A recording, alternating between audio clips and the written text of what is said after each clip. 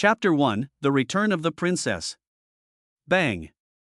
A dark-skinned, middle-aged woman in a house with a red tile roof walked out with her hands on her hips, threw her old gray backpack on the ground, and scolded. "It's already noon and there's still no one here. Don't tell me you don't want her? What's this nonsense about having money? I haven't seen a penny from you in all these years. If it weren't for that old fool who forced you to stay by threatening to kill himself, I would have let you go long ago." "Oh." Before Aunt Zhao finished speaking, a stone flew from somewhere and hit her in the mouth. Then, the girl in the corner slowly raised her head. The girl was wearing a clean, plain dress, with a slender, tall figure. Her eyes, under thick, curled eyelashes, were clear and bright, and her small, delicate cheeks were beautiful. Her cheeks were as rosy as a blush, her eyes as bright as a star, and her demeanor, she really didn't look like a country girl. See Joen, 18 years old. At the age of 13, she almost killed someone and was diagnosed with severe schizophrenia. She was sent to a rural area by her family to be treated in a correctional facility. Until yesterday, the so-called family came to the door to take her home. "I came here with a lot of money, but you took it away. This house was built by my grandmother, and she left a will that said that it was to be given to me." Si Joen leaned against the wall, lightly licked her lips, and spoke with an expressionless face. Hearing this, Aunt Zhao's eyes flashed with panic, and she shouted, "Money? Where did you get the money? Who saw it? You ungrateful brat, you eat my family's food and use my family's things, and now you want to split up the inheritance? That's enough." Zhao's nagging didn't sit well with the middle-aged man who was squatting by the door. He got up and walked over to Si Joen, picked up the bag and handed it to her. "You've suffered a lot by following us." "What suffering has she had?" Aunt Zhao pinched her husband's arm twice, her voice sharp. "When her family arrives, remember to ask for living expenses. After all these years, she can't have been raised for nothing." Drip! As soon as the words fell, the sound of a car engine turning off came from the door. Zhao immediately ran out excitedly, but when she saw the dirty, dilapidated black car parked in the courtyard, her face instantly fell. This doesn't look like a car from a wealthy family. She had been waiting at home all morning, and this is what she got? What bad luck! "I'm going to ask for money." Aunt Zhao rolled up her sleeves and was about to leave, but her husband grabbed her and said, "What money? Don't you know how much money this child brought in? And this house was also built with money earned by Joen. You're taking advantage of the house and bullying Joen. Don't you dare let your mother come back from the grave to get you. People in the village believe in ghosts and spirits." Upon hearing this, Aunt Zhao immediately calmed down. Joen pulled the corners of her mouth, as if she was used to it, and calmly walked out with her bag. She didn't have much stuff to begin with, and when she packed her bags, Aunt Zhao made things difficult for her, leaving her with only one bag. As soon as she stepped out of the door, a childish voice suddenly came from her ear. "Auntie." Si Joen's eyes twitched slightly, and when she looked up, she saw a 5 or 6-year-old boy, staggering over to her with a bunch of snacks in his arms. "I brought you some snacks for the road. Remember to come back and see me." As soon as she finished speaking, Aunt Zhao grabbed her and poked her in the forehead. "You little ungrateful brat, do you want to raise her when she comes back?" "I will. I will take care of you." "I don't want you to go, I don't want you to go, I don't want you to go, I don't want you to go, I don't want you to go, I don't want you to go, I don't want you to go, I don't want you to go, I don't want you to go, I don't want." Si Joen lifted her eyelids lightly, stared at the little brat with tears and snot on his face for 2 seconds, took out a beautiful agate pendant from her bag, and gently put it around his neck. Then, she walked out without looking back. At this moment, the driver had already gotten out of the car, covered in dust, wiping the sweat off his forehead with a tissue while surveying the surroundings with a look of disgust. It's really hard to find a place with such a poor environment. The car broke down halfway, and they had to find a broken-down car to barely make it to their destination. "Let's go." Hearing a voice, the driver turned around instinctively and saw the girl slowly walking towards him. He froze in his movements of wiping his sweat. Is this the person Master Bo is looking for? Isn't she a bit too young? The driver froze in place, unable to speak, and the girl opened the door and casually threw her bag in. Ah! The driver was stunned for a moment, confused. "Aren't you supposed to take me to Kyoto?" Si Joen glanced at him indifferently, opened the car door, sat in the back seat, fastened her seatbelt, and closed her eyes slightly. "There will be a heavy rainstorm in half an hour. If you don't leave now, you will be stuck in the mountains. Kyoto? Yes, it's going to Kyoto. The driver scratches his head. The legendary doctor, so young? Could he be a swindler? Thinking that the location he had agreed with the doctor was correct, but worried that the rain would delay things, the driver didn't waste any time and started the car and drove off. When the car disappeared completely, a middle-aged man with a medical bag and a full beard hurried over, panting, "Where is the person who came to pick me up?" Gone? Aunt Zhao glanced at him, picked up her sniveling son, and snorted, "Go home and stay away from this charlatan. He claims to be a miracle doctor every day, but he only kills his patients. Now, I hear that another gullible person has come to see him." As the two were walking under the doorframe, there was a sudden creaking noise overhead. The next second, the beam of the ceiling fell down without warning, crashing down on Aunt Zhao and her son. Ah! The son was unharmed, but Aunt Zhao's leg was broken on the spot. The sun was shining brightly, but it was also drizzling. The car was speeding on the highway, and the wind was wet and hot. After a short nap, Si Jolene opened her eyes and took out her tablet from the compartment of her backpack. As soon as she turned it on, someone in a group called Loving Family at her frantically. "Handsome 6 at 9, boss, someone is asking about your identity in private. They want you to treat a dying old lady. Do you want to take the job?" "Shui Lu at 9, boss, someone in Maoming has taken your identity and accepted our order. Should we intercept them?" Si Joeen simply glanced at it, "No." "Shui Lu at 9, boss, 10 million, really not taking it?" "9, are you short of money?" "Shui Lu at 9, boss, do you want to reconsider?" "That's 7 zeros. Shui Lu at 9, boss." Shui Lu was removed from the group chat by the group leader. The rest of the group. A trace of impatience crossed Si Joeen's eyes. She turned off the internet, threw the tablet into her bag, and looked out the window with watery eyes. It was also gloomy when she arrived. But Si Joeen is no longer the same Si Joeen. The driver in the front seat took a quick look in the rearview mirror and saw Si Joeen sitting with her knees together, her arms folded, and her posture was very good. The cool breeze blew, fluttering the girl's long, silky hair, which was faintly visible, making her delicate little face even more stunning. Are all the doctors in the mountains so unpredictable and extraordinary? I slept. For a long time, half awake. After feeling the car violently jolt, the car suddenly stopped. The girl's lips tightened, and she slowly opened her eyes cold and terrifying. "Miss Doctor, we've arrived." The driver got out of the car and opened the door for her. Si Joeen frowned, looked up, and asked in a light tone, "Who?" Chapter 2, Money, who is short of it? "Miss Doctor, please come in. My master is waiting for you to save his life." Looking at the magnificent and luxurious ancient courtyard in front of her, and the arrogant and domineering characters on the door, Si Joeen realized that she had gotten on the wrong bus. "You? We will pay you the agreed amount, not a penny less." The driver looked at her with disgust, thinking she was greedy for money. Si Joeen frowned, her eyes full of displeasure. "What I mean is, if you want to increase the fee, you can talk to our boss." The driver hurriedly said, "My boss doesn't lack money." "Oh. Money. Who is short of money?" "The Si family lives in the south of the city, and it takes an hour and a half to get there." Si Joeen glanced at the gloomy sky and remembered that there would be a torrential rain later. Rubbing his aching neck, he said lazily, "I was wondering if the room and board were included in the price." The driver froze, and several question marks slowly appeared in his mind. "Of course. You are a great doctor, your thoughts are different from ordinary people. Let's go." Si Joeen grabbed the bag and stepped out of the car with long, nimble strides. Outside the car, the wind was blowing fiercely. A gust of cold wind blew, and the girl's skirt was lifted, her long, slender legs swaying in the wind, glowing white. Si Joeen frowned slightly and raised her hand to hold down the skirt. At that moment, a cool Bugatti Veyron sports car slowly drove into the manor from the right door. The window was half open, and you could vaguely see a person leaning back in the back seat. The man was wearing a black high-end custom-made suit, with handsome and cold facial features, a noble temperament, and a left hand with clearly defined joints lazily resting on the windowsill, with a cigarette butt between his fingers smoking. When he looked up, his eyes caught sight of a figure not far away. She has a pretty face, a slender figure, and long, straight legs.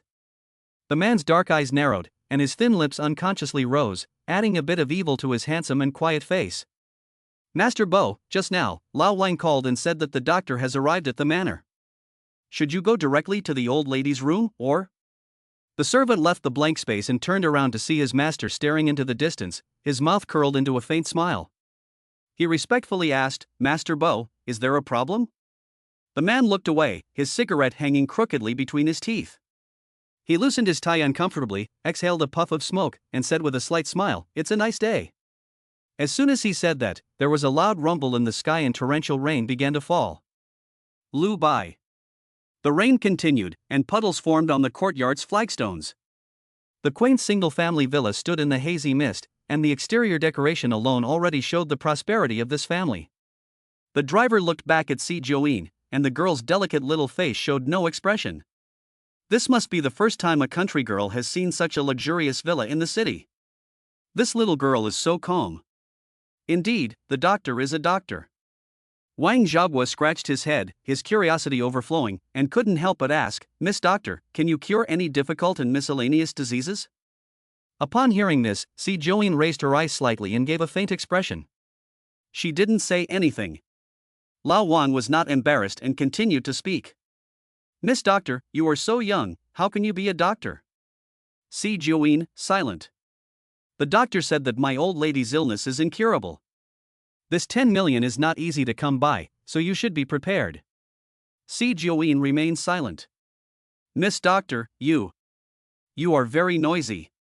Disgusted by the other person's incessant chatter, Si Join frowned and spoke in displeasure. Wang was momentarily stunned and couldn't help but look at the girl. The girl was pretty, with small, innocent-looking cheeks, but her eyes were cold and fierce, and she seemed to have a strong personality, giving off a strong sense of oppression. Intuitively, he was shocked by the girl's aura. Wang smacked his lips and didn't ask any more. After passing through the courtyard and turning down the corridor, Si Join was led to a courtyard with a unique decoration. As soon as they arrived at the door, they heard a panicked voice coming from inside. Si Join glanced inside and saw an old lady with gray hair lying on the bed. Her blood pressure and heart rate were dropping. One foot had already stepped into the underworld. The doctor, the nurse, and the people around them were all running around in a panic. Power on, prepare to defibrillate. The leading doctor spoke without hesitation. Si Join glanced at the old lady on the bed, whose face had turned pale, and said with a smile, to save or to harm. This unexpected remark made the doctors who were busy working tremble. All eyes were fixed on her.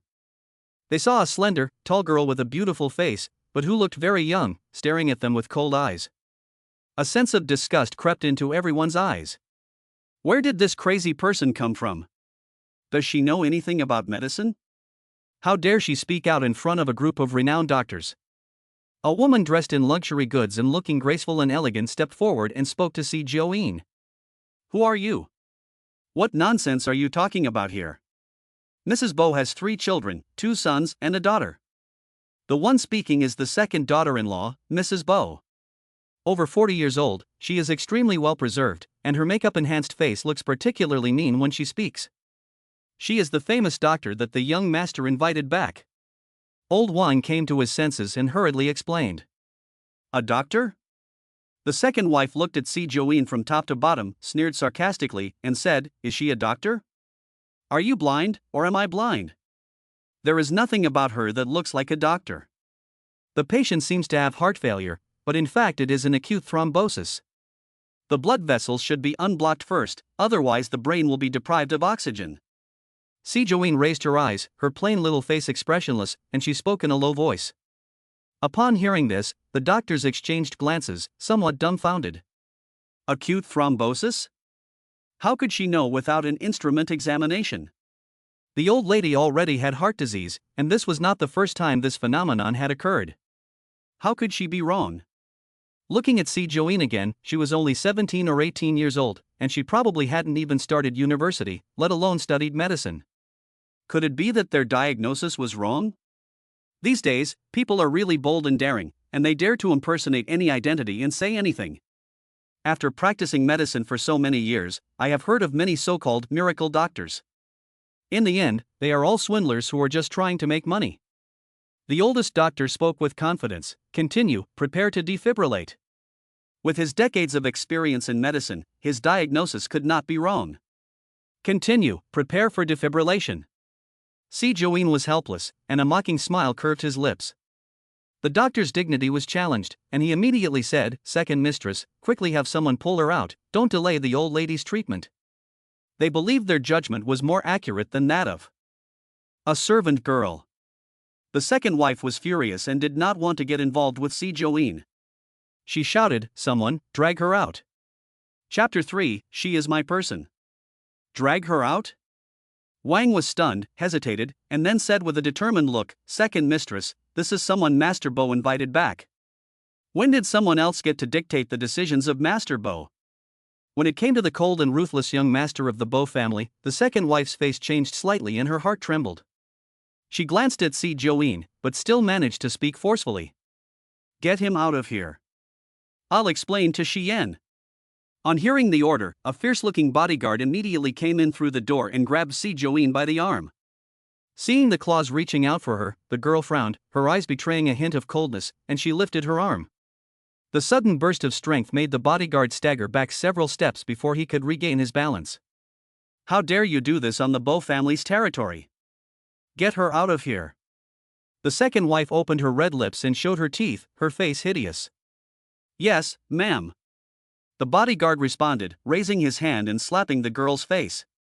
Si Join's breathing slowed, her eyes narrowed with anger, and she raised her head back slightly, preparing to fight back when her waist was suddenly grabbed by a large hand, pulling her back. The bodyguard's hand brushed past her ear. Her back hit a broad, warm chest, and a cool, pleasant breath descended upon her. Si Join raised her eyes in vain, and when she caught the man's slightly cool gaze, her pupils involuntarily contracted slightly. The man in front of her was nearly 1.9 meters tall, wearing an expensive black suit that made his tall figure look slender and straight. Above, there was a handsome face, carefully sculpted, with a pair of sword eyebrows and starry eyes, and the whole person looked evil and out of the world. The man grabbed the bodyguard's wrist and lowered his head. His brown eyes were like frost-covered, exuding a great sense of oppression from the inside out. "A man's hands are for conquering the world, not for hitting women. What's more, she's my woman." After saying this, the bodyguard's hand was violently shaken off. "You don't know the rules. Take him away and deal with him according to the family rules." "Master Bo." The bodyguard fell to his knees, but did not dare to defend himself, and let the others take him away. "Today, I'll get 10 lashes." As the bodyguard was dragged away, the people in the room took a deep breath and looked at Bo Xian in fear. His people? This young girl who looks like she doesn't know anything is really the one Master Bo hired? The second wife clenched her hands and gritted her teeth, nervously saying, "Xian, look at the person you found. This doesn't look like someone who can cure illness." Bao Xian lowered his eyes and saw the girl staring at him with her bright eyes, without the slightest trace of fear. Si Join's eyelashes trembled, and she suppressed the strange look that flashed in her eyes, calmly pulling away. Suddenly, his arms were empty, but the touch of his fingertips on her waist remained. The man's eyebrows twitched, and he spoke in a low, muffled voice. "Are you the great doctor I hired?" Si Join is very tall, almost 1.7 meters, with long thin arms and legs, but when she stood in front of Bo Xian, she barely reached his chin, like a chick being bullied. Si Join didn't like the feeling of being dominated by others. Her deep eyes were filled with displeasure. "No." As soon as the words left her mouth, the machine behind her suddenly began to beep. Her heart rate dropped, and her electrocardiogram almost became a straight line. If she doesn't do something, she may not be able to save her. The girl frowned, turned around and walked to the old lady's bedside, reaching out to touch her nostrils and neck. The pupils were dilated, the breathing was weak, and the arteries were weak. Seeing Si Join's actions, the second wife immediately jumped out, grabbed her hand, and said sternly, "What are you trying to do to my old lady?" Xian, she herself admitted that she was not a miracle doctor. With an expression of impatience on her face, Si Join lifted her eyelids and said in a cold voice, "If you want her to die, then go ahead and make a fuss." The second wife looked at Bo Xian in a panic. Is she really going to let a little girl take the old lady's life? Bo Xian walked over to the old lady, glanced at the electrocardiogram, looked deeply into Si Join's eyes, and spoke in a deep, resonant voice. "Let her come." Xian. The second wife jumped up and down in a panic. If she can save the old lady, I'll take off my head and let her kick it. Quiet.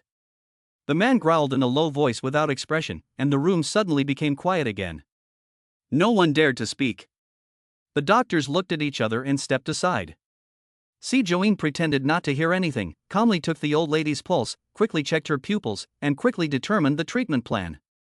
The girl patted the sleeve that had been touched by the second wife, calmly put down her backpack, and quickly searched through a pile of medical equipment. Finally, she found what she was looking for. Microcatheters and microcatheters. Specially used for arterial contact thrombolysis. The lights came on, and everyone moved away from me. Seeing Joeen's movements, everyone was stunned and dared not speak. Arterial thrombolysis? This surgery is called dancing on the knife's edge, and it is extremely difficult and dangerous. Even the old professor, with his wealth of experience, would only dare to do it after much preparation. How old is she? 18. Has she ever held a scalpel? Old Master Bo is really crazy. Joeen bent her waist slightly, used an observation instrument to determine the location of the blood clot, then put on gloves and steadily inserted a microguide wire into the clot. The thrombolytic agent flows in at 10,000 units per minute. The technique was so fast and accurate that it was breathtaking. All the doctors' eyes lit up, and they all stretched their necks to watch the old lady's changes carefully. There was no change in the angiogram, and the old lady's ashen complexion showed no sign of improvement. The second wife slowly let go of her clenched hand, snorted coldly, and then spoke with confidence. I told you she was a charlatan, a little girl who knows nothing about healing. It's not too late to stop her. Baixian's lips were pursed tightly, his handsome face cold and stern, and he said in a low voice, I said, shut up. This deep, low, hoarse voice, like the devil issuing an ultimatum, was terrifying. The second wife was so angry that she almost choked on her words, muttering, she's gone crazy. If anything happens to the old lady, the entire Bo family will not let Bo Xian off the hook. Ignoring the murmuring voices around him, Joeen slowly inserted another 3mm microguide wire. 10 minutes later. Drip, drip. The heart rate returned to normal, the blood pressure returned to normal, and the originally blue face gradually turned red, even the eyes rolled, and the breathing was stable. You have to know that the old lady had been in a coma for a week, and even the doctor had given her a 5% chance of survival. But now is really under the care of a little girl, and her physical characteristics are gradually returning to normal. Chapter 4. The little girl is good looking, but her eyesight is not very good. The old lady's life is fine. The second wife was stunned and confused. How could she know medicine? Did she really save the old lady? Having witnessed the old lady's stable condition, the leading doctor looked at Joeen in disbelief. Have you studied medicine? Joeen looked away with a faint smile. Under her thick, long eyelashes, her clear eyes shone with a cold light. She had learned a little from the swindlers of the underworld. You call that a little bit? Which quack has such a high level of skill? This is a minimally invasive treatment using a microguide wire to treat blood vessels. They don't dare to do it. For a moment, everyone was embarrassed and lowered their heads. Joeen looked around the room, and finally settled on the face of the second wife. The second wife gasped, blushing and averting her eyes, not daring to look at him. She had not forgotten what she had just said, that if the impostor could save the old lady, she would take off his head and kick it to her. Joeen pursed her lips and turned her head expressionlessly, just in time to meet the dark eyes of Bo Xian. The girl blinked away in a distant manner after only a second of being distracted. The blood clot has been removed and the condition is temporarily stable. Heart disease is difficult to treat, so you need to be careful in the later stages. The reward I promised you. Bo Xian waved, and Lu Bai immediately handed over a check for 10 million yuan. Does he really think she's a miracle doctor? Joeen ignored the check and looked at the man's face with a cold and indifferent voice. I just said that I'm not a doctor, you've got the wrong person. As she spoke, a few strands of hair fell, obscuring the girl's cold eyes. She really wasn't interested in money. Bak Xian's eyebrows lifted slightly, and a hint of surprise appeared in his eyes. After a few seconds of pause, a faint smile appeared on the corner of his mouth. If you're not a doctor, how do you know how to cure diseases? I learned from the village doctor and have seen similar diseases, so I copied and pasted. Copy and paste? The skillful technique just now doesn't seem like something that can be learned easily. Si Jiawing casually hung her bag over her shoulder, looking listless. I don't want the money. But, Master Bo owes me a favor. Master Bo. This is a title that is always used with respect and fear when referring to others, but when it comes out of her mouth, it has a somewhat girlish, soft, and sweet tone. Little girl, you're interesting. Bak Xian's lips curled up, and she looked down at her slightly, her voice softening involuntarily. What do you want? I need a room to stay overnight. Not 10 million, just one night? Bo Xian looked into her eyes with a deep gaze. I always feel like I'm bullying a child. Should I tell my family that I'm safe? This tone is almost the same as when you coax a child. Si Jiawing yawned. She was sleepy and her eyes were red, which made her look particularly cute. No, thank you, uncle. After that, she followed the housekeeper and walked out. Uncle? As soon as this term was used, the expression on the face of the young man next to Bo Xian suddenly widened, and his expression almost cracked. Master Bo is only 28, in the prime of his life, and is the object of adoration for women all over the capital. It's not too much for a little girl to call him brother.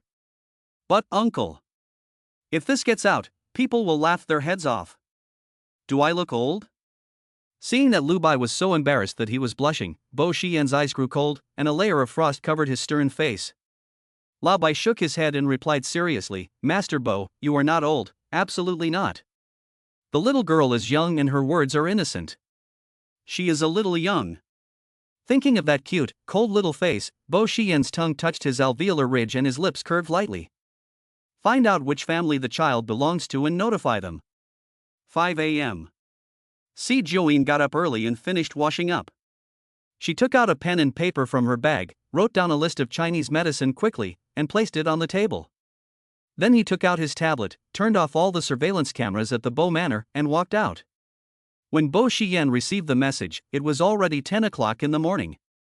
The surveillance system was broken, so they didn't know when the person left. Bai respectfully said, however, I found these two things in her room. A prescription and a black hair tie. Bak Xian pinched the silk hairband, rubbed it twice, and thought of the girl's dark, thick, black hair, her eyes becoming dark. Did you find her information? The girl's name is Si Jiawing. I heard that when she was 13, she almost killed someone and was diagnosed with a serious mental illness. Her family sent her to a mental institution in Shuishi village for treatment. Perhaps it was because her family's pickup time overlapped with the time we sent someone to pick up the doctor that caused the misunderstanding. A reformatory? Lu Bai respectfully explained, it was said to be a reformatory, but it was actually a local clinic that used violence to make children submit and obey. However, it was destroyed many years ago. Si Jiawing was almost tortured to death at the time, and she was left alone and adopted by an old man to survive. Violent submission. Bak Xian's eyes darkened. What else? There was a famous doctor in the village, but he never showed up and no one knows who he was. The one we found is a fraud. That's right, Master Bo, the villagers said. That Si Jiawing didn't even finish high school, let alone have any medical experience. So it's best to verify this prescription. Bo Xian leaned back and his eyes were filled with emotion. He's been in a reformatory, he hasn't studied medicine. If you're sure there's no problem with replacing this doctor, then just follow the prescription and get the medicine. And the man's expression darkened, and his breathing became heavier, continue to look for her whereabouts. Lao Bai was stunned. Yes, Master Bo. Bo Xian rubbed his hairband and looked into the distance, a faint smile on his lips. Uncle? He's quite good looking, but his eyes aren't very good. The Si family. A luxurious and dazzling single-family villa located in the famous wealthy district of Kyoto. Si Jiawing glanced at it briefly, and a flash of disgust and chill ran through her eyes. Pay and get off. As soon as she arrived at the door, she was stopped. The young maid looked up and down at Si Jiawing, and seeing that she was dressed in ordinary clothes, she immediately showed a look of disgust. Who are you? I'm looking for Si Ting Shan. Si Jiawing looked up lazily and spoke in a cold tone. Looking for my husband? The maid was stunned for a moment, then she sneered. She didn't even look at where she was. My husband is not someone who can be seen by anyone who wants to see him. tell him my name is Si Joeen. What's this nonsense about 9 and 10 notes? If you don't leave quickly, I'll call someone. The maid was new and didn't know Si Joeen. Hearing the commotion at the door, a woman in her 50s, dressed in a respectable manner, came out with a frown. She was the current lady's maid, Pei Ma. What's all the noise? The young lady is practicing the piano. If she hears you, you'll be in trouble. Pei Ma pinched the maid's arm, and when she looked up and saw the girl in front of her, her face suddenly changed. She. Chapter 5, she's become a hideous country bumpkin. She is. Si Joeen? When I went to pick someone up at home yesterday, I was told that Si Joeen got on the wrong bus and didn't come home all night. Didn't they say they hadn't found her yet? Why is she back all of a sudden? Miss? The maid froze, looking suspiciously over. Isn't there only one young lady in the house? Ignoring the maid's shocked expression, Si Joeen said coldly, "Move aside," and walked inside. The maid was obviously panicked and immediately stepped aside, stammering, "Pei Ma, she is the eldest daughter, so what about Miss Qianxue?" Shut up! Staring at the back of Si Joeen, Pei Ma's eyes grew cold, and she quickly took out her phone. When she received the message, Mrs. C was accompanying her husband and listening to her daughter play the piano. The sun was shining brightly, and the melodious sound of the piano filled the entire villa, creating a particularly warm atmosphere.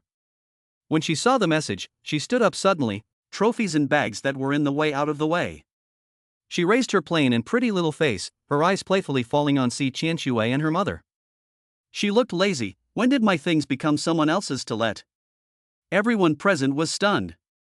How did the once gentle and timid young lady become so terrifying after being sent to the countryside for 5 years? Did she eat bear's heart and leopard's gall in the countryside? Rotten iron is indeed rotten iron, and it can't become a great work. The mother and daughter were speechless, their faces turning red and white. Her daughter was well versed in all things, from music to chess, and was a well-known young lady in the capital. When she went out, everyone praised and envied her. But he, Si Joeen, was just carrying the name of the daughter of a rich family. She had a mental breakdown, seduced a man, and almost killed him. Her reputation was ruined. If they were to compare, she wouldn't even be worthy of picking up Shui's shoes. It's just a broken house. Do you really think Qianxue would be interested? Mrs. C suppressed her anger and continued to wear a gentle smile, saying, "Do as the young lady commands." Si Qianxue was filled with resentment, and she endured her anger, glaring at Si Joeen with a sinister look. "Enin, how can you talk like that?" Seeing his wife and daughter being so wronged, Si Tingshan's face darkened, and he looked at Si Joeen with a look of disappointment. After all, she is her stepmother and stepsister. I thought she had changed her personality and should have improved a little, but I didn't expect her to be worse than before. The family had just been peaceful for a few years, but now it's back to chaos. Is there a grudge against the Si family? You want me to do it without saying anything? Si Joeen raised her eyebrows and smiled seductively. Hearing this, Si Tingshan's face changed slightly. You. The image of the 13-year-old Si Joeen stabbing a man in the thigh suddenly appeared in his mind. He had never imagined that his cowardly daughter would dare to kill someone. Seeing Si Tingshan staring at him angrily, Si Joeen frowned slightly and said in a leisurely tone, "What, are you going to send me to the countryside again for another 5 years?" Si Tingshan frowned, and a sense of guilt welled up in his heart. He said earnestly, "Dad knows that you have been wronged in the past few years, but it is also for your own good." For her own good? Torture her in every way, making her life worse than death, and you call that for her own good? Before Si Tingshan could say anything else, Si Joeen had already turned around and entered her room, slamming the door shut. This child, how can she be so ungrateful? Si Tingshan helplessly rubbed his forehead, looking helpless. Don't be sad. She has a flawed personality and has been alone in the countryside for so many years. Teach her slowly and she will listen. Mrs. C held her husband's shoulder and whispered, "Don't worry, we'll all give her a break in the future." Si Tingshan looked at his wife with relief, then looked at Si Qianxue, and sighed, "If she were half as obedient as Qianxue, I would be grateful to heaven and earth." Si Qianxue obediently lowered her head and looked at the mess on the floor, her eyes filled with a coldness. Si Joeen, this idiot. I won't let her off the hook. In the room. After taking a shower, Si Joeen picked out a comfortable cotton nightgown to wear. Her jet black, wet hair hung down her shoulders in a lazy, carefree manner. She picked up her tablet and opened the group chat for the loving family. After yesterday's incident, the group was unusually quiet, everyone was on edge. 9. I'm home. Si Joeen typed while looking for something in her bag. Leng San, boss, according to the DNA comparison data you provided, research into malaria treatment has made great progress. The Medical Research Institute in the United States has heard about it and wants to buy out the patent at a high price. 9. My research is only for the benefit of China. Clatter. The scattered items in the bag were all thrown out, and the medicine bottle was found. 9. I'm tired. Let's talk tomorrow. After that, he logged out of the chat page and accepted Handsome Six's friend request. Putting down the tablet, Si Joeen looked at the clock on the wall. She took out the pill bottle from her bag, took 2 white pills, put the quilt back on, lay down, and slowly closed her eyes. Deep sleep, nightmares continue. Until, the shrill sound of a knock on the door. Si Joeen suddenly opened her eyes, sat up in bed, and her breathing became irregular. Miss, the gentleman is calling you to finish your meal. Si Joeen wiped the cold sweat from her forehead, still in a daze, and looked out the window with a pale face. It was already 7 p.m. and the sky was dark. Miss. Not hearing her reply, the maid called again. I know. Si Joeen closed her eyes, remained silent for 2 seconds, then opened them again, and her expression returned to normal. She got out of bed, washed up, and opened the closet. Inside, it was already filled with clothes from various luxury brands. The colors were bright, the styles were exaggerated. Expensive, but not in line with her age or temperament. Si Joeen ran her pale fingertips over the hangers and picked out a simple white dress.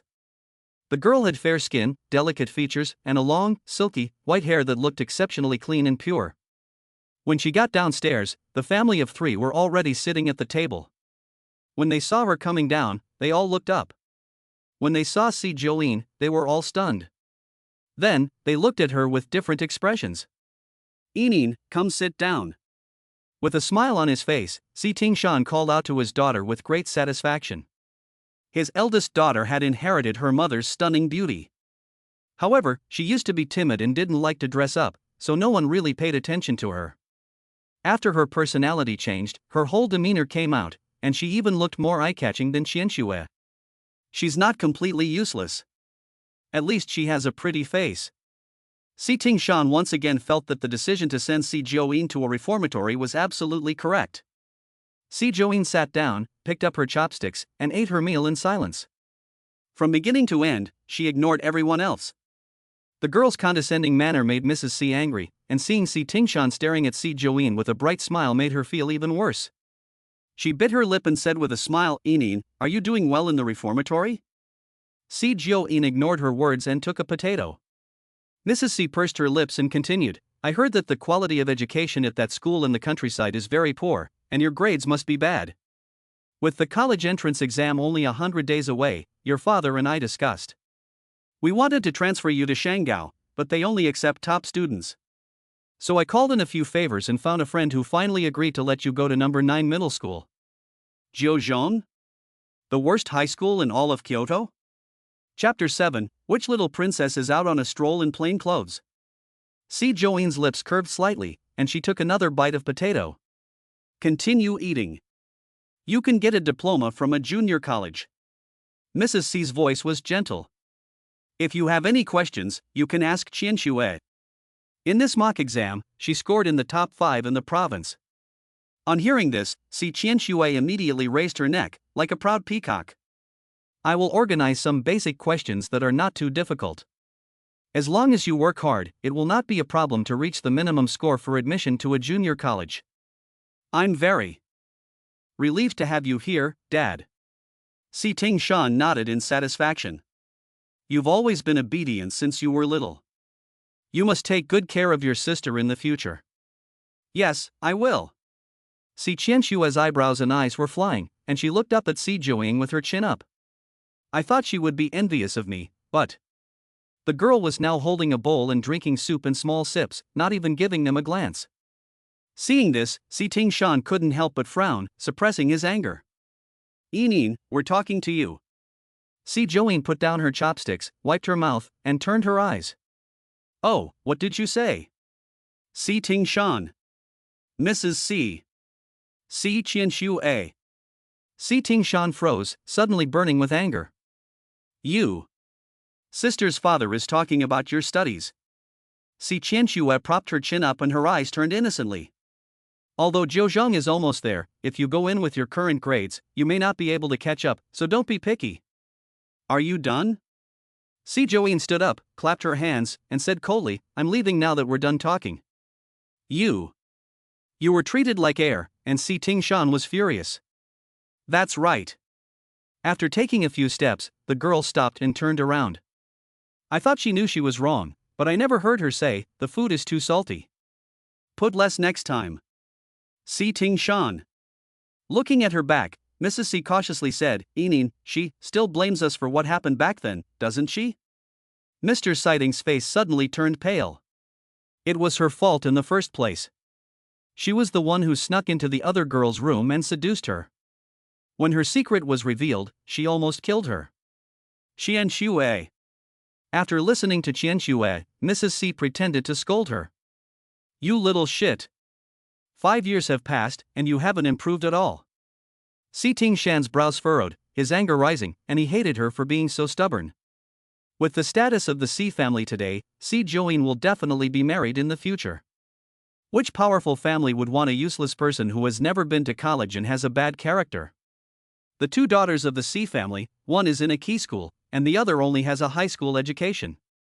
She can afford to lose this person, but the Si family cannot afford to lose him. He doesn't want his reputation to be ruined by Si Joeen. She has to study, whether she likes it or not. Night falls, and the lights come on. The Si family is enveloped in darkness, with security guards patrolling the downstairs area. Si Joeen changed into a black outfit, tied her hair up, took out a mask and put it on, covering most of her face. Then she took out a rope hook and, with a flick of her finger, the hook hooked onto the tree trunk on the opposite side. The girl put on her backpack and jumped from the 3rd-floor window, sliding down the rope and out of the wall. She landed gracefully and firmly. Half an hour later. The most exclusive club in Kyoto. It is a magnificent place, designed to serve the rich and powerful of high society. Si Joeen showed her ID card, which stated that she was 18 years old and could enter, but she was still stopped. The fat security guard looked at her up and down, frowned, and said, Little girl, this isn't milk tea. You need a key to get in here. Si Joeen pursed her lips, took out her phone, and checked her account balance. This? The security guard rubbed his eyes, leaned down, and raised his finger. 1 0, 2, 3, 4, 5, 6. There was a string of numbers she didn't have time to count, and the girl already put the phone back in her pocket and walked inside.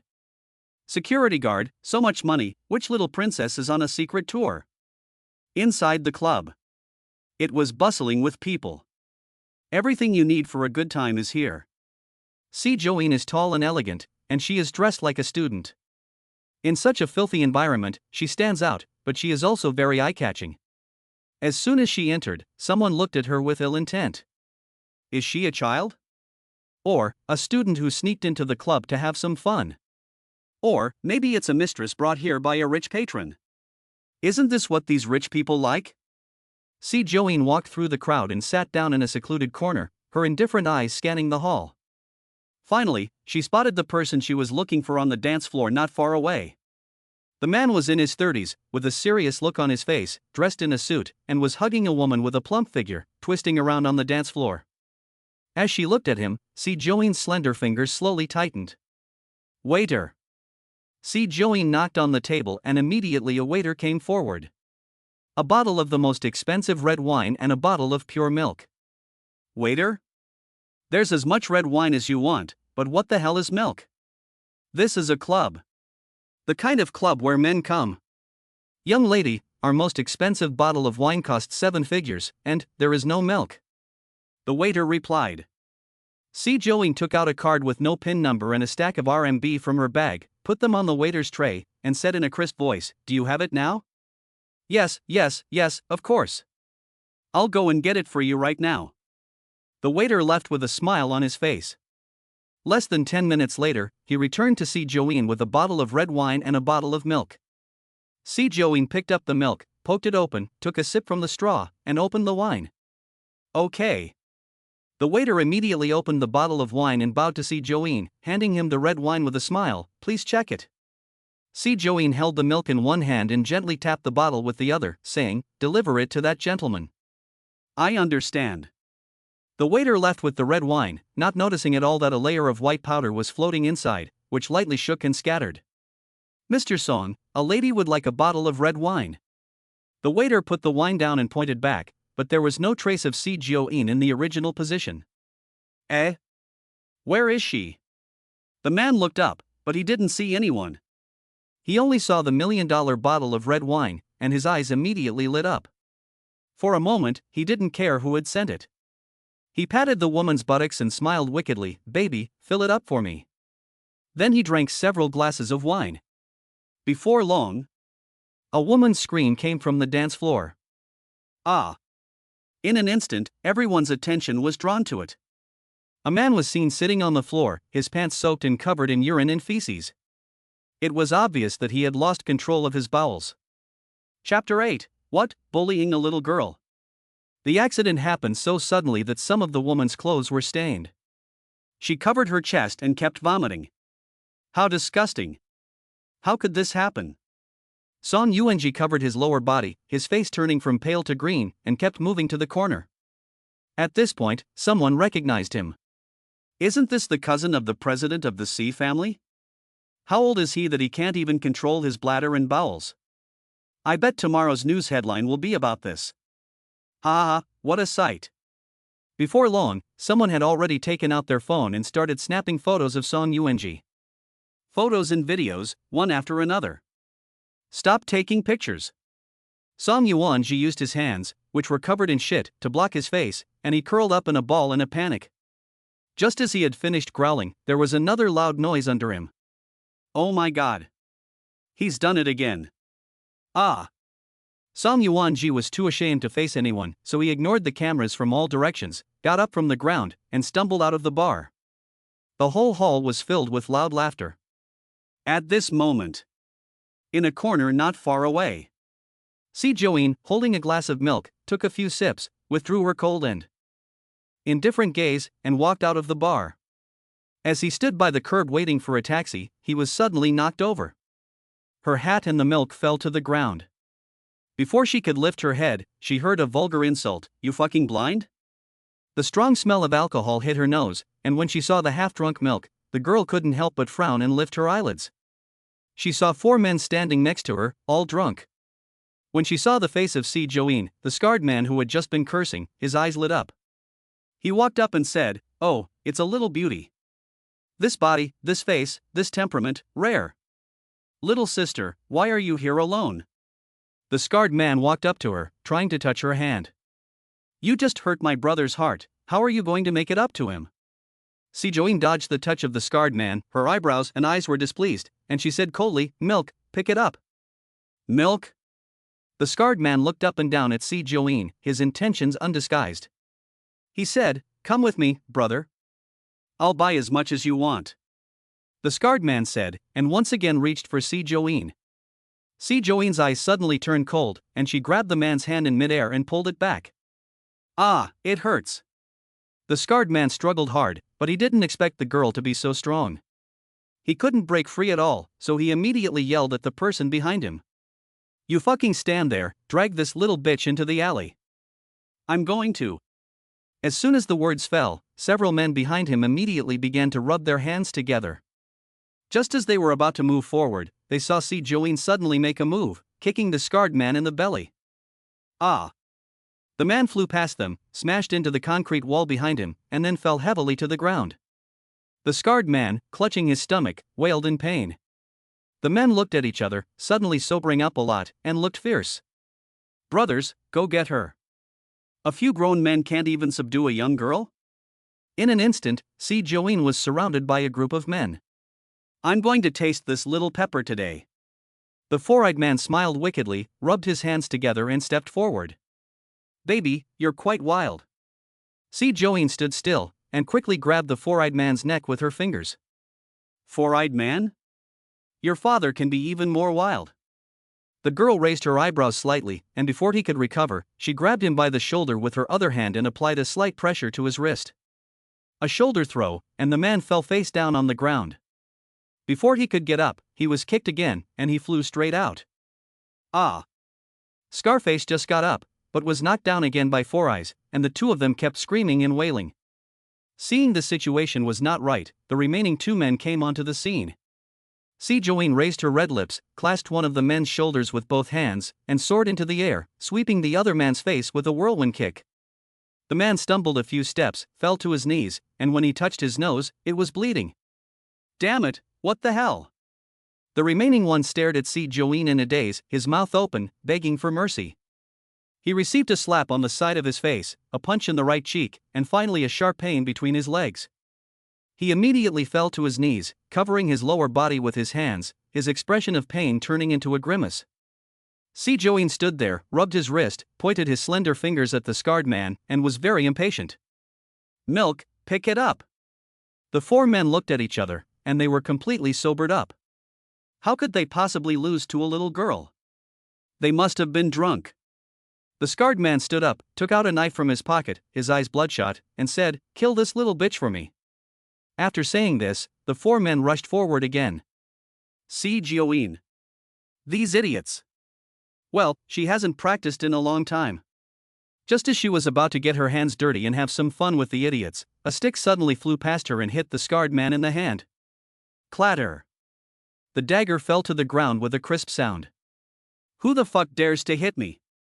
The scarred man covered his hand and looked around.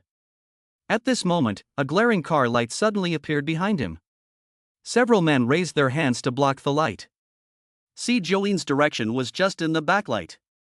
He lifted his eyelids and could just see a gray-blue Bugatti Veyron parked arrogantly in the night.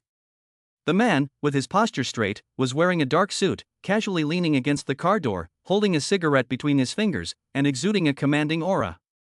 A few seconds later, the man dusted off the ashes on his cigarette, curled his thin lips into a smile, and laughed. What, bullying a little girl? It's him. Joen narrowed his eyes and stood still. Bullying? Who is bullying who? This girl, she must have practiced kung fu since she was a child, she's so good at fighting. The scarred man was supported by his brothers, covering his chest, and staring at Boen with murderous intent. Who are you? How dare you ruin my good time? If you know what's good for you, you'd better leave. Me? Boen's eyebrows slightly raised, cigarette in his teeth, took off his jacket and walked forward, covering Joen, patting her on the back of the head. Stay away from Uncle. If you are afraid, close your eyes. Uncle. It seems that he didn't see her move. Okay. Joen pursed her lips and took 2 steps back, looking at him with her big, clear eyes. Afraid? That doesn't exist. As he walked, Boen rolled up his shirt sleeves, and a hint of coldness hung in the corners of his narrow eyebrows, making people shiver. What do you want? The man was at least 1.9 meters tall, like a mountain pressing in, inexplicably imposing. I'm going to kill you. Boen's voice was cold and he kicked the scarred man in the shin with lightning speed. There was a loud crack. Before the scarred man could even recover, he was already kicked to the ground. His leg was broken and he was unable to stand up. The other men who tried to get up were beaten by Boen's 3 punches and 2 kicks. They all lay on the ground in various positions, covering their wounds and screaming in pain, begging for mercy. Boen took a puff of his cigarette, then reclamped it between his fingers, and stepped on the scarred man's fingers with his clean leather shoes. He crouched down, and the blue and white smoke sprayed out, with a casual curve at the corner of his mouth, and he said lazily, "What did you just say to her?" The deep voice, like the sound of a demon from hell, struck the heart, making the back of the spine go cold. Chapter 9, Afraid of Scaring the Delicate Girl. The scarred man was beaten to the point where he could not stand up, sweating profusely from the pain, and kept begging for mercy. "Sir, it was her, she seduced us. If you like her, take her. She's yours." Seduce. Joen's eyes trembled, and her body seemed to have been splashed with cold water, freezing. His gaze then fell on Boen. Boen did not say a word, and the gloomy atmosphere on his face increased. He ground his feet hard. The scarred man's face changed as he screamed, "Sir, it was me. I was the one who bullied her. I was wrong, I won't do it again, please let me go." "Oh? Bullying a child is even more deserving of death." Yes, I deserve to die." The scarred man nodded frantically, "Sir, forgive me, ah." Bo Shiyan raised the scarlet cigarette butt in his hand and pressed it against the back of the scarred man's hand. His voice was cold and deep. "It is not my place to forgive you, but it is my place to send you to God." The scarred man let out a cry and suddenly looked up, only to see several men approaching with baseball bats in their hands. He grabbed one by the arm and dragged them into the alley, where they begged for mercy in a growingly faint voice. "Master Bo." Louis Bai respectfully handed him a disinfectant wipe. Bo Shiyan wiped his hands and looked up at Si Join. The coldness in his eyes had dissipated a lot. "We're leaving. We'll deal with it later." Lu Bai was stunned for a moment. "Master Bo, are you afraid of scaring the delicate little girl?" But he is not kind-hearted and does not pity fragrant and precious jade. Could it be that he is grateful to her for saving the old lady? It must be. The man threw the tissue into the trash can, then walked over to Si Join with long strides, smiled casually, and said, "Are you hurt?" Si Join shakes her head. "Get in the car. I'll take you home." Si Join looked at the empty street, gathered the man's jacket, and obediently walked towards the sports car. "Sit in the passenger seat." Si Join froze as she pulled back the seat, her eyes shining, looking at the man in confusion. Baixian bent down and opened the door for her. He raised his eyebrows slightly. "What are you afraid of?" "Uncle doesn't eat people." Si Join. "She's so vengeful." After she got in the car, Bo Shiyan went around to the other side and got into the driver's seat. The little girl sat quietly and motionlessly, her little face as white as snow, as if she had been frightened. The man helplessly curled his lips and leaned over to her. A strong and unfamiliar scent covered her, and Si Join's alarm went off. She instinctively hid back, and her beautiful eyes stared at him defensively. Click. "The seatbelt is locked." Si Join. Baxian looked at her with interest, smiled seductively, sat up straight, and started the sports car. The car drove smoothly on the highway, and the light fragrance in the car was refreshing and comfortable, making people feel sleepy. This is not a good place. Looking at her well-dressed appearance and the school bag in her arms, Bo Shiyan whispered a reminder, "Don't come here again." Si Join remained silent, continuing to look at him, her eyes full of tenderness.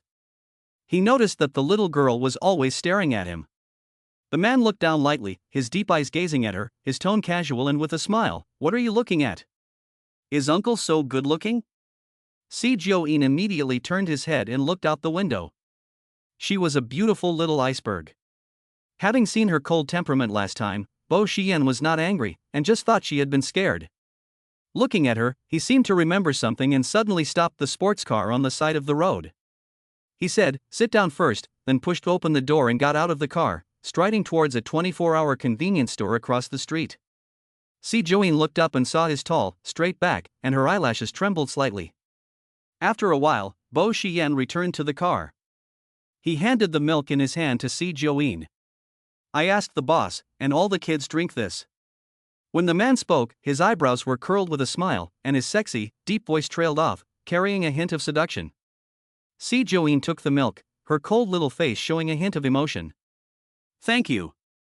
Bo Shiyan watched her tear off the straw and drink the milk in small sips, and the smile in the corner of her eyes grew deeper. She really is a child who hasn't grown up. "Where is your home?" "I'll take you home." Si Join remembered something and reached into her bag, frowning suddenly. Her rope was gone. She must have lost it in the fight. Without the rope, she had to go through the front door. Si Join was silent, her mouth pursed tightly. "It's a hassle. Take me to the hotel." Seeing her embarrassment, the man, who was handsome and cold, with deep eyes and a slightly raised lip, whispered, "You snuck out, and you're afraid to go back?" Si Join's thick, long hair hung down, her gaze faint, and she continued to drink her milk with her head bowed. "The hotel is not safe. Stay at my place tonight." Ha? Baxian was a little surprised. She touched her back teeth with her tongue. She was so bold, Wasn't she afraid that her uncle was a bad person? Si Joeen pursed her lips, raised her clear, bright eyes, and said seriously, "It's okay, I'm not a good kid either." Bo Xian. Interesting. Half an hour later. The Bugatti Veyron stopped in front of a luxurious single-family villa. Si Joeen stood at the entrance of the villa, taking a leisurely look at the surroundings. The courtyard is designed in a style that makes the environment very quiet. It's not the same place as last time. This is my private residence. Ba Xian stood next to her, staring down at the girl's face with rare patience. Hearing a noise, a middle-aged woman came out and respectfully nodded. "Sir is back. This is..." Bo Xian naturally knew who she was, but he had a mischievous thought and deliberately bent down, his handsome face close to Si Joeen's, and his low, muffled voice rang out, "Little friend, what's your name?" Si Joeen felt that he was doing it on purpose, and his tone was always that of a child. Si Joeen. Si Joeen, what a beautiful name. The name was chewed between the man's teeth and lips. Bo Xian's lips curved up in a smile with an ambiguous meaning. "Li Ma, take Miss Si to rest." Hearing this, Li Ma couldn't help but glance at Si Joeen. She saw that the girl was tall and thin, fair and clean, and as pretty as a porcelain doll. At first glance, she knew she was no ordinary girl. It's just that she looks a little young. The master had never brought a girl home before, and this time he brought a little girl. Yes. Having been with Boss Xian for more than 20 years, Li Ma knew what to do and did not ask any questions. "Miss Si, please follow me." Si Joeen looked up at Bo Xian, and the man also looked at her. When their eyes met, Bo Xian's eyes darkened. Why did he feel that these eyes had an inexplicable sense of familiarity? It was as if he had seen them somewhere before, but he couldn't recall a single memory. "If you need anything, just tell Li Ma." Bo Xian loosened his tie and his voice became soft. Li Ma was startled again. "The gentleman is very special to this little girl." "Yes." Si Joeen moved her lips and followed Li Ma upstairs obediently. The villa was mostly black and white, sparsely furnished, and empty, making it seem especially desolate. "Miss Si, this is your room." Li Ma opened the door, stood to the side, and kept a loving smile on her face. "There are brand new toiletries in the bathroom. If you need anything, just let me know." Seeing Li Ma, Si Joeen's eyes revealed a hint of tenderness. Grandma also took such good care of her and smiled at her like this. "Thank you, Li Ma." "You're welcome." Li Ma's smile grew even wider. She was very pleased with this polite little girl. Chapter 10. This little girl actually dared to hold Master Bo. Si Joeen put down her bag, sat on the bed, and looked around the room. The guest room was very clean, the air was fresh, and there was no trace of habitation. The girl's eyebrows twitched, and she took her pajamas and went to the bathroom. After taking a shower, she habitually opened her bag and took out a white pill bottle. It was very light. It was empty. There were no herbs on hand, so she couldn't make the medicine. Si Joeen frowned slightly, staring at the closed door for a few seconds, with a hint of worry in the corner of her eyes. After hesitating for a few seconds, she stepped on the soft carpet barefoot. She moved the table aside to block the door. Not satisfied, she put a few more chairs on the table. After looking at it for a few seconds, she was sure she couldn't open it, so she went back to the bed, pulled back the quilt, and slowly closed her eyes. At this time, in the study on the other side. After dealing with the affairs of the group until late at night, Bo Xian took a shower and casually wrapped a towel around his lower body, revealing his tall and muscular chest. His short, dark hair was damp, and water droplets ran down his mermaid line and disappeared into a place that made one think. The man sat down, holding a phone in one hand and a cigarette in the other. "I don't want to see those trash in Kyoto anymore," he ordered, dusted off his cigarette, and added lazily, "The one in charge, break both his hands." "Yes." "Mr. Bo, you should get some rest." "Yes." As Bo Xian was about to wipe his hair after hanging up the phone, a loud bang suddenly came from outside the window. Mom Lee's anxious voice rang out. "Miss Si." "Si Joeen?" Bok Xian suddenly got up, walked to the balcony, and pushed open the window to look down. She saw Si Joeen wearing a pure white nightgown, barefoot on the grass, her jet black hair flying in the wind, her head slightly bowed, and her expression unclear. "Miss Si, are you okay?" Li Ma covered her chest and looked up. Did she fall from the third floor? Not only that, but she fell in the room of 98K. 98K was an Alaskan Malamute that Mr. Lee had brought home many years ago. After being raised for several years, it was a giant, with a short temper and a fierce disposition. No one could get close to it except for Mr. Lee. Miss C was a stranger, and she had intruded into its territory. 98K came out and had to tear her apart. Roar! The silent night sky was pierced by a scream. The black and white giant Alaskan, with its mouth wide open, walked out of the kennel.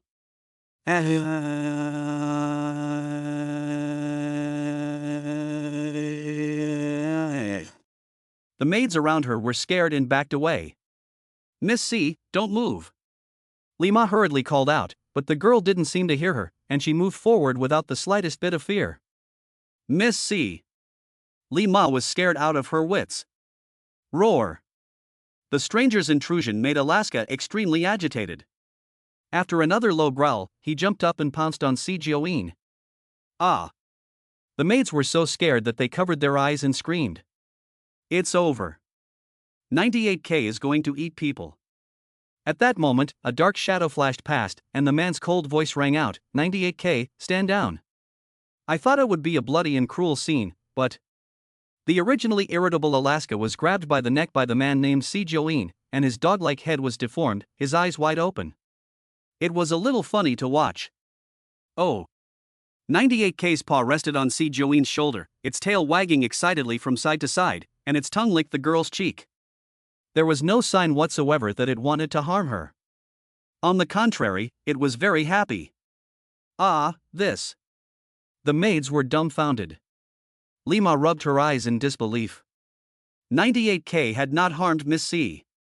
It's amazing.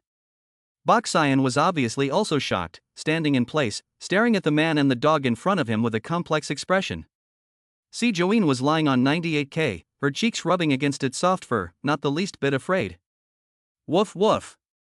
And 98K, no longer the imposing giant dog, with its ears hanging down and tongue hanging out, looked like a silly dog with a low IQ. A look of surprise flashed in Bo Xian's eyes. After a few seconds of silence, he walked forward, squatted down on one leg, and his eyes fell on the girl's face. Si Joeen's eyes were open, her gaze dull, and her pretty little face expressionless. Si Joeen.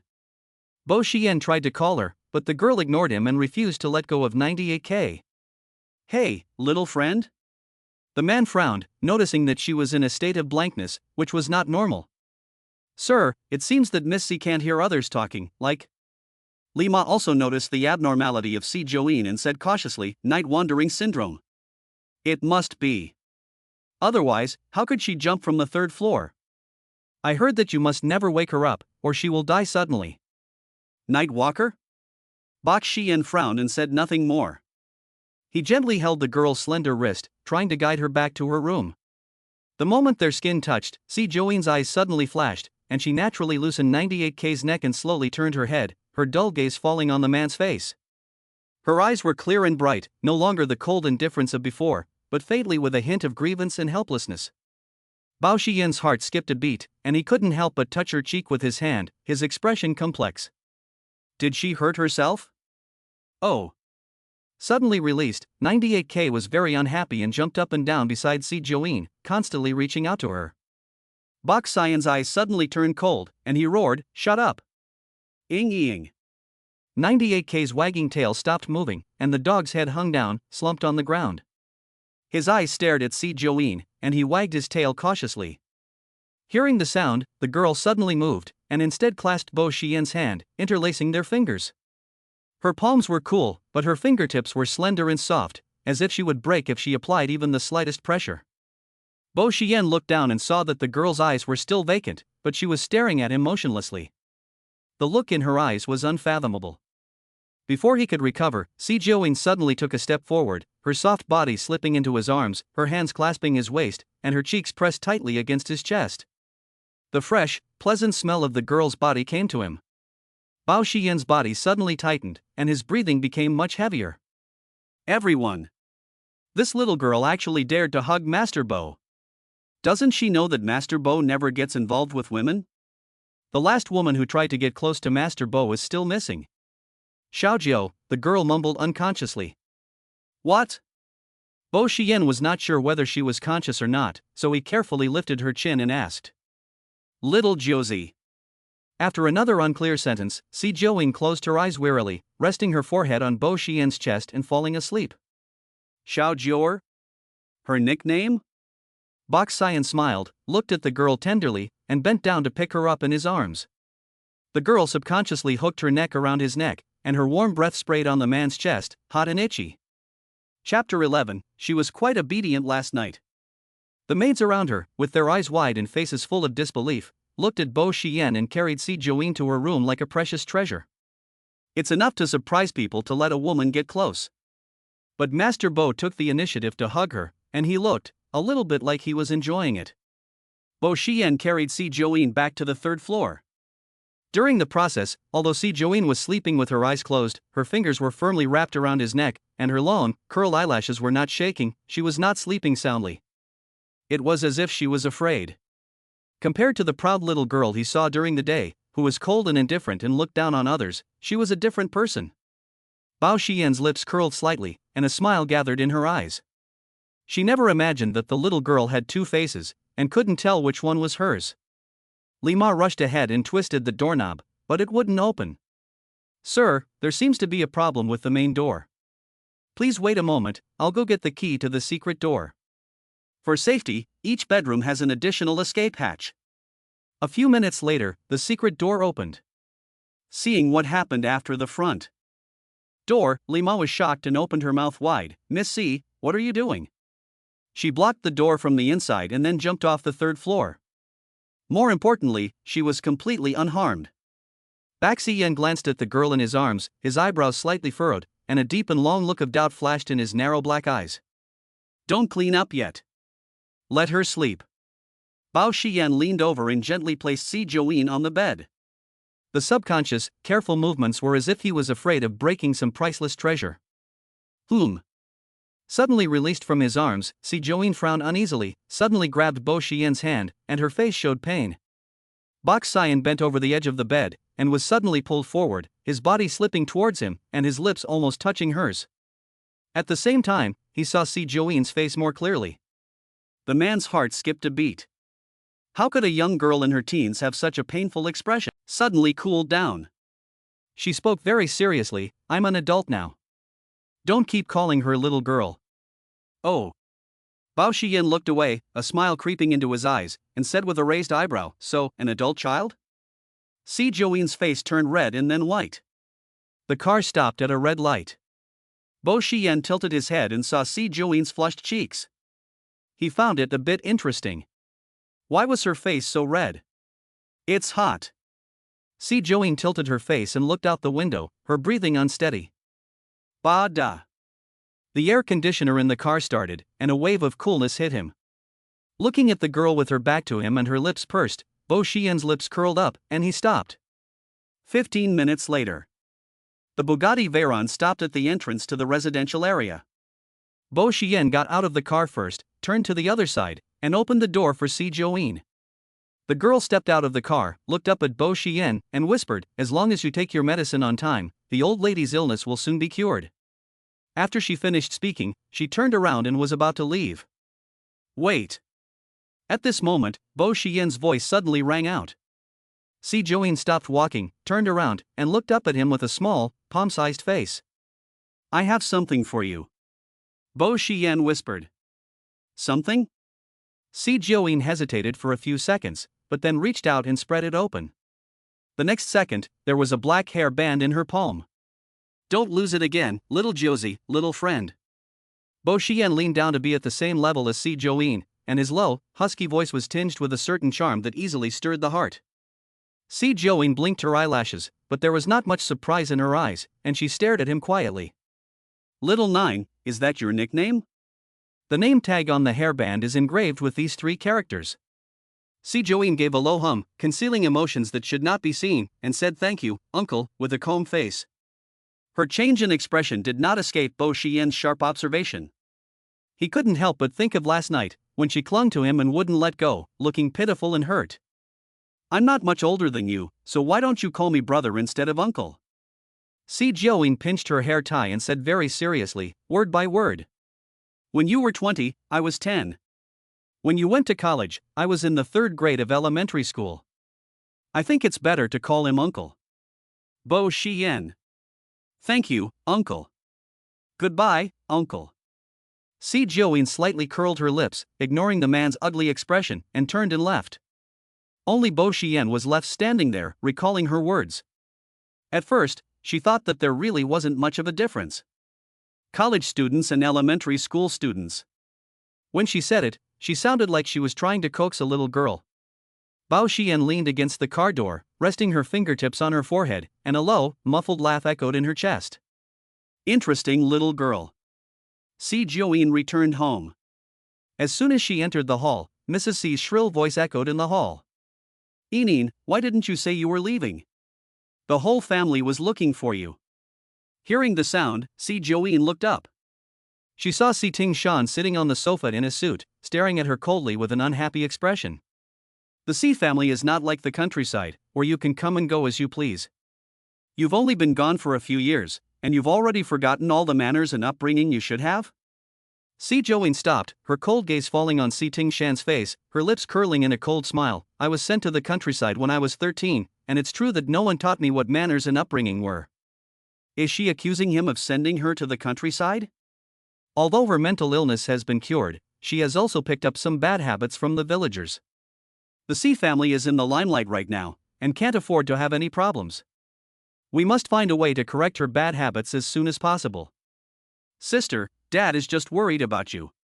He's afraid that it will happen again. The girl who was eating bird's nest in a beautiful dress on the side deliberately opened her mouth. She hit the sore spot of Si Jiaoying and pretended to stop. Sister, I didn't mean it. I'm just worried that you'll get lost and bullied by bad people. Yes, Yining, your father didn't mean to scold you. Mrs. C walked forward and tried to hold Si Jiaoying's hand. But when she saw the girl's cold, impassive face, she was suddenly unable to move and smiled sheepishly. It's fine, it's fine. It's good that you're back. In a couple of days, you'll be going to school. Chen Xue and I will take you to go shopping and buy some clothes. Mrs. C smiled, looking like a gentle and caring mother, but there was no sincerity in her eyes. Zhou Zhong has already contacted you. You have to go, whether you want to or not. Si Tingshan glanced at Si Jiaoying's shabby outfit and said, get yourself cleaned up. After all, you are my daughter. Yes, sister, you look so shabby. How can you go out and meet people? Si Tingshan looked at Si Jiaoying, and the disdain in his eyes became even stronger. Si Qianxue smiled contentedly, took Si Tingshan's hand, and said, Dad, I'll walk you out. Mrs. C followed closely behind. In an instant, the living room was left with only Si Jiaoying and the maid, who looked at her carefully. Many years ago, Si Jiaoying was just like a marionette. She was trained to be a meek person who would not fight back or speak back, and who would only nod obediently. Over time, outsiders only knew that the Si family had a talented and beautiful Miss Qianxue. No one knows that Si Jiaoying is the rightful heiress. As she watched the loving family of 3 outside the door, Si Jiaoying lowered her eyelids, a hint of a cold, mocking smile curling the corner of her mouth. She picked up her phone and sent a text message. I'm back in Kyoto. The other end replied immediately, oh, you're finally back, ancestor. I'll take care of it right away. SKP International Trade Mall. The most luxurious and largest luxury shopping mall in Kyoto. Mrs. C held Si Qianxue's hand, and the two of them, dressed in luxury new products and carrying million-dollar handbags, stood out in the crowd. The keen-eyed sales assistants immediately surrounded them and bowed to Mrs. Si Qianxue and her daughter. Madam, you're here. We've got a lot of new products in our store recently, all of which are perfect for you. Oh my, Miss Qianxue, it's been a long time. You're even more beautiful now. The sales assistants all smiled, but their smiles were insincere. Si Jiaoying followed behind with a blank expression. Hearing the voice, she lazily raised her head. Seeing that the name of the store was One Kiss, she couldn't help but raise her eyebrows and a smile crossed her lips. One Kiss, my kiss belongs only to you. It is a new luxury brand that has emerged in recent years. Because of its unique and colorful design, it has quickly risen to fame among luxury goods. Seeing Si Jiaoying standing alone at the door, looking up and around. A woman in a uniform with a designer brand on her chest stood directly in front of her. "Can I help you?" The female clerk looked up and down at Si Joeen, who was wearing a hoodie and black pants and carrying a nondescript bag on her back. The whole body revealed two words: poor and shabby. Chapter 13, Pocket, Big Brother's Standing Posture. Although the One Kiss brand is relatively young, it is growing rapidly and has already ranked among the top 3 luxury brands in terms of sales and popularity. The customers they serve are either rich or noble. This one here, does she cost more than $100 in total? I'm afraid that. Even the salary for a whole year can't even buy a pair of One Kiss shoes. How dare she come here and shop? Oh, look at the clothes. Si Joeen withdrew her gaze and glanced inside, her voice cold. Si Qianxue and her daughter were just a few meters away, selecting clothes. Whether they didn't hear her or they were being deliberately ignoring her, they didn't care about her life or death. Looking at clothes? The female clerk rolled her eyes at the sky and smiled sarcastically. "Miss, you probably don't know the price of One Kiss clothes very well. Ordinary people like you can't afford it. So don't waste your time." "Can't afford it? How expensive is it?" Si Joeen raised her eyelids in a casual manner and lightly touched her lips. "For example, that one, which was left over from last month, costs 800,000, and it's also the cheapest one in our store." The saleswoman emphasized the word cheapest on purpose, hoping to discourage Si Joeen. "Poor people should buy from the street stalls, why waste their time here? And that one, we just got in at the beginning of the month. It's handmade, one of a kind, and worth over $1 million. Not even super VIPs have the qualifications to touch it.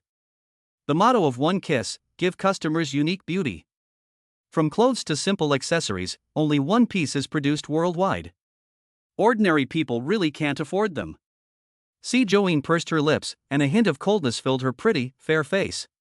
"But how do you know that I'm an ordinary person?" The female clerk froze for a moment and couldn't help but take a closer look at Si Joeen. Her temperament is good, but she doesn't have any designer clothes on. It's obvious that she's just pretending to be rich. If you have money, show it. Don't just talk big. The saleswoman folded her arms and said arrogantly, "If you can afford to buy any of the clothes in the store, I'll kneel down and serve you like a grandparent. If you are willing to treat me like your ancestor, I am not willing to have a grandson like you." What? Calling her a grandson? The saleswoman glared at him angrily, about to lose her temper, when a sharp female voice suddenly came from a distance. "Si Joeen?" Si Joeen turned her head slightly and saw a younger girl in fashionable clothes walking towards her. Tang Lily, her junior high school classmate. The most capable member of the army that once bullied her. "It really is you? I heard that you were diagnosed with schizophrenia and sent to the countryside to recuperate. Are you cured now?" "Schizophrenia?" The female clerk sneered. "So she was mentally ill. No wonder. She's also stupid, arguing with a fool for so long. Are you here to buy clothes?" Tang Lily looked at Si Joeen's clothes with contempt, holding a small sachet in her hand. She had gone to the countryside for only a few years, but she had already become a country woman? How tacky. The old Si Joeen was a cowardly mouse, hiding like an ostrich every day, and anyone could kick her. She was clearly the daughter of the family, but she lived like a wild child, without any trace of a lady. On the contrary, the daughter brought by her stepmother is much more brilliant than she is. Not bad, she's grown a lot in a few years and is not afraid to go shopping alone. As she said, she grabbed Si Joeen's hoodie and hat. Before she could touch Si Joeen's hair, her wrist was suddenly pushed away. In an instant, a pain shot through her body, as if her bones were cracking. Tang Lily screamed in pain. "My hand seems to be cramping up. Si Joeen, help me." Seeing that she was still grimacing in pain, Si Joeen pursed her lips and said in a calm tone, "I won't." You can't?" Tang Lily's pain was so severe that she was sweating. She had had cramps before, but never as painful as this. "Come over here, I'll teach you." Si Joeen blinked her eyelashes and obediently walked forward, holding her hand and shaking it hard as Tang Lily had instructed. Ah! The sound of bones breaking was heard. Another hard shake, and another scream. Tang Lily's tears rolled in her eyes, and she glared at Si Joeen viciously, yelling, "Let go! Si Joeen, do you know how to help people?" Si Join withdrew his hand, put it in his pocket, and stood with his arms folded, innocent and sincere. No. You. Tang Lily covered her red and swollen hand, unable to speak. A little retard is a little retard. After all these years, her face is prettier, but her IQ hasn't improved at all. Seeing that the two of them had finally stopped making a fuss, the female clerk began to drive people out. Are you two putting on a show here? If you can't afford it, leave. Tang Lily's eyes moved as she looked at Si Join's calm and beautiful face. She raised her neck and said, "Can't afford it? This is the daughter of the Si family." The daughter of the Si family? Could it be that she came with Mrs. Si? The female clerk's heart skipped a beat, and she thought to herself, this is bad. If that's the case, why is she so far behind and dressed like a beggar? Bring out all the good stuff in your store and let our young lady pick something she likes. The saleswoman looked a little uncomfortable and looked up at Si Join. Mrs. Si is a big customer here. Offending her is the same as offending Mrs. Si. She couldn't afford to have that happen. Miss Si, please come in. The female clerk's back suddenly straightened, and she untied the order rope and made a gesture of invitation. Seeing that Si Join was not moving, Tang Lily immediately took her hand and took the initiative to lead her to the clothing section. Si Join glanced at the girl next to her, who was calculating, and some broken fragments flashed through her mind. When she was in the first grade, Tang Lily and Si Qianxue wanted to buy a pretty dress, but they didn't have enough pocket money. So she secretly took money from home and bought 3 dresses, giving one to her. When the secret was revealed, Tang Lily and Si Qianxue pointed at her and said that she had stolen the money. Si Qianxue was always obedient and well-behaved, and was very popular with the adults. Si Tingshan was convinced that she had stolen the money and corrupted her younger sister, forcing her to admit it.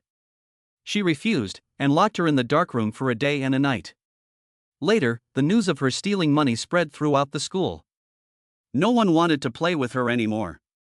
Her classmates secretly gave her the nickname Si Shu Shu. They would deliberately spill water on her desk, tear up her homework, and mess up her hair. Tang Lily also threatened her, saying that if she dared to talk nonsense, the bad guys outside would paint her face ugly. Later, she realized that some people are bad to the core.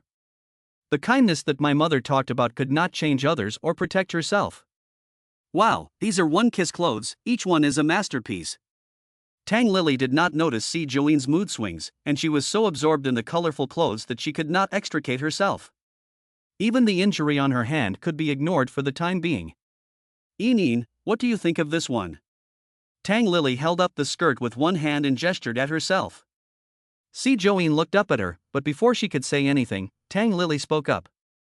Forget it, you country bumpkin. You don't know anything about fashion. Tang Lily excitedly picked up another one. This kind of dress is worthy of me. Try it on. Tang Lily ran into the fitting room, changed into the dress, and secretly looked at the price. Her eyes nearly popped out of her head. 1, 2, 3. My goodness, 6 zeros. It's expensive, but it's so beautiful. Tang Lily turned around in the mirror and couldn't bear to take it off. She didn't have the money, but Si Join's family did. That little retard is the best to fool. Chapter 14. I like the way the wheel of fortune turns, turning to death. Determined, Tang Lily walked out of the fitting room. She grabbed a black dress and gestured at Si Join's body. Yinyin, I think this one suits you, so you should buy it.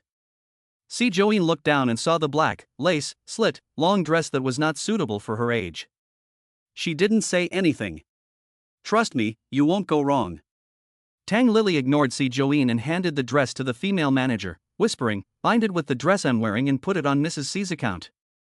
Together? The female clerk frowned and her mouth twitched. Is there really such a shameless person in the world? Although Mrs. C has a savings card at the store, these 2 dresses are all high-end, totaling nearly 3 million. I have to call Mrs. C. The saleswoman glanced at the silent Si Join and a look of disgust crossed her eyes. I didn't know the Si family had a daughter. Don't tell me she's a fake. When she heard the saleswoman was going to call, Tang Lily immediately became nervous. She took Si Join's hand intimately and said in a gentle voice. Yinyin, we've been good friends for so many years. You've just returned, and it's not too much to ask for a dress as a gift? Si Joeen raised her fair little face and looked into Tang Lily's expectant eyes, and whispered, "Not at all." Tang Lily's eyes lit up, and just as she was about to say thank you, she heard Si Joeen speak again. "But I don't have any money." "Your father has money."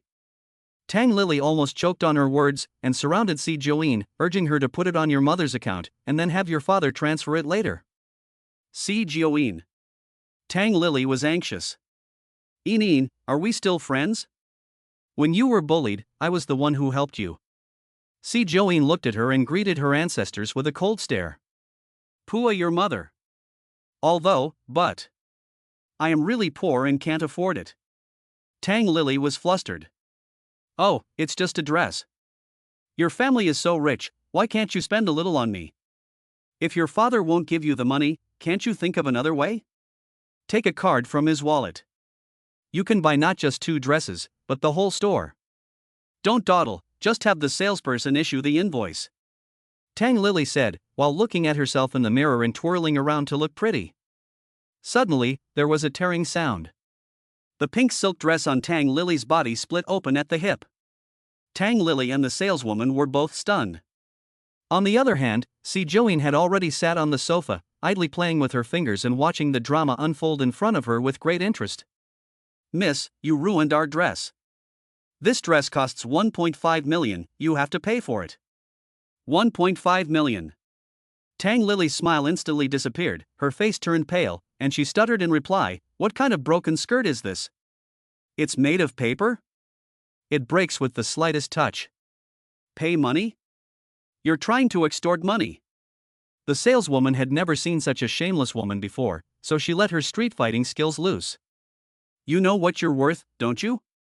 You're so fat, you're squeezing out the fat behind you. We have surveillance cameras in the store, and the facts are right in front of you. This skirt was damaged by you. If you don't pay for it, we'll have to call the police."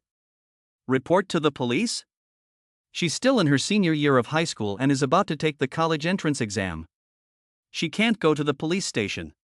Her family is also an ordinary family, and her parents could not possibly buy her a 1.5 million yuan dress. Tang Lily froze in place, her heart pounding and her legs going weak. "Oh, right, there's also Si Joeen." Tang Lily looked up and looked around, and found Si Joeen in the rest area. The girl was lounging on the sofa, holding a glass of milk in one hand and playing with her phone in the other. She exuded a cold and sharp aura. Tang Lily immediately rushed over, squatting in front of Si Joeen and begging, secretly, "No, Ineen. You help me, lend me 1.5 million.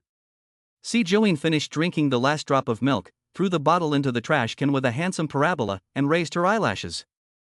150 yuan, it's not a big problem if I can scrape it together.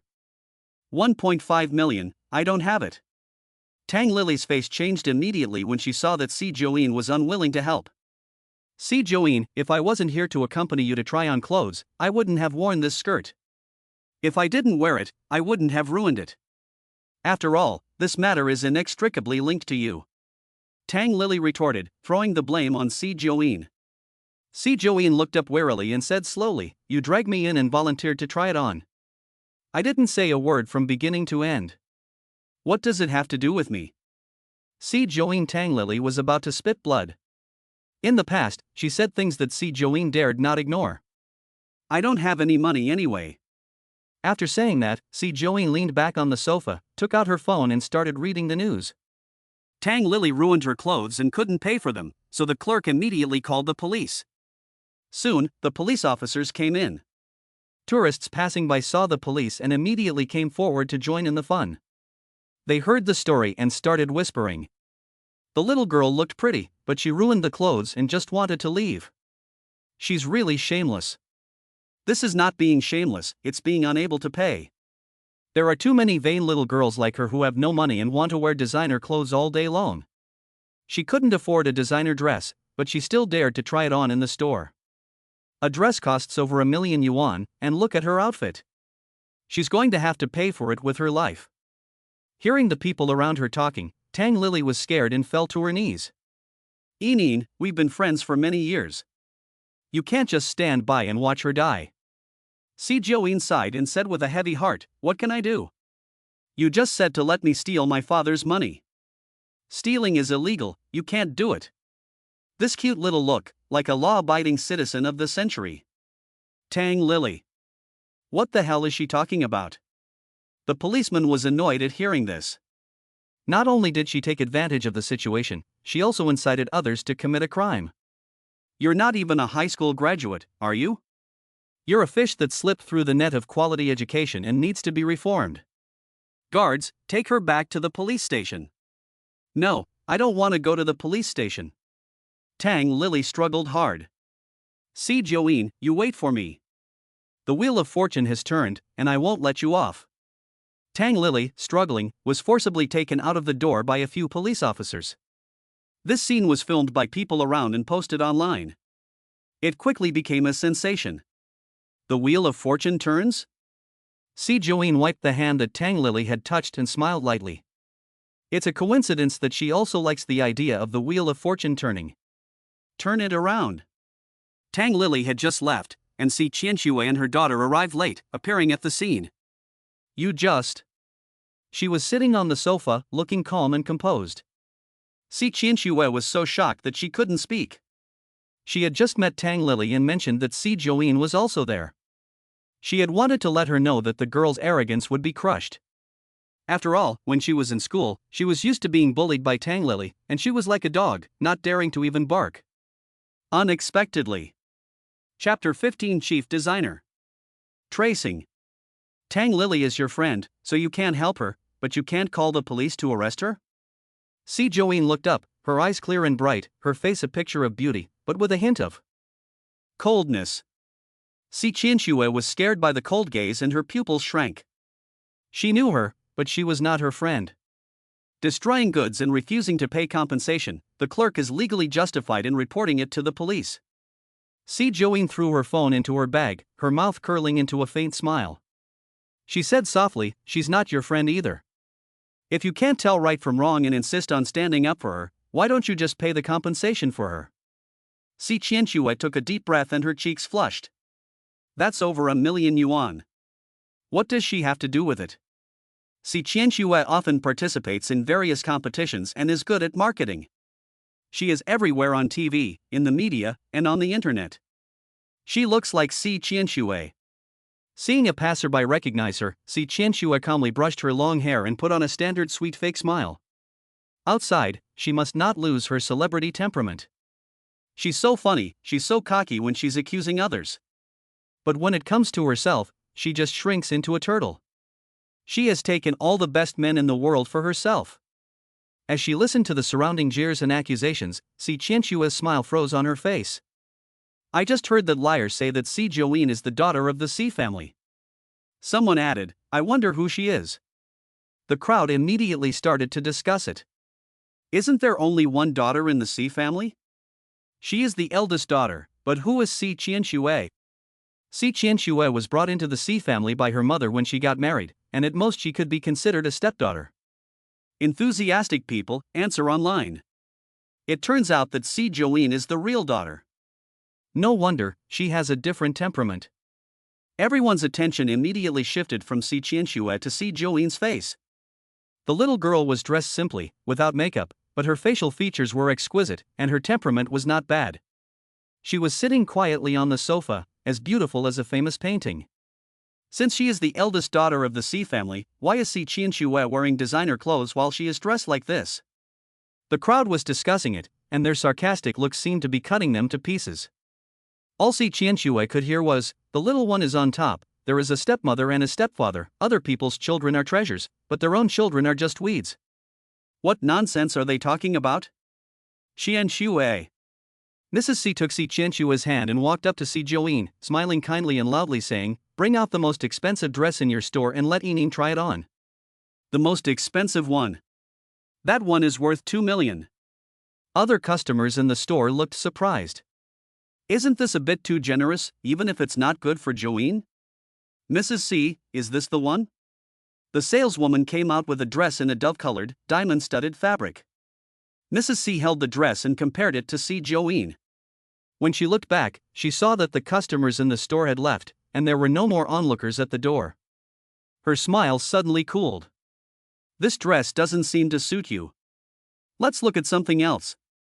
As soon as she finished speaking, she handed it directly to Si Qianxue. This gorgeous skirt is very suitable for Qianxue's temperament. Enin, you should have no objection, right? Si Qianxue grabbed the skirt and glared at Si Join. She's not qualified? She waited for this dress for half a year and spent over 1,000,000 yuan to buy it. When she puts on this dress and appears on the competition stage, she will definitely be the most beautiful. Si Join raised her eyelids and glanced at the priceless dress, raising her eyebrows. No. Mrs. C smiled coldly. She dared to have an opinion. Si Join withdrew her gaze, took out her cell phone, and sent a text message. Si Join chooses her own clothes. Simple short-sleeved shirts, jeans, windbreakers. The total cost of the outfits was less than the price of one of Si Qianxue's dresses. When paying the bill, Mrs. C glanced at the clothes that Si Join had chosen, and a look of disgust crossed her eyes. A country bumpkin is a country bumpkin. With her outfit, she will never be able to enter the circle of high society. In the future, she will only be able to marry a rich local big shot. Mrs. C, that's... As the clerk was about to check out, a man with the initials M and G hurried to the cash register. Mrs. C, I'm sorry. There's a problem with this dress. You can't take it with you. What? Si Qianxue was holding the dress in her hands and was feeling very pleased with herself when she heard the manager's words. I'm really sorry, but this dress was purchased by a mysterious person 5 minutes ago. We liked the dress, why should we give it to someone else? Mrs. C asked with a cold face and displeasure. You're right that you like it, but that customer paid the full price before you. You should know the situation. We are super VIPs and have the right of first refusal. Who is this person that dares to cut in front of me? Si Qianxue pointed at the manager with her head held high, and said, I'm going to take this dress today. Si Join walked over to the sofa with the packed clothes in her arms, sat down, propped her chin on her hand and opened her phone to play. You are a super VIP and have the right of first refusal. The manager explained with difficulty, but that customer has a platinum card. White, platinum? It is an unlimited noble card personally issued by the founder and chief designer of Elkiss, Sun Ji, and there is only one in the world. Customers with platinum cards have priority access to new products each season. Only the leftovers are sent to the counters in each country. As a loyal fan of Elkiss, Shi Qianxue naturally knew what a platinum card was. It is their super VIP card, incomparable. Si Qianxue refused to let go of the dress. However, the manager hesitated for a long time and respectfully said that the other party had said that if Miss Qianxue really wanted it, she could give it up. Si Qianxue's eyes lit up. Really? Of course. The manager smiled and said that she could have it for only 3 million yuan. 5 million. The manager's words were like 5 million iron balls, crashing down on Si Qianxue's head. She had finally persuaded her father to give her 2 million to buy a dress. To ask for another 3 million is just a dream. If you give up the rest, please give us the dress. The manager said with great respect, and took the dress from Si Qianxue.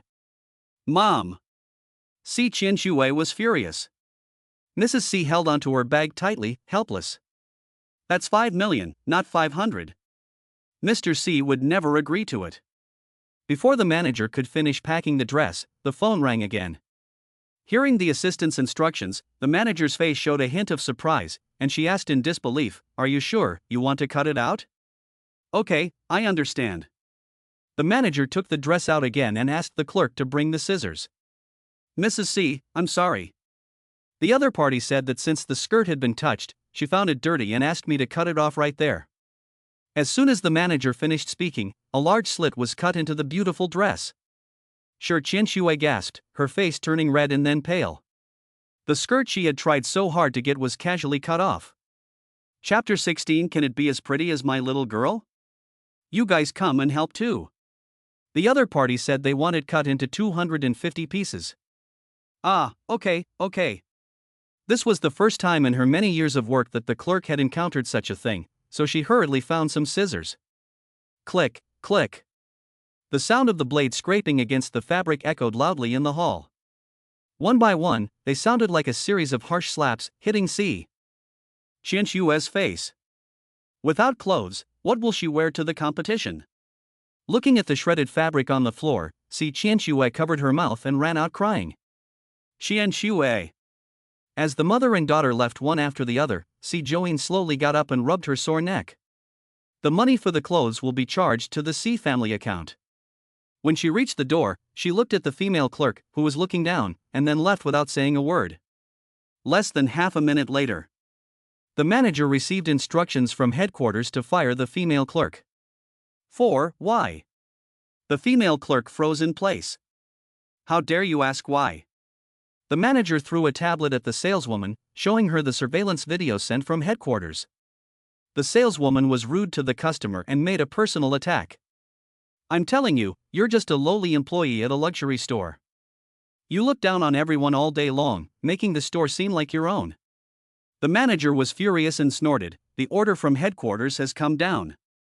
You pack up your things and leave immediately. The female clerk fainted and fell to the ground. After leaving Elkis, Si Join took a taxi straight back to the Si family. As soon as she arrived in the lobby, she heard a commotion inside. After being humiliated so much, Si Qianxue was not giving in, and the entire Si family was trying to persuade her. When Si Tingshan heard about this, he hurried back from the group. Qianxue, don't worry. Mom will definitely find you a dress that is even more beautiful than that one, and she will never let you lose face in the competition. It's just a dress. If you like it again, Dad will buy it for you. Upon hearing this, Si Qianxue secretly smiled, and her face was tearfully delicate, but it was too expensive, and she didn't want to let her father spend so much money. If she had known this, she would have called her father. Facing this sensible daughter, Si Tingshan was very pleased. The young lady is back. Hearing the sound, Si Tingshan suddenly turned his head and saw Si Join slowly entering the room. Then he saw the bag in her hand, and his eyes immediately turned cold. Your sister was so sad because she couldn't buy any clothes, and you didn't even react? Reaction? Yes. Si Join pretended to be shocked, waved the bag in her hand, and her pink lips curled up slightly. A smile appeared in the corner of her eyes and eyebrows. I bought it. Aren't I happy? Si Tingshan almost choked on her words. Si Qianxue and her daughter also glared at her viciously. Is she sick in the head? Can't she understand what people are saying? Nothing, I'm going back to my room. Si Join suppressed her smile, swept her cold eyes over everyone present, and finally landed on Si Qianxue's tearful face. While the tears were still wet, you continue. Si Qianxue. Si Join. In the angry growl of Si Tingshan, Si Join returned to her room. She put the bag on the ground and lay down on the bed in a cool pose. She took out her tablet, opened the Photoshop software, and clicked on the latest creation. A very beautiful evening dress design is about to be completed. Si Join held the brush and scribbled on it at random. After a few minutes, he saved it. Open the email and send the design. From Looking for Traces. Founder and chief designer of Elkis. In the evening. Si Join finished taking her medicine and leaned against the bedside table, browsing a rental app. A villa is too big to live alone. The one she liked was far from the school. Just as she was struggling, her phone suddenly vibrated. A WeChat friend request. Si Join clicked on it, and the profile picture was a thin black font.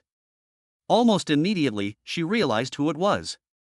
The girl's pink lips were lightly pursed, and her long, curled eyelashes were slightly trembling, but it was impossible to tell what expression she was making. Then she clicked to reject. She threw her phone aside and climbed into bed. She fell asleep. Meanwhile, in the quiet private room, Boxian sat on the sofa in a relaxed position, his shirt collar slightly open, revealing his white and strong collarbone. He held his phone and clicked to add him as a friend. Time passed by second by second. The other person replied, declined to add. Great, he was rejected. This scene was just seen by his friend, Bei, who was standing next to him. Bei, one of the three major families in Kyoto, the fourth son of the Hua group. He has broad shoulders and narrow hips, and is a handsome young man who is a rising star in the entertainment industry. Wow, in all of Kyoto, there is still someone who dares to reject a friend of Master Bo's application. Ha! Boxian turned off his phone, picked up his wineglass, and touched it to Bei's. He gave his thin lips a wicked smile. Is this forced marriage by the old lady, or is it a case of love at first sight? Who is it? Which celebrity or socialite? A little girl. Bo Xian whispered, his pale eyes narrowed, and his raised eyebrows looked both evil and lustful. A little girl? Hua Bei almost choked on his drink. Master Bo, you're a monster. She's an adult. Bo Xian snorted and laughed, thinking of the cold little girl, and the smile in his eyes unconsciously deepened. She's all grown up, but that doesn't change the fact that you're still a wolf in sheep's clothing. Hua Bei stretched his legs out on the table, poured a few mouthfuls of wine into his mouth, and smiled maliciously. Your old lady won't like this kind of young girl. If she finds out, she'll break your legs. Why don't you wait a little longer, and when my father finds a daughter-in-law for you, she'll be a good match for you. What a good match! Bak Xian smiled like an old fox, his lips pursed, his smile sly and seductive. Can she be as pretty as my little girl? Hua Bei, damn. His sister-in-law is one of the most beautiful women around. How could her daughter be any less beautiful? It's a pity that after so many years of searching, she hasn't been found. Si Joeen got up very early. A white shirt. Dark blue jeans wrapped around her long, straight legs. Simple white shoes on her feet. Her long, soft hair falls over her shoulders, and her small, fair cheeks are framed by curly bangs. Although it is the simplest outfit, it quickly attracts everyone's attention when she stands in the living room. At this moment, Si Qianxue also came down the spiral staircase. The two stood side by side, making the contrast even more intense. Missy is so pretty. Missy has a great figure. Miss is so well dressed. I used to think that Miss Qianxue was very beautiful, but standing next to Miss Qianxue. Today, Si Qianxue wore a blue and white school uniform, and she deliberately shortened her skirt to make her look taller. She has a good figure, but compared to Si Joeen, she looks like she has fat legs and a fat butt, with an unbalanced proportion and yellowish skin. Seeing Joeen's outfit, a flash of amazement crossed Qianxue's eyes, and she was suddenly jealous. She said unhappily, "Why don't you wear the school uniform of the number 9 middle school? Today is the first day of school, and her father has already taken care of everything for her. Only the number 9 middle school would accept her for her intelligence and grades. It still costs tens of thousands of dollars in favors." Si Joeen glanced at her and ignored her, then walked outside. Si Qianxue chased after her angrily, "Si Joeen, don't you understand what people are saying?" Si Joeen sneered. It turned out that you were the one talking. I thought it was some dog barking. This bitch actually called her a dog.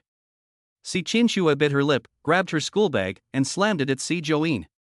Chapter 17, A Slap in the Face.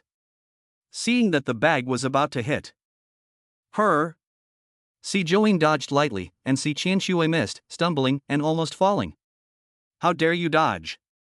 The bag fell, and Si Qianxue's anger reached its peak, and she raised her hand to slap Si Joeen's cheek. Since she was little, she had only stood there obediently and let her bully her. Si Joeen narrowed her eyes, bound her wrists, and slapped her back. Pop! Si Qianxue's face was twisted, her feet were unsteady, and she fell heavily to the ground. Miss Qianxue! Pei Ma came out and saw it just in time. She immediately rushed over to help Si Qianxue up. Since Miss Qianxue came to the Si family with Madame when she was 3 years old, she has been pampered.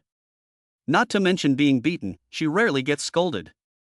Today, she was even slapped in the face in public by the eldest daughter.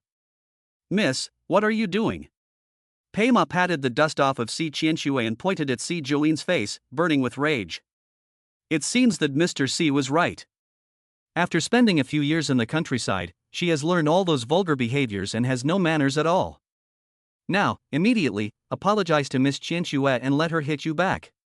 As soon as Pei Ma said this, everyone immediately looked at Si Joeen with sympathetic eyes. Pei Ma is Mrs. Si's companion and is considered an elder in the family. In this family, apart from the husband and wife, and Miss Qianxue, she is the most important person. Back in the day, the eldest daughter was bullied by her a lot. This time, she has angered her again, and she doesn't know what will happen. Si Joeen stood still, her eyes full of ice and frost, and her provocation was full of meaning. Pei Ma stepped forward, her finger almost poking Joeen in the face. Her tone was raised. Are you deaf? I'll let you. Before she could finish her sentence, her finger was suddenly grabbed by Si Join. In the midst of everyone's horrified expressions, the girl kicked her hard in the knee. Plop. Ouch. Pei Ma's knees bent and she fell heavily to the ground in front of Si Join. The sound of bone snapping and the sound of a painful cry came at the same time. For an elderly person, falling down like this is like losing half of their life. The maids were so scared by the horrifying sound that they froze in their tracks, their faces pale. Si Qianxue tried to move forward, but she was too afraid to move in front of her boss's cold eyes. Si Join. Is she having a psychotic episode or has she been bewitched? Why has she changed so much? Si Join's body bent slightly, her eyes filled with a chilling chill, and she sneered. When did a servant teach the master the rules in this family? Her fingers were still being held by Si Join, and when she applied a little pressure, a sharp pain immediately shot through her body. Pei Ma was sweating profusely from the pain. Although she hated Si Join, she had to show weakness. No, I dare not. It's my fault. I shouldn't have spoken to the young lady. Si Join lowered her head, her cold eyes looking down on Pei Ma condescendingly. From now on, this is my rule. If you can't remember it, this is what will happen. In a word, she was striking fear into the hearts of the maids. The other maids and bodyguards looked at each other and lowered their heads. I understand. Pei Ma nodded eagerly. Si Join forcefully shook her hand off and took out a disinfectant wipe from her bag, wiping her hands slowly. Her beautiful face was as calm as water, but it was creepy. Is this still the same timid and mentally retarded young lady? She really has changed. After wiping her hands, Si Join threw the paper towel into the trash can and then sat down in the car. The three of them wanted to settle the score, so they waited for me to come back in the evening. Start the car. Seeing the fierce driver of the young lady, who would dare to be rude? He started the engine and drove off, kicking up dust. Shangao. The most famous high school in Kyoto and even the whole country. The rate of admission to prestigious universities is as high as 100%. The students at Shangao are either exceptionally talented or come from wealthy or noble families. It is a place that many people would kill to get into. The car stalled. Si Join got out of the car, took her bag and walked towards the gate. The driver was surprised and hurriedly reminded her, Miss, Mr. and Mrs. Xiang arranged for you to go to number 9 middle school. The young lady asked him to change the route halfway through, but she never imagined that she was going to St. George's. This is St. George's. She's from a rural school and hasn't even finished her senior year. How could she possibly qualify to go there? Si Joyin's lips curved up, and without further explanation, she walked directly to the front door. After a few simple words, the guard let her in. Driver? After entering the school, she asked for the location of the principal's office. Si Join threw her bag over her shoulder and shuttled through the crowd. It was the peak of the school day, and there were people coming and going. She had not yet received her school uniform, and because of her outstanding looks, she was dressed in a very special way. Among the students in uniform, Si Join stood out. Damn, which class is that student from? He's so handsome. It's the first time I've seen her. Maybe she's new. Is she really from our school? She's so pretty. Let's go and see what's going on. Aren't we supposed to go watch the basketball game? The boy slapped his friend on the back of the head and said, What the hell is wrong with you? This is better than a ball game, isn't it? At this moment, Si Join had already found the principal's office. Enter. After hearing a reply, Si Join pushed the door open and walked in. What is it? The principal looked down at the documents in his hands and said coldly. Hello, principal. I am Si Join, a student introduced by Professor Gu. Upon hearing that the student was introduced by Professor Gu, the principal suddenly looked up. When he saw the girl in front of him, he couldn't help but frown. The all-round genius that Professor Gu had spoken of was a little girl? I heard that she is exceptionally good at science. How many people in the world can be called a science genius by Professor Gu? It seems that only his idol, the physics master Dr. Xue Yi, has ever received this honor. Dr. Gu said that he called you and told you to come directly. Yes. The principal was suddenly beaming with joy. Professor Gu had praised you so highly. His judgment is never wrong. If this girl achieves anything in the future, she will also bring honor to Shanghai. Si Join smiled faintly and said nothing. I've never met such a tiresome old man. First, she cried, then she made a fuss, and then she threatened to hang herself, forcing her to come to school. He said that it would be a great pity if the country's future did not include her. He also promised to introduce her to his mentor, Dr. Xu Yi, after she graduated from university. Si Join said. She laughed. Do I need an introduction? The principal could not hide his joy. After thinking carefully, he took the phone and called the head teacher of Class A to come over. Class A, the best graduating class at Shanghai. The students in the class are the pride of the nation and the future pillars of the country. After reading Si Join's resume, Su Dijong, the head teacher of Class A, suddenly looked dejected. Shuishi Middle School?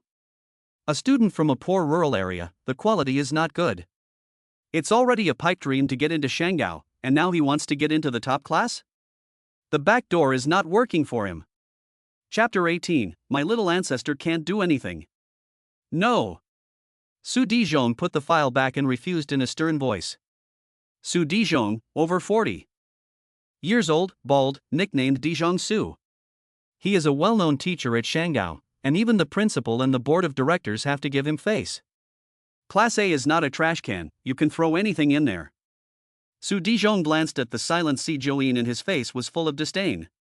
A school of 9 troughs and students of 9 troughs, they seem to be good for nothing. I don't know what background she has, but she actually convinced the principal to let her into Shanghai. Old Su, this student is very good, the principal said. Class A is the top class, and the best students are never in short supply. Su Dijong refused without mercy. She's a student from a middle school in the countryside. How good can she be?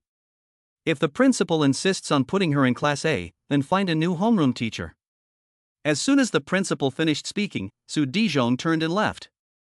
The principal was white with rage, but there was nothing he could do. At a time like this, the students and parents of Class A would not agree to a change of teacher. It would be difficult to end the situation. Miss C, actually every class in our school is the same and very good.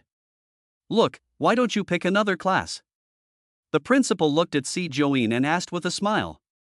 Si Join's eyelashes fluttered and her lips moved. Class C. Okay, wait a minute, I'll have someone take you there. The principal was about to make a phone call. I can find it.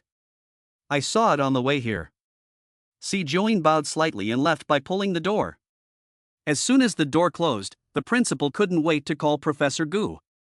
Old Gu, the student you recommended to me has reported for duty today. Really? Professor Gu jumped up in excitement. My little ancestor, my little apprentice. She grew up in the countryside, is soft-hearted, knows nothing, and is easily bullied. You must take good care of her. I'll take care of her. By the way, how is your latest research going? It's coming along. Professor Gu pushed his reading glasses back up his nose and, after hanging up the phone, immediately sent a message to Si Join. Professor Gu, oh. My dear, do you have time recently? I'm having trouble with my research again. Come over and help me, Grandpa. Si Join, no time. Professor Gu, oh. You haven't visited me in a long time.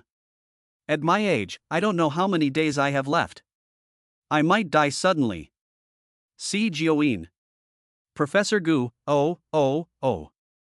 It seems that Gue doesn't love Grandpa anymore. I've loved Gue so much. I don't care, I won't listen. I just want Gue to come see me. Otherwise I'll. Si Join, in the evening. Professor Gu, then I'll wait for you at home, hee.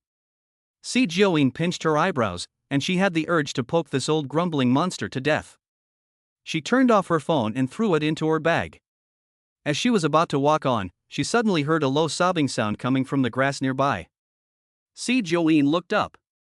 She saw a petite figure curled up on the ground, her hair wet and messy, and her school uniform covered in dirt, looking very disheveled. Looking at her, Si Join felt a sense of trance as if she were seeing herself in the past. Her eyes trembled, and she walked over to her without realizing it. Do you need help? Hearing the voice, the girl buried in her knees suddenly looked up. The The cheeks, which were the size of a palm, were painted red and green with a ballpoint pen, and tears kept falling from her eyes. The girl didn't seem to expect that someone would come up to her at school, and her wet eyes stared at Si Joeen. "Are you hurt?" Si Joeen frowned, half squatted down, and reached out to help the girl. I. The girl moved aside, stammering and trembling as she said, "I'm dirty, I've made your clothes dirty." "You're such a sissy." Si Joeen glanced at his white shirt and raised his lip in a meaningless gesture. "Get up first." "Oh, thank you." The little boy stood up obediently and looked at the girl in front of him carefully and curiously. "She's so gentle and pretty." She was the prettiest girl he had ever seen at St. George's. Si Joeen looked up and down at her, her cheeks were dirty and her legs were injured, obviously she had been bullied. "I'll take you to the school nurse first, then call the police." "No, no." Xiaobaba grabbed Si Joeen's hand and shook his head desperately. "I'm fine. You should go now. Don't let anyone see you, you're with me." "Why?" I don't want to get you into trouble." Xiaoba wiped away her tears and forced a big smile on her face. "Little sister, thank you for helping me." "Don't want to get her into trouble?" "It seems that he has become the enemy of the students." "Ha!" Si Joeen raised the corner of her mouth, and a hint of derision flashed in her eyes. "This kind of bullying is really everywhere.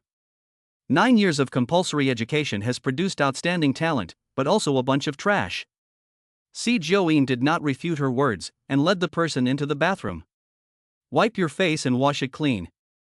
I'll put some medicine on it for you." As soon as she finished speaking, someone walked into the bathroom. They saw Xiaojie and immediately whispered to each other, then left in a hurry. After that, no one else came in. It was as if Xiaojiba was some kind of terrible virus. Xiaobai looked out nervously, her eyes trembling, and she was about to cry again. "They saw that you would be. I'm sorry for getting you into trouble." "No."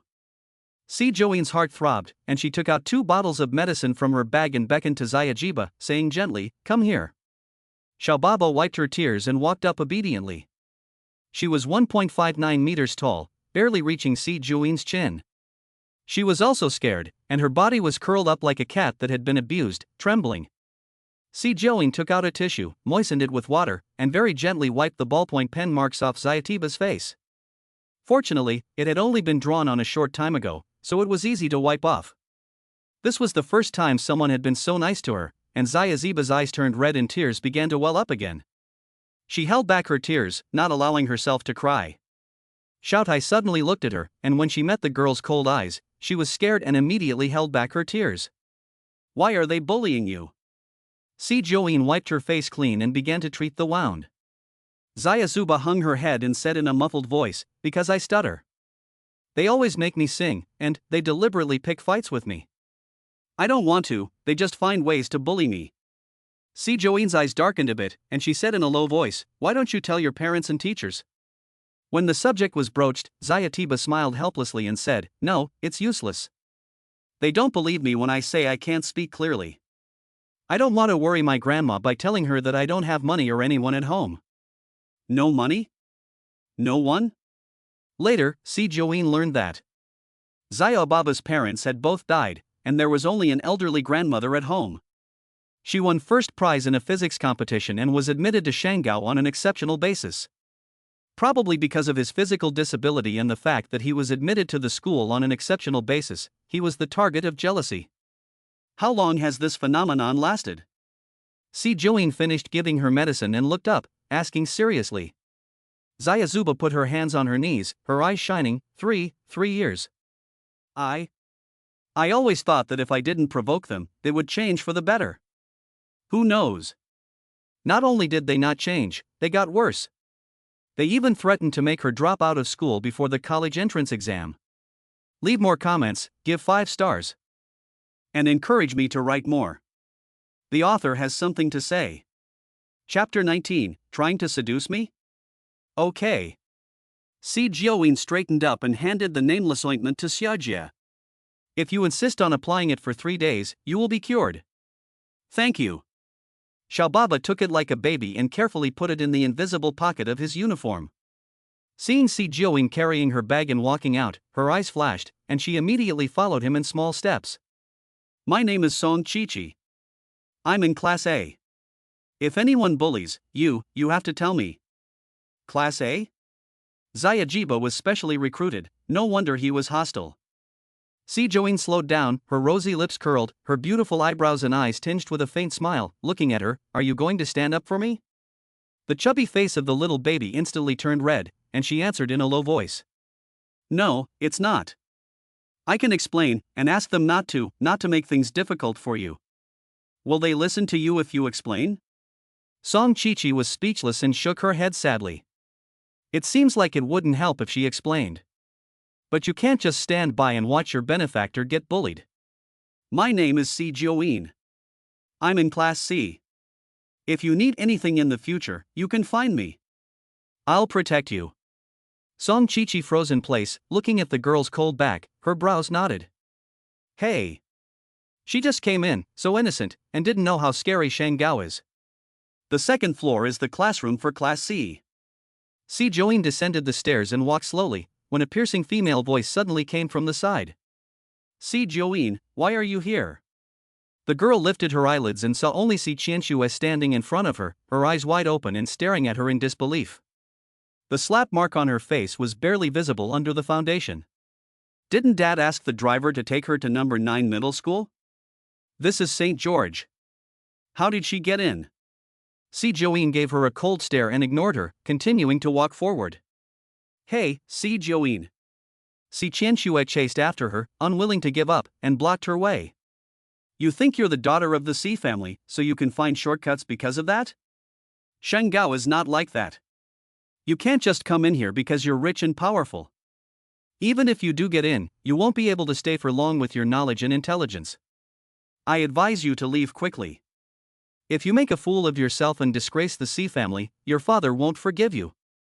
Si Jioin stopped, raised her cold eyes, grabbed Si Qianxue's hair, and forcefully threw her into the corner. Bang!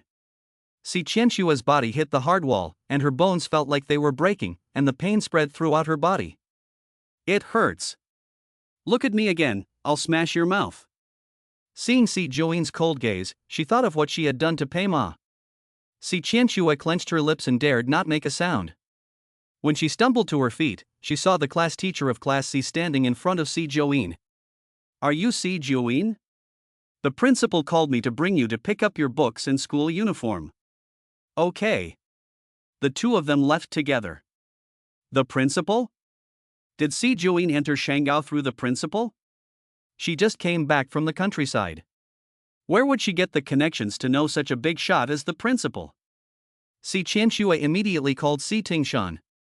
When she heard that Si Jioin had entered Shanggao, the other party was no less surprised than Si Qianxue. Dad, if you didn't call the principal, how did she get in? Could it be that she was having an affair with someone outside? When Si Tingshan heard this, he was furious. If she dares to act like she did 5 years ago, I'll beat her to death. Si Qianxue bit her lip lightly, her fingertips clenched, and a cold, disgusted smile crept into her eyes. So what if she came in? I'll find a way to get her out. Shanggao, get out of Kyoto. Si Jioin received her books and school uniform. Under the guidance of the homeroom teacher, she entered Class C. At Shanggao, all classes except for Class A are considered ordinary classes. When the homeroom teacher entered, the male students in the class were discussing heatedly how good-looking the new girl was. The next second, they saw Si Jioin behind the homeroom teacher and let out a gasp. Holy shit! What a big surprise! The new beautiful girl is actually in their class. The male students widened their eyes and their eyes glowed. The female students' eyes were also uncontrollably fixed on Si Jioin's face. Tall, thin, beautiful, white. She has all the qualities that girls admire. Just now, I heard the boys discussing her, as if they had never seen a beautiful girl before. She thought to herself, 2 eyes and a nose, how could she be beautiful? I never thought she was so beautiful. Suifei's eyes were fixed on her, and she leaned over and smiled wickedly. Aze, is she your type? Suifei leaned against the wall with his legs crossed and looked at him. Upon hearing the sound, the pair of eyes that had been fixed on Si Jioin's face were only then withdrawn with a pretense of seriousness. Not bad, I can look at it. The girl stood straight, her delicate cheeks calm and unruffled, her large eyes clear and bright, and she looked very well behaved. But she just stood there. Every move she makes exudes a sense of intimidation that keeps people away. Hello, everyone. My name is C. Joeen.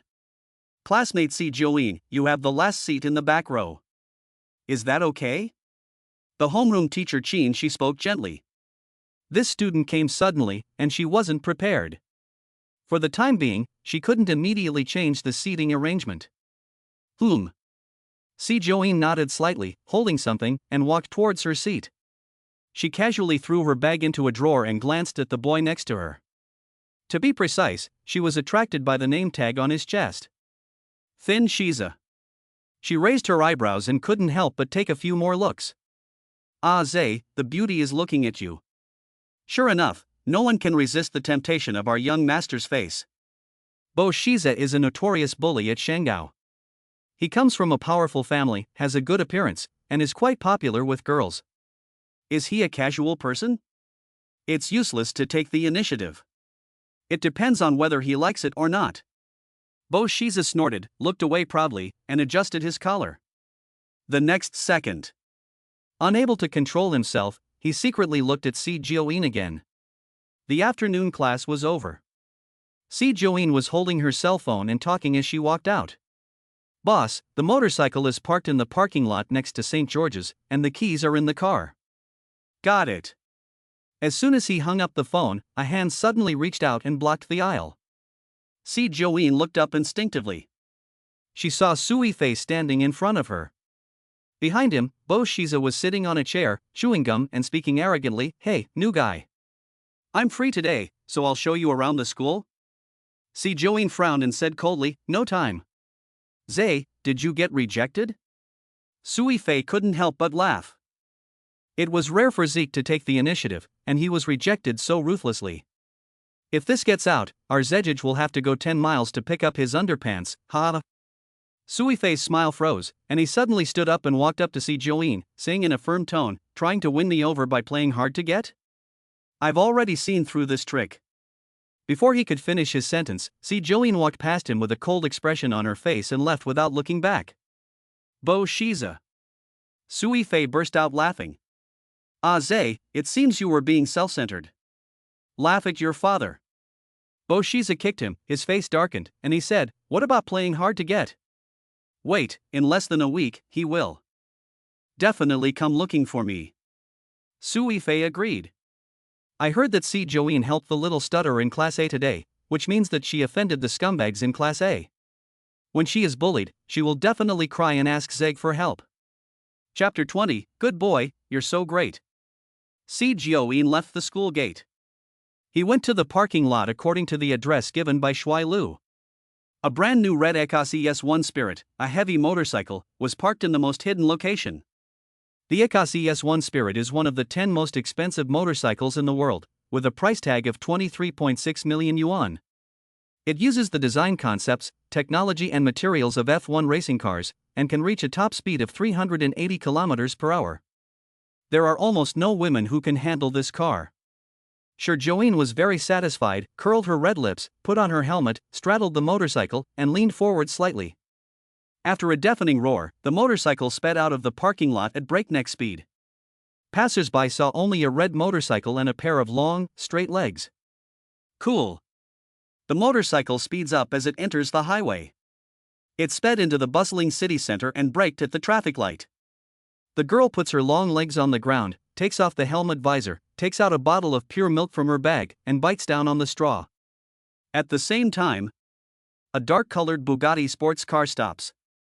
In the back seat, the man in a suit, half resting his forehead, looked lazy with cold eyebrows and eyes, and his whole body exuded a sense of elegance and cold nobility. "Mr. Bo, it looks like Miss C." Hearing the words of the man in the white, the man who was taking a nap suddenly looked up and looked out the window. He saw the girl driving a heavy motorcycle, her slender legs resting on the ground without any pressure. One hand was on the handlebars, revealing her pale wrists. She was holding a carton of milk in one hand and biting on a straw with her rosy lips. Her eyes were slightly vacant, and she looked cute and lovely. The breeze blew, ruffling the soft, black hair under the helmet, and the whole person was full of spirit. Didn't Miss C grow up in the countryside? How could she ride such a difficult two-wheeled motorcycle? I know this bike. Even professional racers can't handle it. Not to mention a girl with thin arms and legs like Miss C. Bikexian narrowed his eyes and looked at her delicate little face with a light and slow gaze, and couldn't help but smile. The little girl really surprises him time and time again. Bo Xian lowered the window and was about to call someone. The red light turned green, and Si Join retracted her feet from the pedals, slammed the accelerator, and shot out in a handsome pose. Keep up. Bo Xian whispered. Yes, Master Bo. Lai Bai opened the throttle and increased the speed, catching up. He was only 2 blocks away when Si Join lost him. Lao Bai was embarrassed and surprised. Mr. Bo, Miss C drove too fast and couldn't keep up. She accelerated in the middle of the road, and he followed suit. Later, she continued to accelerate recklessly. He wanted to die. Bak Xian's deep, dark eyes flicked slightly, and he helplessly raised his lips and returned to the old house. He knew where she lived, but was afraid that she would be abducted by someone else. 15 minutes later. The motorcycle stopped in front of a quiet laboratory. Si Join got off the motorcycle and threw her helmet to the bodyguard at the door. Miss C is here. The professor is waiting for you inside.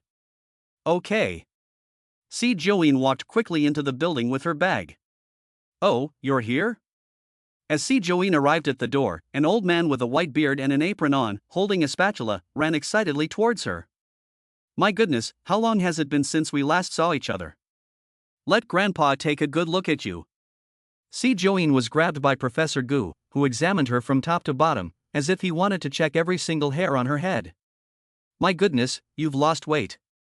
Professor Gu's eyes narrowed, and he pointed at the door and shouted angrily, Is it your father who treats you badly? If he dares to bully you, I'll come over and beat him up for you. Or you can move out and I'll support you and pay for your education, and I'll prepare a dowry for you later. Si Join's eyes trembled slightly and she smiled faintly. That's too far. Professor Gu met Si Join when he was doing research in Shuishi village. Many of his achievements in physics are due to Si Join. Professor Gu felt that the child was talented and wanted to bring her back to the city to study many times, but she refused. Now that she's back in Kyoto, he couldn't wait to call her over. I'm fine. Si Join's lips curled slightly, looking at the shovel in Professor Gu's hand and whispering, Are you cooking? Yes. Professor Gu was over 70 years old, and his memory is not very good. Come on, let's eat first. Si Join let Professor Gu pull her to the dining table and sit down.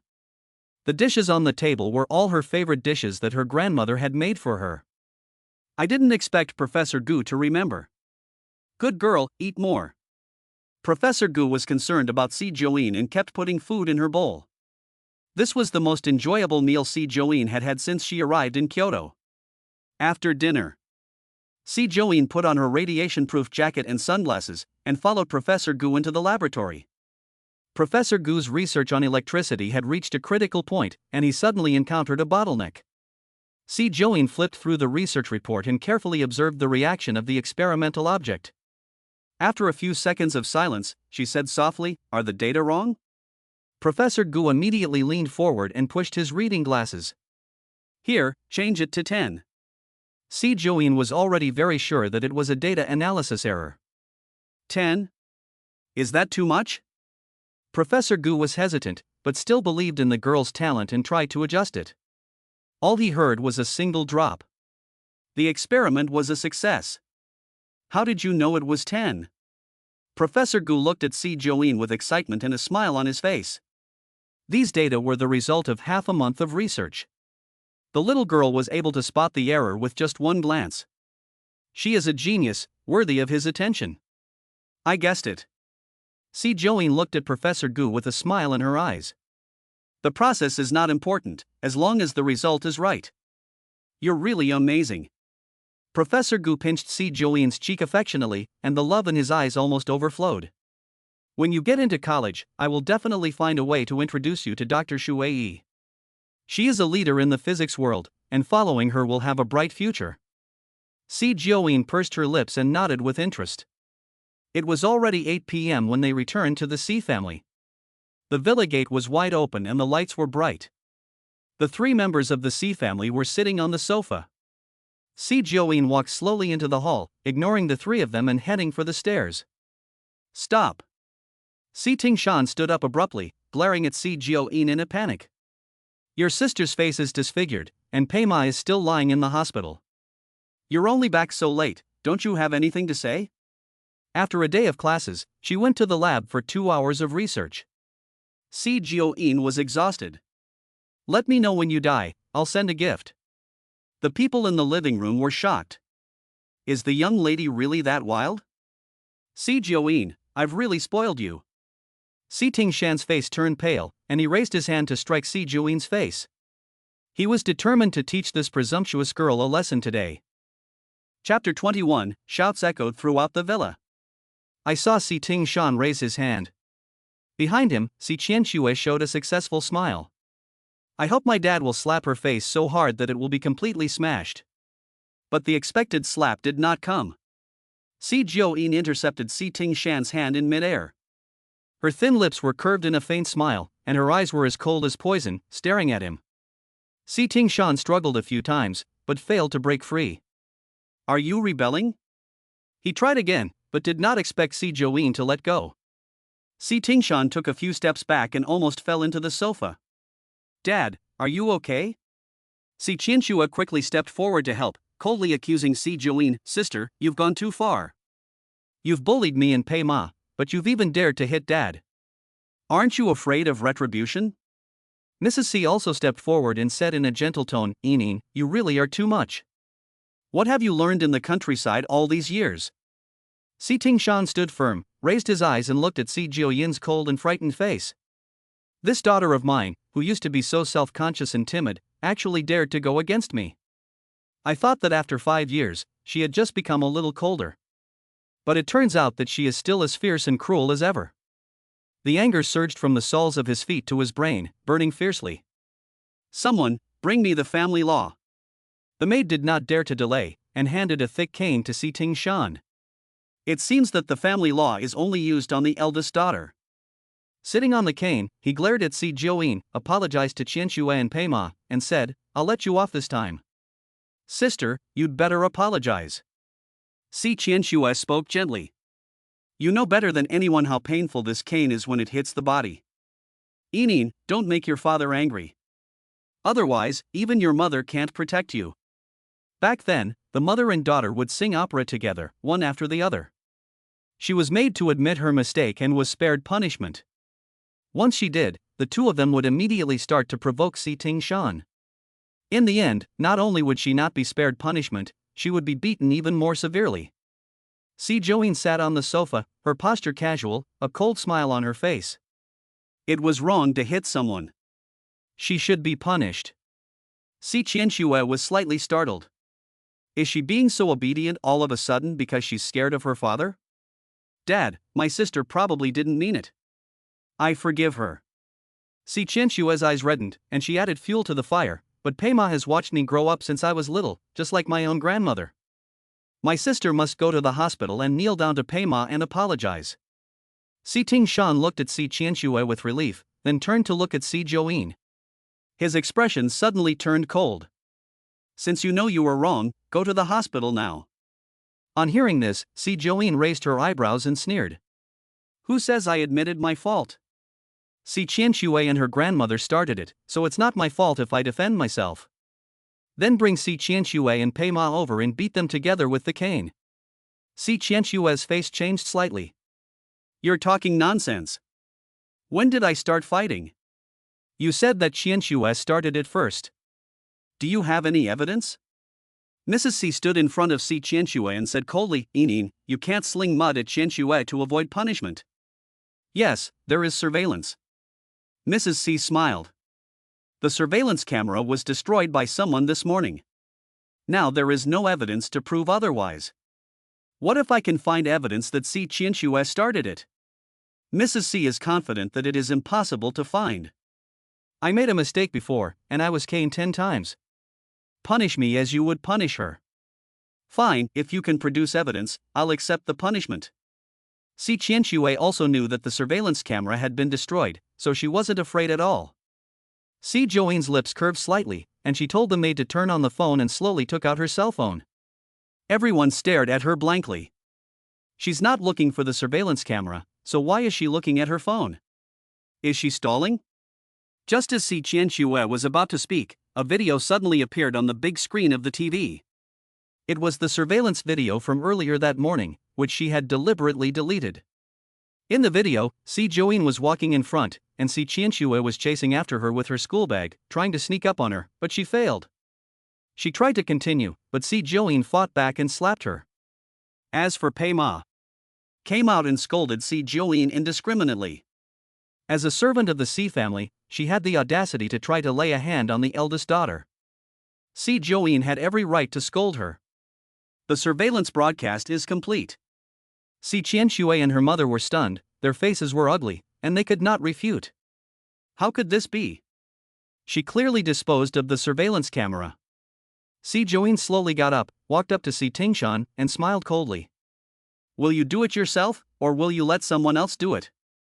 Si Tingshan frowned, looked at Si Qianxue, whose eyes were red, and immediately softened. Dad, I didn't mean to. Qianxue said it wasn't intentional, and besides, you didn't suffer any harm. For the sake of your father, forgive her this time. Si Qianxue made a mistake, so she can be forgiven. She should be beaten for her mistake. How can they get away with everything? You can't bring yourself to do it? Si Joanne ignored Si Tingshan's request and took the cane, looking at the maids. The maids were scared and lowered their heads.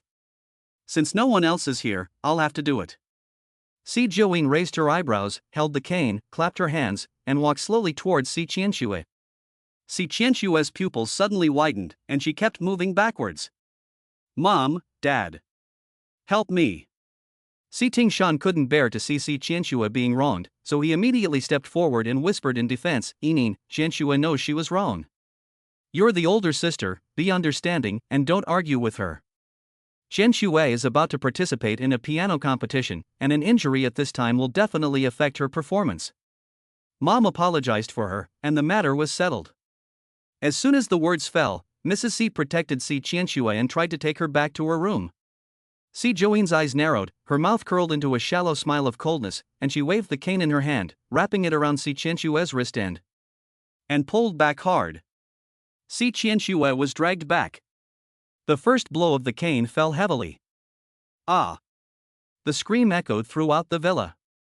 Before she participated in the piano competition, she was beaten all over her body for a small mistake.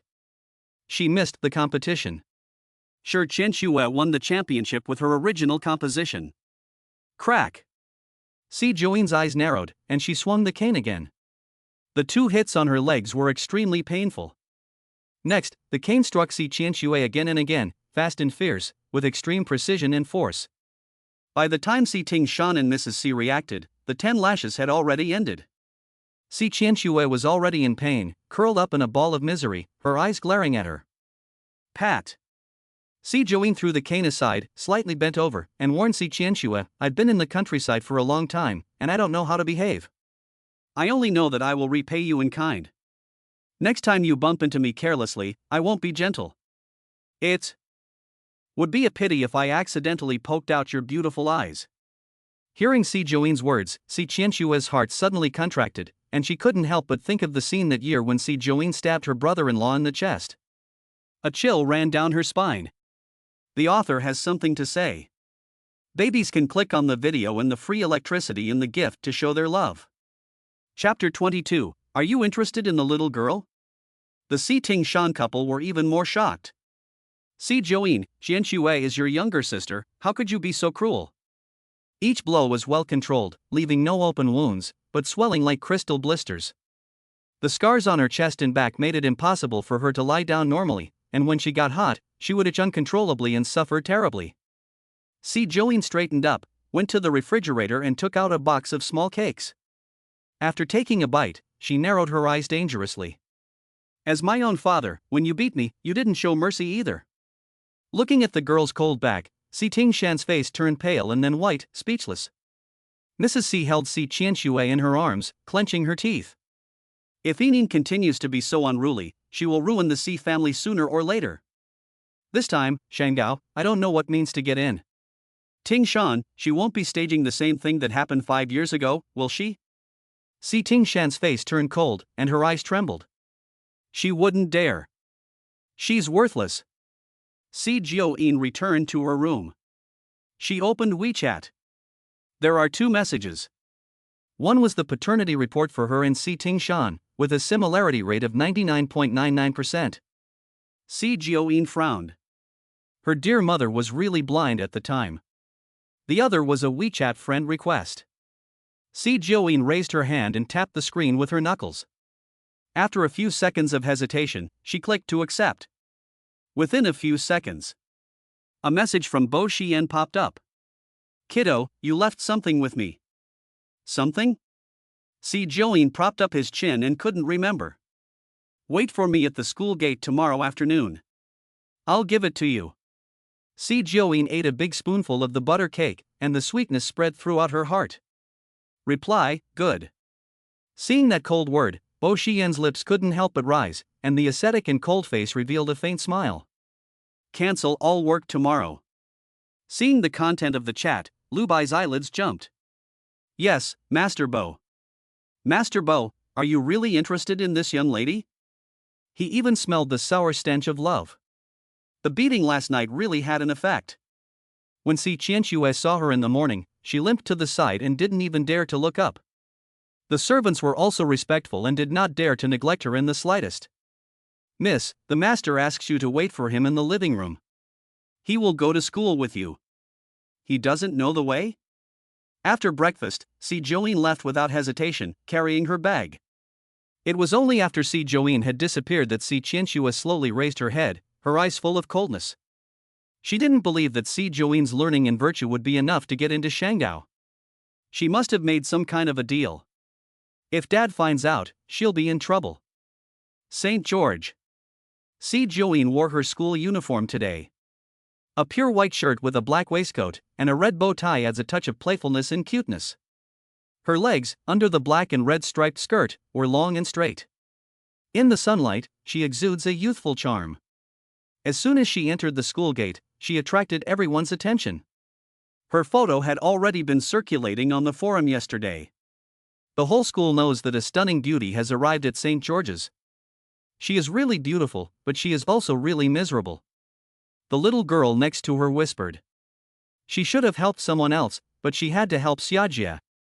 Now she's made enemies with the people in Class A, and she'll either die or lose half her life. Stay away from her and don't get involved. Hearing these words, Si Jio-in just shrugged and continued walking towards the teaching building. She had just arrived downstairs. A figure suddenly sneaked out from behind the tree. Jio-in. Si Jio-in stopped and looked up at Song Chi-chi, who was smiling. It's the same outfit as yesterday. It looks old, but it's very clean. This is for you. Song Chi-chi hurriedly took out 2 steaming buns from her bag and stuffed them into Si Jio-in's arms. Her cheeks were flushed. My grandmother made them. I hope you don't mind. She went back and looked for a long time, but couldn't find anything valuable.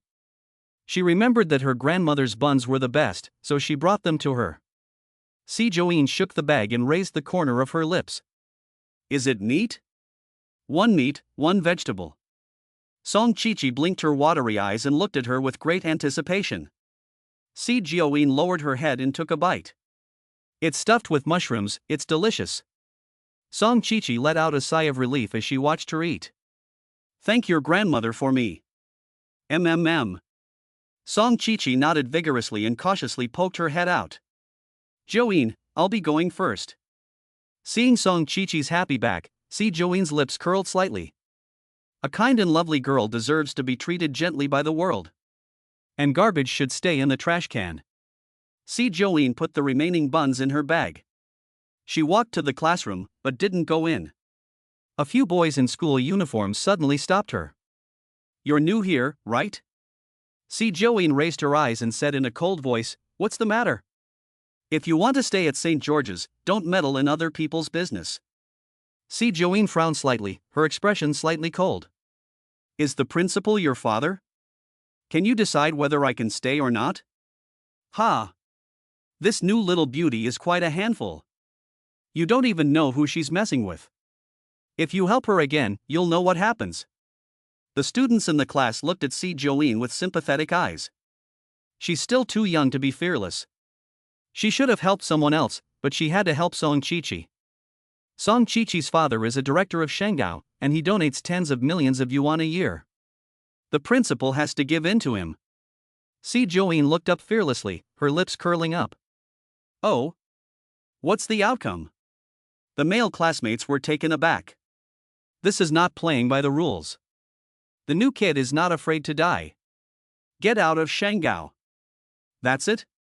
Si Join was amused, and let out a cold laugh. I thought it would cost me my life. Male student? So arrogant. You won't cry until you see the coffin. Okay, you just wait. The boy's face turned cold and he threatened viciously. I'll be waiting for you in the classroom, rain or shine. Get out of my way, you little shit. How dare you scold me? You want to die? The boy's eyes suddenly turned cold, he rolled up his school uniform sleeves, clenched his fists, and walked towards Si Join. Si Join stood still, her eyes cold and narrow, a pebble clenched between her fingers. Just as he was about to attack, the male student was suddenly kicked away. You want to die? You come to the door of Class C to make trouble?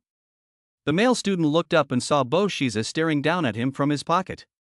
Sui Fei withdrew his leg and spoke coldly. At St. George's, Bo Shiza is the real bully no one dares to provoke. Get lost. The male student immediately got up and ran away like he was running for his life. Bo Shiza withdrew his gaze and looked up at Si Join. The girl was dressed in her school uniform, her lips slightly pursed, standing there motionless, as neat and clean as a doll. Was she scared? Or was she just shocked by his heroic rescue? Stared at by Si Join, Bo Shiza's narrow black eyes deepened slightly, his heart pounding, and he felt inexplicably guilty. What are you looking at? I have no interest in you, so don't get any crazy ideas. Si Join. Chapter 23, You're blushing. You're still looking. Bok Sadek's sense of guilt grew stronger and stronger. He felt that Si Join didn't seem to see his face, but Bo Shiza looked down and looked at his chest. He has a great body. Women like this kind of thing. They don't say it, but it shows in their eyes. She was so indifferent to him before, but now she can't stand it anymore? In the end, Si Join looked away from the name Bo Shiza. She gave a slight smile and, without further explanation, walked towards her seat. This sudden smile made Bo Shiza's body tremble slightly, and his heart felt as if it had been lightly struck by a heavy hammer, tingling. What did she mean by that smile? Sui Fei walked up and glanced at Bo Shiza's face. His pupils suddenly dilated. Ah Zay, are you blushing? Bo Shiza suddenly snapped back to reality, touched his hot cheeks, and looked like an innocent little boy whose secret had been revealed. Bullshit, I'm hot. Oh. Sui Fei trailed off, staring at Si Join, smiling meaningfully. You don't say, this newcomer is not only good looking, but also quite a character. If you really have no interest in her, then What are you talking about? Eat shit. Bo Shiza's eyes suddenly turned cold, and his sharp gaze was cast over. He didn't say a word, but his gaze was lethal. Sui Fei smiled and looked through his brother's little mind, but he was wise enough not to expose it. But Zizai, I heard that this Si Join is a troubled girl. Problem girl? Bo Shiza looked at him and said impatiently, if you have something to say, spit it out. I heard she just came back from the countryside, a remote little mountain village. Sui Fei explained slowly. It is also said that she had poor grades since she was young and was always getting into trouble. I don't know who helped her get into St. George's. Troublemaking? Bo Shiza looked up. He saw Si Join sitting in the last row, holding a steamed bun in her hand that was almost as big as her face, and eating it with relish. Looking at her, he felt inexplicably fierce. With her weak and fragile physique, what could she possibly cause trouble? The rumor that Si Join was a problem student was spread by someone on the school forum. The fact that a problem student could enter St. George's caused quite a stir among the students. After all, a pretty girl is most likely to cause misunderstandings. Later, someone else commented, saying that Si Join's father was the president of the C group. Si Qianxue is very famous at Shanghai and even in Kyoto. She is recognized as an all-around talented girl and is very popular. Everyone knows that the Si family has only one daughter, that is, Si Qianxue. Now there are rumors that Si Join is related to the Si family. Some people are saying that she might be an illegitimate daughter of the Si family. An illegitimate daughter raised in the countryside? That wouldn't be surprising. Compared to the two sisters, one is in heaven and the other is on earth. Faced with such outstanding sisters, Si Join is not at all ashamed or embarrassed? All morning, the students in her class secretly sized up Si Join. She daydreams in class, sleeps in class, and doesn't communicate with anyone. She didn't look like a student at all. She wanted to be in class before, but now. No wonder Zhang Jingsu was so angry that he stormed out of the door. With her bad reputation and the trouble she caused with the son of the rich family in Class A, she didn't know how long she would be able to stay at Shanghai. The bell rang at the end of the class. The students in the class went to eat noisily, and no one paid any attention to Si Join. It was obvious that she was being isolated. Si Join closed her book and took her cell phone, then walked towards the school gate. She had only taken a few steps. She saw a crowd of people standing not far from the entrance to the cafeteria. Looking up, she saw Si Qianxue, surrounded by a group of students, holding a book in her arms and smiling warmly as she accepted everyone's praise and envy. Since entering the school, Si Qianxue has been the most beautiful girl in Shanghai.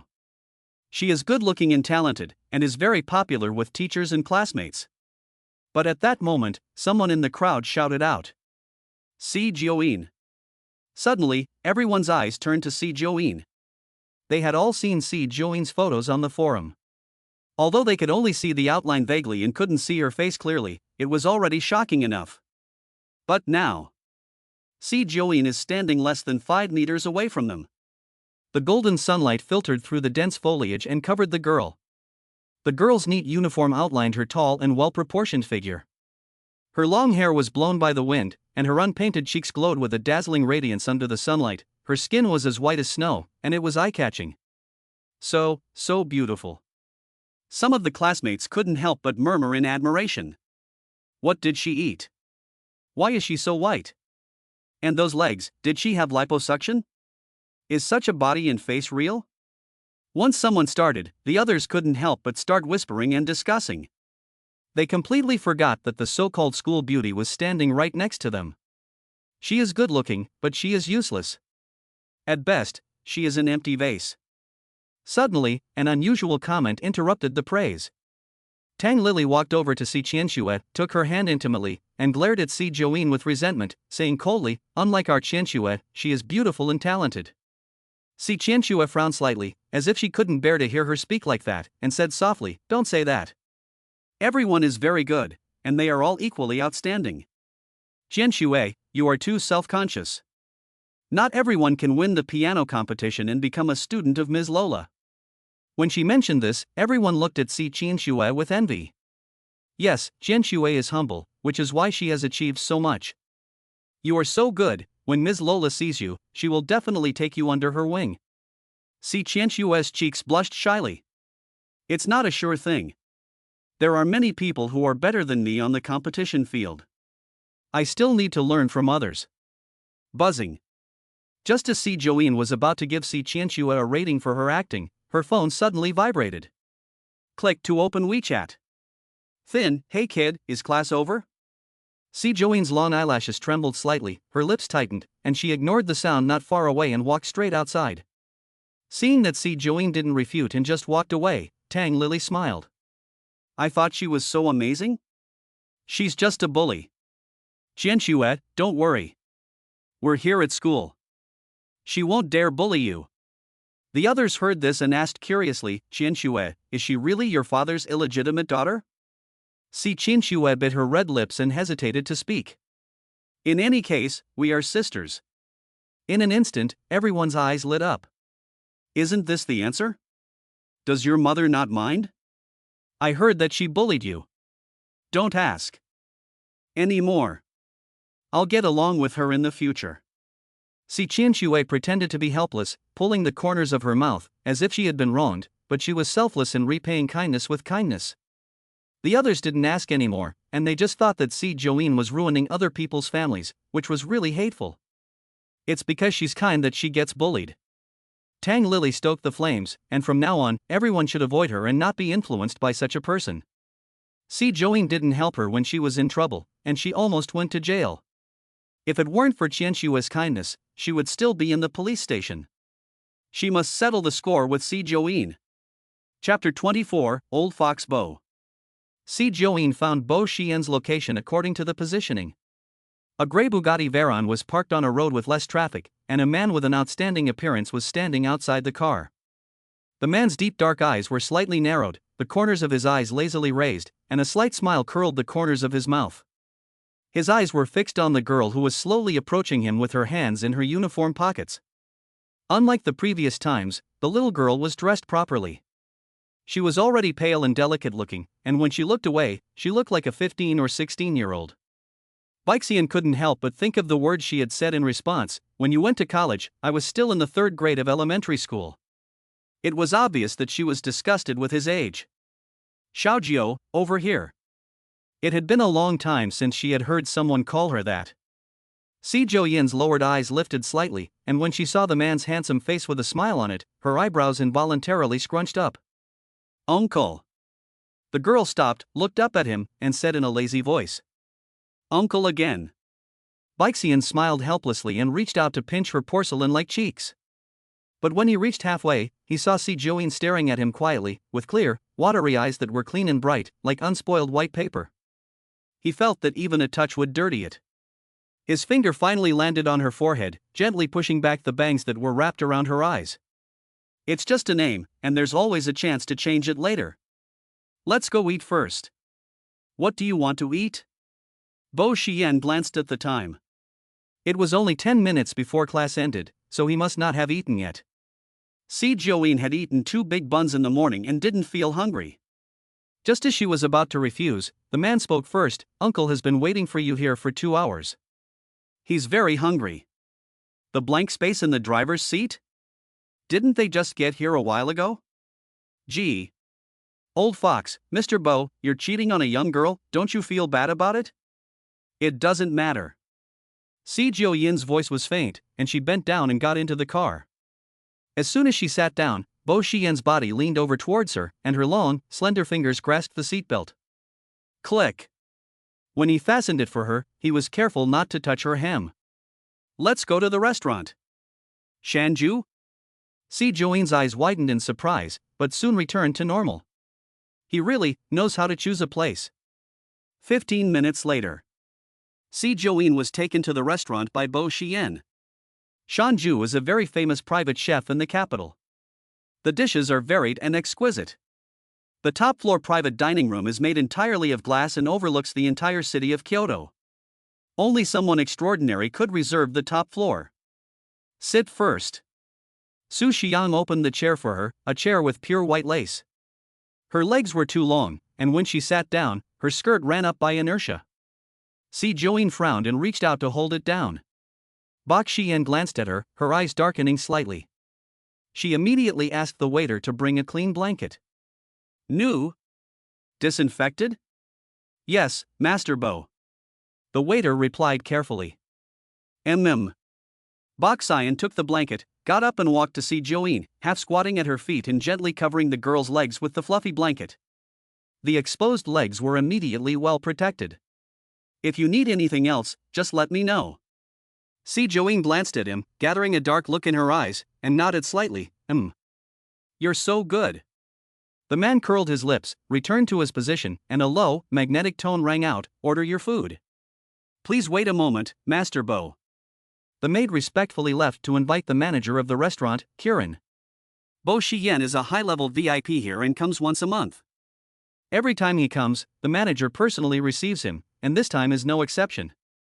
A few minutes later. An Italian man in a black tuxedo and white gloves appeared on the top floor with a thick diamond crystal cookbook in his hands. "Mr. Bo, long time no see." Cullen slightly bowed and greeted him respectfully. "Let the young lady on the other side order first." "Okay." Cullen turned around with the cookbook in his hand, and his smile froze when he saw the extremely familiar face. This is not. See, Joeen put down her cup and, in response to Kieran's shocked expression, said slowly, "This is my first time here, I haven't eaten here before." "Master Bo, you order." "Never been here before? Are you sure you've never been here before?" Cullen asked carefully, looking at See Joeen again. "In the world, are there two people who look exactly the same and have the same voice and movements?" No. Even if he hadn't seen his boss in 3 months, he wouldn't have mistaken him for someone else. Besides, not everyone can have his boss's face. See Joeen pushed the recipe back, crossed her fingers and propped her chin on her hands, her lips curling into a smile. "I said no, and that's it." Kieran understood and passed the recipe to Bo Shien. As he flipped through the recipe, his eyes unconsciously drifted to the girl across from him, whose delicate little face was bright and charming. No one calls him uncle, mocking him for being old. In front of outsiders, call him Master Bo, to spare his feelings. The little girl is really sensible. Steamed yellow fish with loofah, stewed sea cucumber with black fungus, steamed pork ribs, and another order of chiffon cake. At the sound of the voice, Kieran couldn't help but secretly glance at See Joeen. What is the relationship between the boss and Mr. Bo? She had never mentioned it before, and the two had never been together, but Mr. Bo actually knew the boss's tastes. All the dishes were her favorites. "Mr. Bo, miss. Please wait a moment." Kieran took the menu and quickly fled. Before long, the dishes were served one after the other. "There's no need for waiters here. You can go now." "Yes."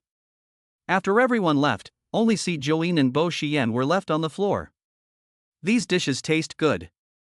Try them." Bo Shien poured her a bowl of soup and used the serving chopsticks to put some food on her plate.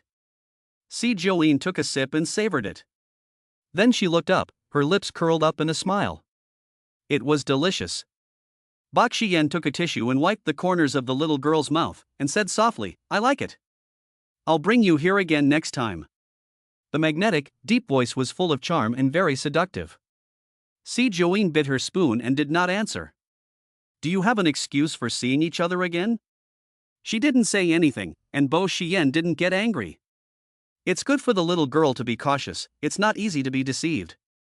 Lai Bai left early. After lunch, Bo Shien personally escorted See Joeen back to school. On the way back, his phone suddenly rang. "Kid, answer it for me." See Joeen was editing a text message. "Today, don't see me. Mr. Bo's account, no discount." The message was sent successfully. She picked up Bo Shien's phone. "It's your grandma. Just put it on speakerphone." Bo Shien looked at her tenderly and said with a smile. Although See Joeen felt it was inappropriate, she still did it. "Grandma, I just finished eating." "What's wrong?" As soon as Bo Shien's respectful voice had finished, the old lady on the other end began to scold. "Eat? At your age, you still eat?" See Joeen froze. "Why didn't you go to the arranged blind date?" The old lady had recovered well and was full of energy. "Bo Shien, you're almost 30. Trying to make me angry, aren't you?" "Grandma, I'm busy." Bo Shien listened quietly to the lecture, his eyes falling on See Joeen's blank-side face, and his lips curled slightly. "Besides, your grandson is a bit old, but he's not bad in other aspects, and there will be girls who like him." Chapter 25. Who wouldn't be afraid of this young master of the Bo family? "Can a young girl like you?" The old lady scolded without mercy, not knowing at all how famous her grandson was in the capital and how much he was sought after by young girls. The red light just happened to come on, and the sports car stopped. Bo Shien took a bottle of pure milk from the drawer, thoughtfully inserted a straw, and handed it to See Joeen. The young girl, who was concentrating on her phone, turned her head unconsciously. She inadvertently met the man's dark and deep eyes, and her eyelashes trembled slightly. She was only distracted for 2 seconds, and then she took the bottle and drank the milk. "Grandma, don't worry." Bo Shien rested his fingertips on the passenger seat, his eyes fixed on the obedient little girl, and a seductive curve formed at the corner of his lips. "Why wouldn't I worry?" The old lady's voice was a little more stern, as if she had remembered something. She suddenly felt short of breath and asked carefully, "Shien, is it true that you like men?" Cough. Hearing the old lady's words, See Joeen couldn't help but take a big sip of milk, choking her throat. Don't move. Bao Xian frowned slightly, picked up a tissue, and wiped the milk stains on her clothes. Grandma, I have to go. Then she hung up the phone.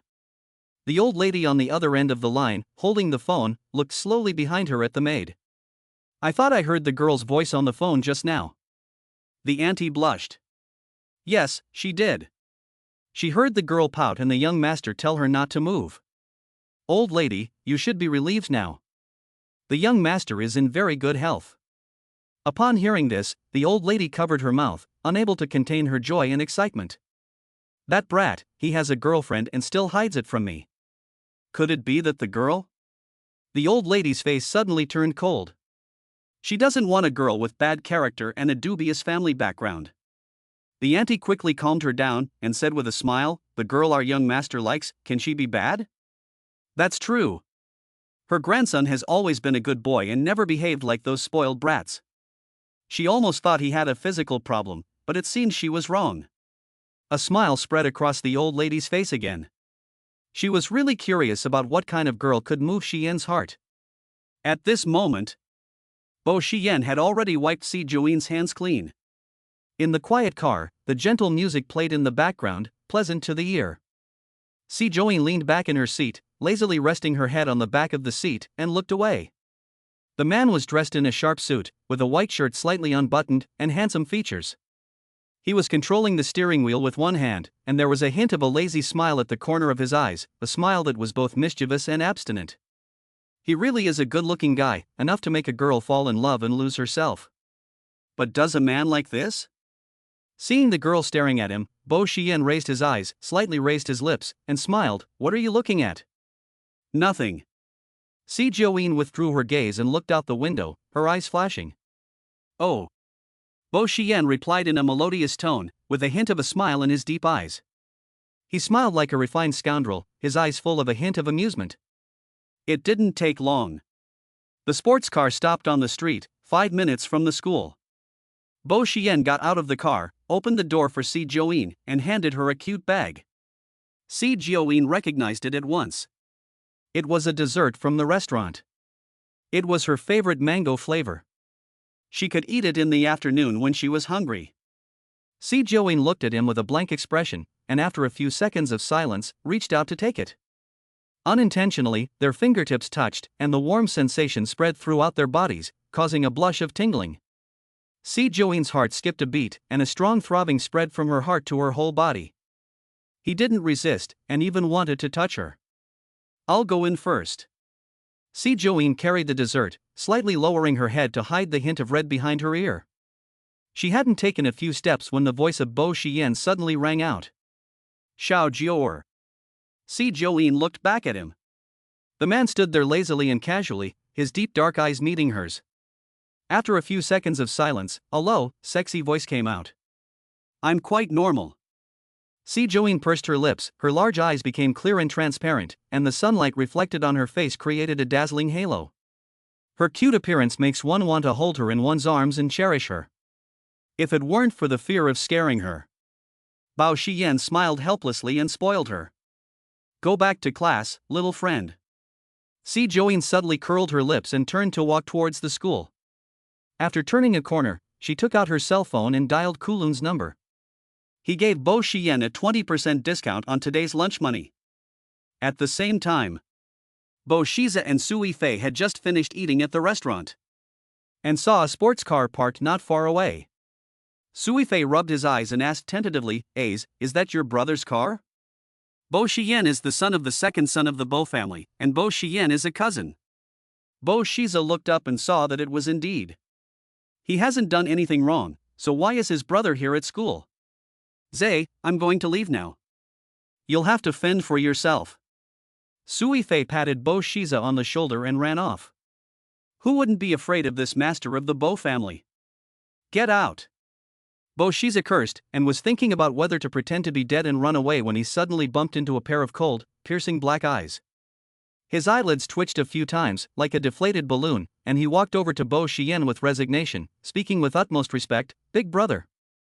Standing next to his sports car, Bo Xian looked down at Bo Shiza, who was much shorter than him, and said in a low voice, Grandma wants to see you. Go home early after class. Is that all? He thought he had done something wrong and was going to be beaten up. Bo Xian didn't say anything else, and turned to get into the car. He fastened his seatbelt, started the engine and was about to leave when his phone suddenly vibrated. The phone display read, "Little friend." Little Nine? The man's cold and stern face suddenly turned into a smile, and his voice was hoarse and seductive. You haven't returned what I lost. Si Jioin said calmly. Isn't the purpose of finding her to return something? Have you eaten? Where is it? Baxian turned around and saw a bag lying quietly on the back seat sofa, with a black cap inside. It was the one I picked up at the bar that day. The man rested his wrist on the window and raised the corner of his mouth slightly, his voice muffled. Uncle is old and has a bad memory. I forgot to give it to Little Nine. Next time, I'll bring it to you next time, okay? Next time? Si Jioin pursed her lips and her thin, delicate eyelashes fluttered. Next time, before coming over, Uncle will remember to take a brain supplement. Ha! In his weak laughter, there was a hint of affection. Okay, I'll listen to you. Si Jioin pressed down on her racing heartbeat and hung up the phone. She glanced at the cake in her arms and felt better. From the door to the classroom. Along the way, she was met with strange and curious stares from the students. The truth that Si Jioin is a love child has already spread throughout the school. Si Jioin's mouth curled into a sneer of contempt, and she ignored the gossip for the time being, walking slowly over. Back in the classroom, she hooked her chair under her long legs and sat down casually. When she reached into her bag, she suddenly felt something long, cold, slimy, and squirming. Chapter 26. It doesn't bite, it just bites trash. Guessing what it was, Si Jioin raised her eyebrows slightly and slowly took it out of her bag. A small snake about a meter long, covered in indigo blue, with orange-red coloring on its neck and chin, was wriggling about. It's a snake. Ah! The students in the class screamed in fright, instinctively backing away from Si Jioin. How could there be a snake? On the first day of class, she was targeted? The days ahead for Si Jioin were going to be difficult. Everyone's thoughts were in a whirl, and they watched carefully, wondering if Si Jioin would faint from the shock. But who knew? The girl not only calmly sat in her seat, but also played with the terrifying indigo snake in her hand with interest. Although the indigo snake is not poisonous, it has a ferocious look, and no one, not even the boys, would dare to approach it. Oh my god, is Si Jioin scared silly? That's a snake. She. Mom, I'm getting goosebumps. Why isn't she scared? She's even enjoying herself. Ah, the snake is sticking out its tongue at her. Si Jioin frowned, lightly tapped the head of the indigo snake with her finger, and said in a tone of impatience, "Behave yourself." The indigo snake seemed frightened and immediately obediently retracted its neck and formed a circle around Si Jioin's hand. Everyone. If they hadn't seen it with their own eyes, they would have thought that such a well-behaved snake was a plastic one. Just as the classmates were in a state of shock, there was a sudden thumping at the door. Jioin. Jioin looked up slightly and saw Song Qiqi standing at the door, holding her stomach and panting, shouting at her, Don't touch the box, there are snakes." Song Qiqi didn't finish her sentence before she saw the snake already in Jioin's hand. Her eyes widened and she covered her mouth in fear. Jioin.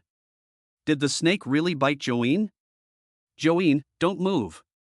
Song Qiqi was so scared that she trembled all over. She walked forward with a stiff back, but when she was 2 meters away from Si Jioin, she stopped in fear and trembled even more.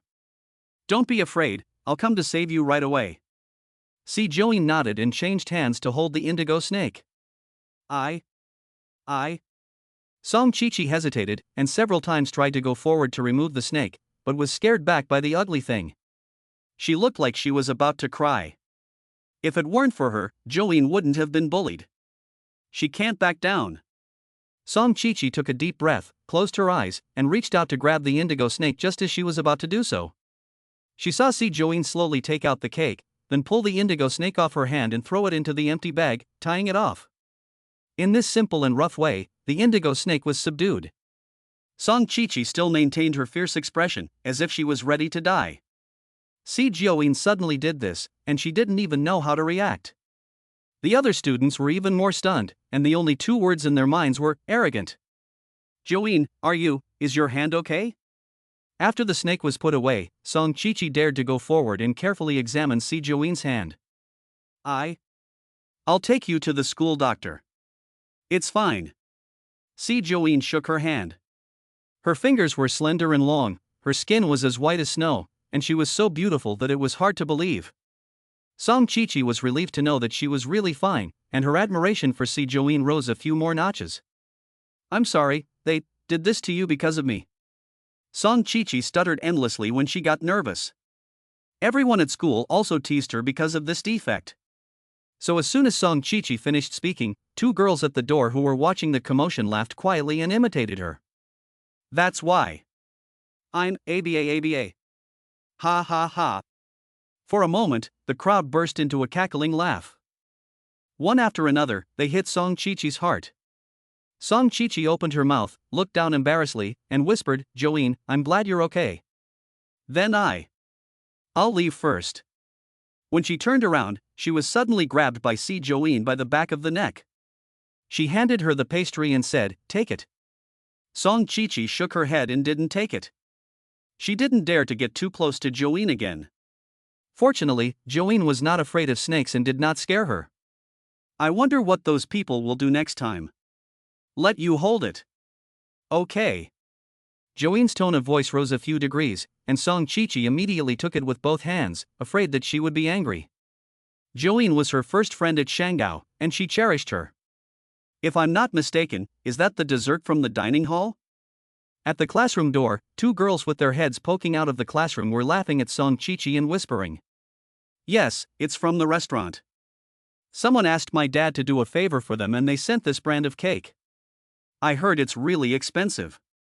This little piece costs 9,998. It's ridiculous that a poor country girl like Joeen can afford such expensive cakes. I heard that the Si family originally planned to send her to number 9 middle school. She found a connection on her own and used some unknown means to get Shanghao to accept her. A problem student who easily got into St. George's and casually gave away a 9,998 cake, it seems like the connections she made were not simple. The two female classmates exchanged glances. Although they didn't say it outright, smart people understood at once.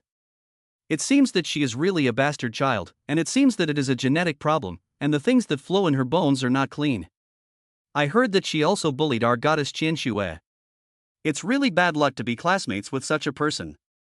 The girls whispered, and then shouted, Si Joeen, get out of Shanghao. Si Joeen heard what they said, but only lightly pulled her lips, bent down, picked up the bag on the ground, and dangled it at her fingertips. Song Chi-chi was scared of this soft thing and hid to the side. Joeen, put it down quickly, be careful, it bites. Si Joeen smiled lightly. It doesn't bite people, it only bites trash. Ha! Song Chi-chi didn't react. She saw Si Joeen flick her finger, and the bag flew into the trash can. She then calmly clapped her hands. The crowd didn't see through what she was trying to do. At that moment, the indigo snake crawled out of the bag and crawled to the door at a very fast speed. Ah! The entire classroom was in an uproar, and everyone jumped up on their chairs. The two girls at the door, seeing the snake crawling towards them, were so scared that they started to run. But they were so excited that their heads collided with each other and they fell to the ground. They were laughing so hard that they couldn't run at all. The indigo snake instantly wrapped itself around the girl's feet, opened its mouth, and its sharp teeth sank deep into her calf. Ah, it hurts. Help, help. The other girl, frightened by this scene, immediately fainted. Asterisk. Today's update is over. Please give it a 5-star rating. Chapter 27, The Ninetone, Who Was Fierce and Fierce. The hallway and classroom were in chaos. The security guard arrived and caught the indigo snake, and the scene gradually calmed down. The students who fainted were taken to the school doctor in an emergency. The student who was bitten was treated on the spot. Wang Wei, don't be afraid, the teacher is here. A middle-aged man wearing gold-rimmed glasses and a slight bald patch on his head came running. He was wearing a loose black and white striped shirt, with the hem tucked into his wrinkled trousers, and he was pot-bellied.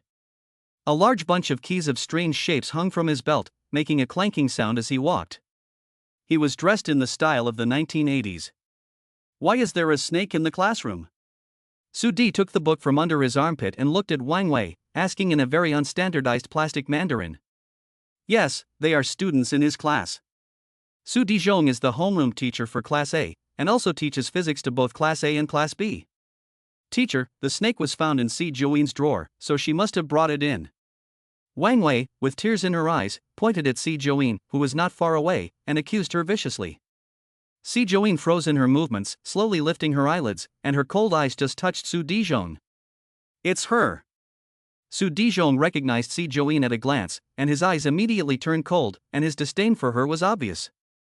That worthless, low-level student who got in on connections. Unexpectedly, she was really retained by the principal. A rat dropping in the soup spoils the whole pot. No, it's not true. Snake didn't bring Join here. Song Chi-chi immediately stepped forward and looked at Su Dijong, anxiously defending Si Join. She was in the cafeteria when she suddenly heard someone say that they were going to give Join a big present. After listening carefully, she realized that they were planning to scare Join with a snake. Who else could it be? Wang Wei interrupted Song Chi-chi and continued with bloodshot eyes, Teacher Su, everyone at the scene can testify. Si Join was not afraid at all, and she even played with the snake for a long time. She grew up in the countryside and often dealt with these things. She must have brought it. Hearing Wang Wei's slander, Song Chi-chi was so angry that her cheeks turned red. Teacher Su, it was someone else who put. That's enough. Seeing Song Chi-chi stammering, Su Dijong interrupted impatiently. I thought you were just lazy, but I didn't think you would be so bad as to fool around with people of dubious character. Song Chi-chi won first place in the national physics competition and entered Shanghai. But after entering Class A, she always ranked low in physics exams. As a result, Su Dijong had a lot of opinions about her, thinking that she was a student who didn't work hard and wasn't motivated.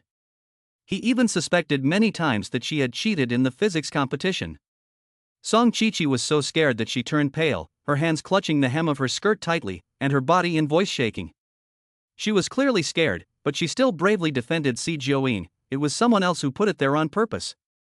It had nothing to do with Join. Deliberately? She had just come in, and she didn't know anyone. Why would someone deliberately put a snake in her drawer? Su Dijong snorted, and although he was asking, his tone already determined that it was Si Join who brought the snake into the school. She's from the countryside, doesn't study hard, and instead brings all this nonsense to school. If such a student continues to stay at St. George's, her bad habits will definitely harm other students. Su Dijong's words instantly drained the color from Song Chi-chi's face. It was because Join helped her that she was bullied by those people. There were so many people who hated her that she couldn't determine which one of them had done it in such a short time. You have time to worry about other people's business, go back and write more exam papers, and try not to drag the class down in this exam. Song Chi-chi's explanation was interrupted again. She didn't know how to explain it so that everyone would believe her. Sigh. It was her who was sorry to Join. Song Chi-chi bit her lip in frustration, allowing the tears to roll around in her eyes. Seeing the tears on her round little face, she had the illusion of seeing the former Si Join. She was also helpless, and no one believed her. Si Join patted her on the shoulder and smiled faintly. It's nothing. Nothing? As soon as she heard Si Join's words, Su Dijong's anger flared up. You brought a snake into the school, bit a classmate, and disrupted the class. Such a serious incident, I will report to the Academic Affairs Office and expel you. He didn't want to let this trash like Si Join in, and now that he had the chance, of course he would take the opportunity to get her out of Shanghai. Expelled? Hearing Su Dijong's words, the students around him were stunned.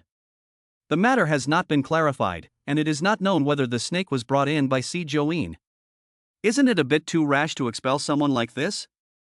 However, Su Dijong is a person who hates like a sworn enemy, relying on his seniority and having brought several top students. The school leaders have to give him some face, and it is not the first time that he has taken a feather as a warrant in the school. He can get anyone to leave if he wants to. Pack up your things and leave immediately.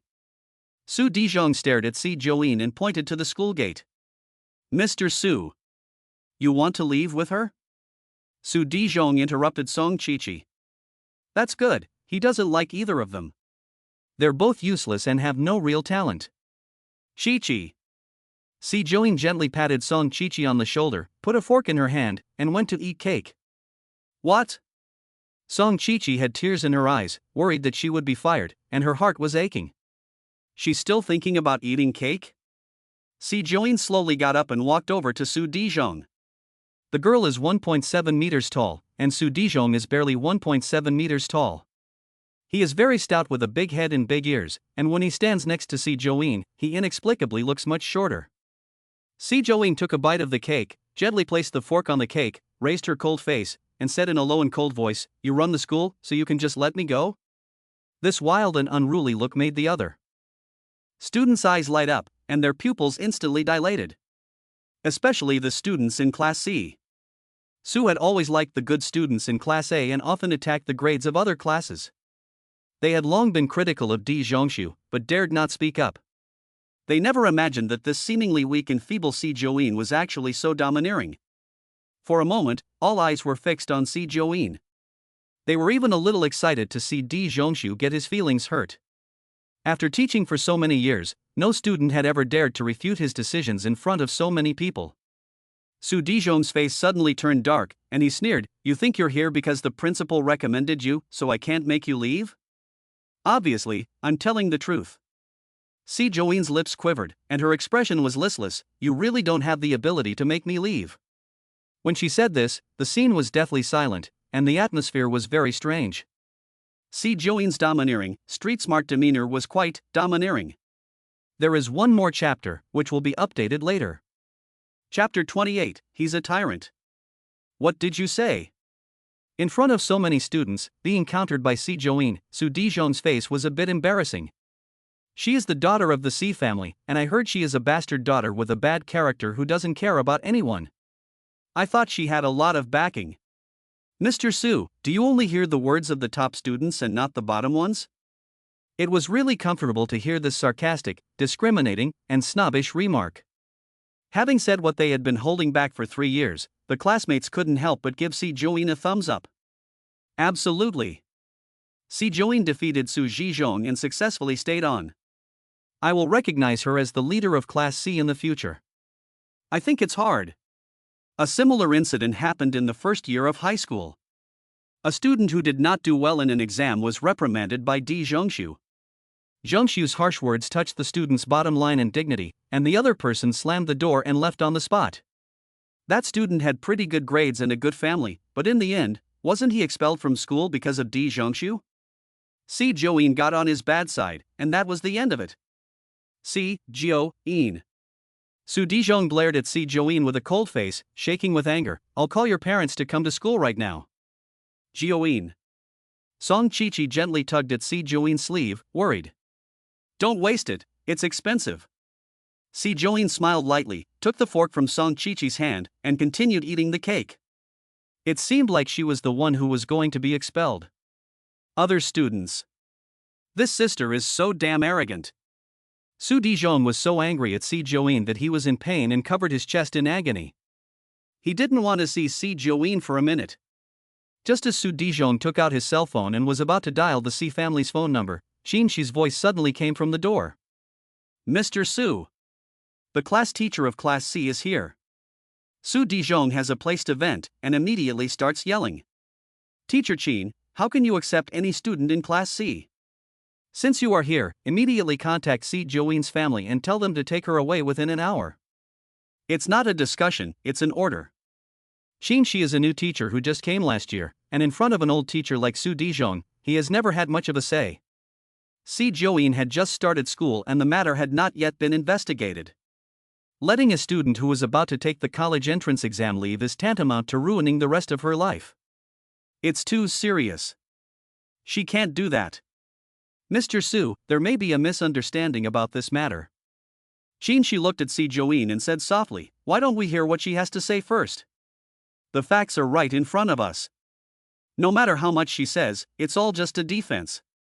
Su Dijong glared at Shinxi, coldly saying, "She's from a remote mountain village, so her education level is not to be mentioned. I heard that she has bad behavior and causes trouble everywhere. You're not worried about putting such a problem student in your class? Aren't you afraid that she'll corrupt the entire class? If she dares to bring a snake into school today, she will bring a gun tomorrow. Su Dijon's words became more and more exaggerated, as if he wanted to describe Si Join as a person who had committed the 10 worst crimes, so that she would immediately expel her. She has bad behavior and causes trouble. The classmates couldn't help but sigh. I thought she was a pretty sheep, but I didn't expect her to be such a tyrant. Hearing this, Shi's face turned pale, and she turned around and looked at Si Join. She saw the girl standing quietly on the side, her black uniform contrasting with her fair skin, her eyebrows and eyes tinged with a hint of coldness, and she looked very obedient without saying a word. She had seen Si Join's file before and knew about her past. It was not easy to survive in that remote area without family supervision. Since she is here, she should be given a chance. Seeing Shi looking at her, Si Join's beautiful eyebrows and eyes lifted slightly, and she met the other person's gaze without fear. Song Chi was also very nervous, afraid that Join's homeroom teacher would also make Join leave. Just when everyone was nervous, she suddenly spoke. What is going on here? At least give him a chance to explain. If she is wrong, then punish her. If she is right, then she is not being wronged. Upon hearing this, Si Join's clear eyes deepened, and her mouth gently curled up. Only if someone believes it, is there a need to explain. Otherwise, it would be a waste of breath.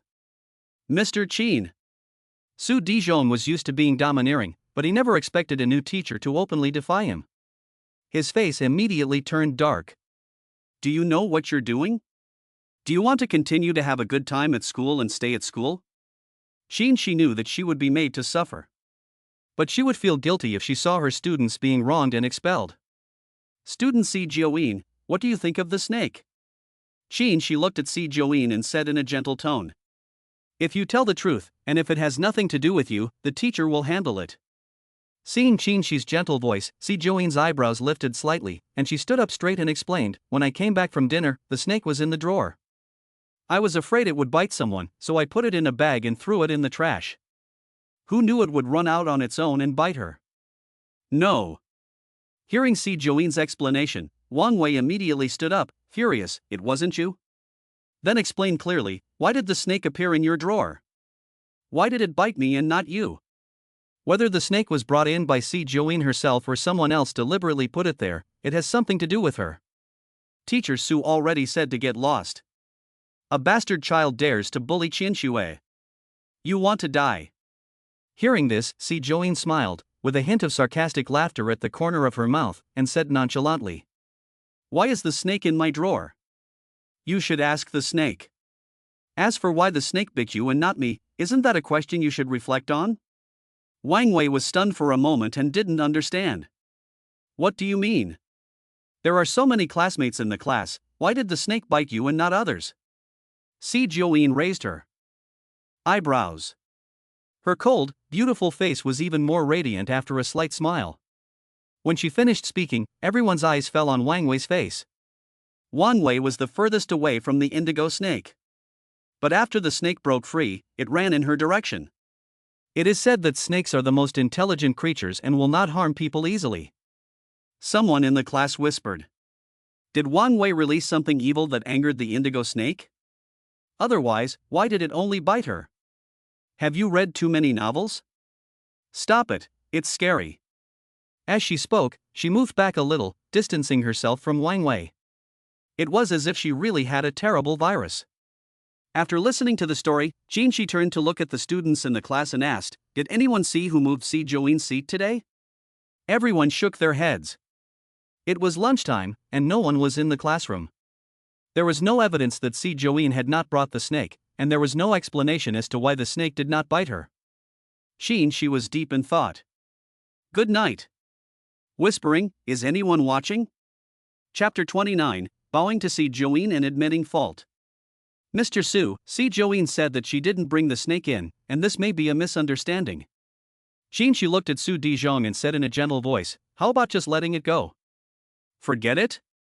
Having been publicly humiliated by Si Join, Su Dijon was in no mood to let her off lightly. Now that the snake has bitten someone, how can you just let it go? Mr. Chin, you are still young. You don't know the impact that a problem student has on the class and other students. Su Dezhong said, glaring at Si Join, you will leave this scourge behind. What if she does something even more outrageous in the future? Will you be responsible, or will the school be responsible? This tone is aggressive. Si Join looked at Qin Shi, who was embarrassed, raised her eyes slightly, and said slowly, I said it. I didn't bring the snake in. Su Dezhong sneered, you say it's not, prove it. He was only making things difficult for Si Join because he knew that it was impossible to prove that she was lying. If I can prove it, will you apologize for falsely accusing me just now? Su Dezhong's fat body twitched slightly, and the muscles on his face trembled. He snorted and said, if you can't, get out of here right now. Fine. Si Join's eyes turned cold, and he turned and walked to the security guard, extended his 5 white fingers, and calmly reached into his pocket. Then, he took out the snake. The guard was shocked. What are you doing? Seeing Si Join holding the snake's head and walking towards him, Su Zhizhong was so scared that his legs went weak and he kept backing away. Seeing him so scared, Si Join couldn't help but laugh. He shook his head and said, I hope Mr. Su won't go back on his word. As soon as he finished speaking, he took a black patch from his pocket and stuck it on the snake's head, in the midst of everyone's shocked gaze. Then, he walked to the door with the snake in his hand. Bo Shiza and Sui Fei had just finished eating and were walking slowly to the door when they suddenly saw the scene and were scared out of their wits. Oh my god! Sui Fei jumped behind Bo Shiza, half of his head showing, staring at the soft thing in Si Join's hand, his whole body numb. Bo Shiza clenched his lips and took 2 steps back in shock. His eyes fell on Si Join's indifferent face, and his heart trembled. Is she still a woman? Si Join ignored them and walked downstairs, throwing the snake into the grass. Su Zhizhong followed closely behind her and, seeing her actions, growled, Si Join, you're deliberately destroying evidence of the crime. What if you throw the snake in the school and it bites other students? Qin Shi was also scared, and quickly walked over to Si Join. Her first reaction was not to blame her, but to ask if she was hurt. It's fine. Si Join gave her a faint smile, took out her phone, and opened the tracking software. It showed the current location of the indigo snake. It was in a flower bed at the east gate of the school. Mr. Qin, please call a few more security guards. There may be more than one snake. Qin Shi was stunned and didn't understand how Si Join knew. Seeing her so serious, he still arranged for students to go and call for help. 2 security guards came with tools. Si Join's eyes were cold, and she pointed her chin down. Under the snake flowers. Su Dezhong touched his thinning hair on the top of his head and leaned forward to take a closer look. He looked at her, but what could she do? When a snake encounters danger, it will produce an emergency response and return to its own den. If we can find the den of the indigo snake, it will prove that the snake ran into the classroom on its own. Qin Shi looked at Si Join. The girl stood aside, her dark, bright eyes radiating a sense of cold, and she had a powerful aura about her. I didn't expect her to be so smart. Yes, she must be. Song Qiqi nodded eagerly. Su Dezhong looked at Si Join with a mixture of disbelief and doubt, and his face changed slightly. Don't play tricks on me. If you can't find the snake. Snake! Before Su Dezhong finished speaking, one of the guards shouted out. Everyone looked in the direction of the sound and sure enough, they saw the indigo snake's head poking out. After hearing the sound, it quickly retreated. Back off. After saying that, several guards took tools and shoveled the flowers away. After a while, they found a very deep cave at the bottom of the wall. Inside were 2 snakes and several snake eggs. The guards opened their mouths, still shaken. Good thing we found his old den. Otherwise, if they broke out of their shells and crawled out after a while, I don't know how many students would be scared. The guards were busy putting the 2 snakes and the eggs into a bag. After all, they are still alive. Let's release them into the wild. Si Join said in a low voice. The guards took the snakes away, and the scene suddenly became quiet. The truth of the matter was clear. Mr. Su, the truth is clear. Si Join is indeed innocent in this matter. Qin Shi let out a sigh of relief and whispered. Without an excuse, Su Dezhong looked unhappy and said nothing, turning to leave. As soon as he made a move, he was stopped by Si Join. The girl stood casually, her expression a little lazy, and she said slowly, Mr. Su, you always do what you say. Please, apologize to me. Apologize. He has been at the school for so many years, and no one has ever dared to make him apologize. See Joeen, I'm not going to hold it against you, but you shouldn't be so ungrateful. The girl stood in front of him, her long figure looking down at him, her voice cold and harsh. Are you going back on your word? Hearing Si Joeen's words, the students in Class C, who didn't mind stirring up trouble, whispered in agreement. Teacher Sue, apologize. We all heard your promise. Teacher Sue, please set an example. Apologize. Su Zhizhong's face turned pale and then red, embarrassed. He looked at Qin Shi instead. Teacher Qin, you handled this matter.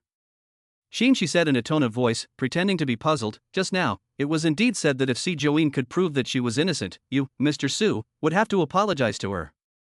I think that teachers should always do what they say and set a good example for their students. What do you think, Mr. Su? Si Joeen couldn't help but look at Qin Shi.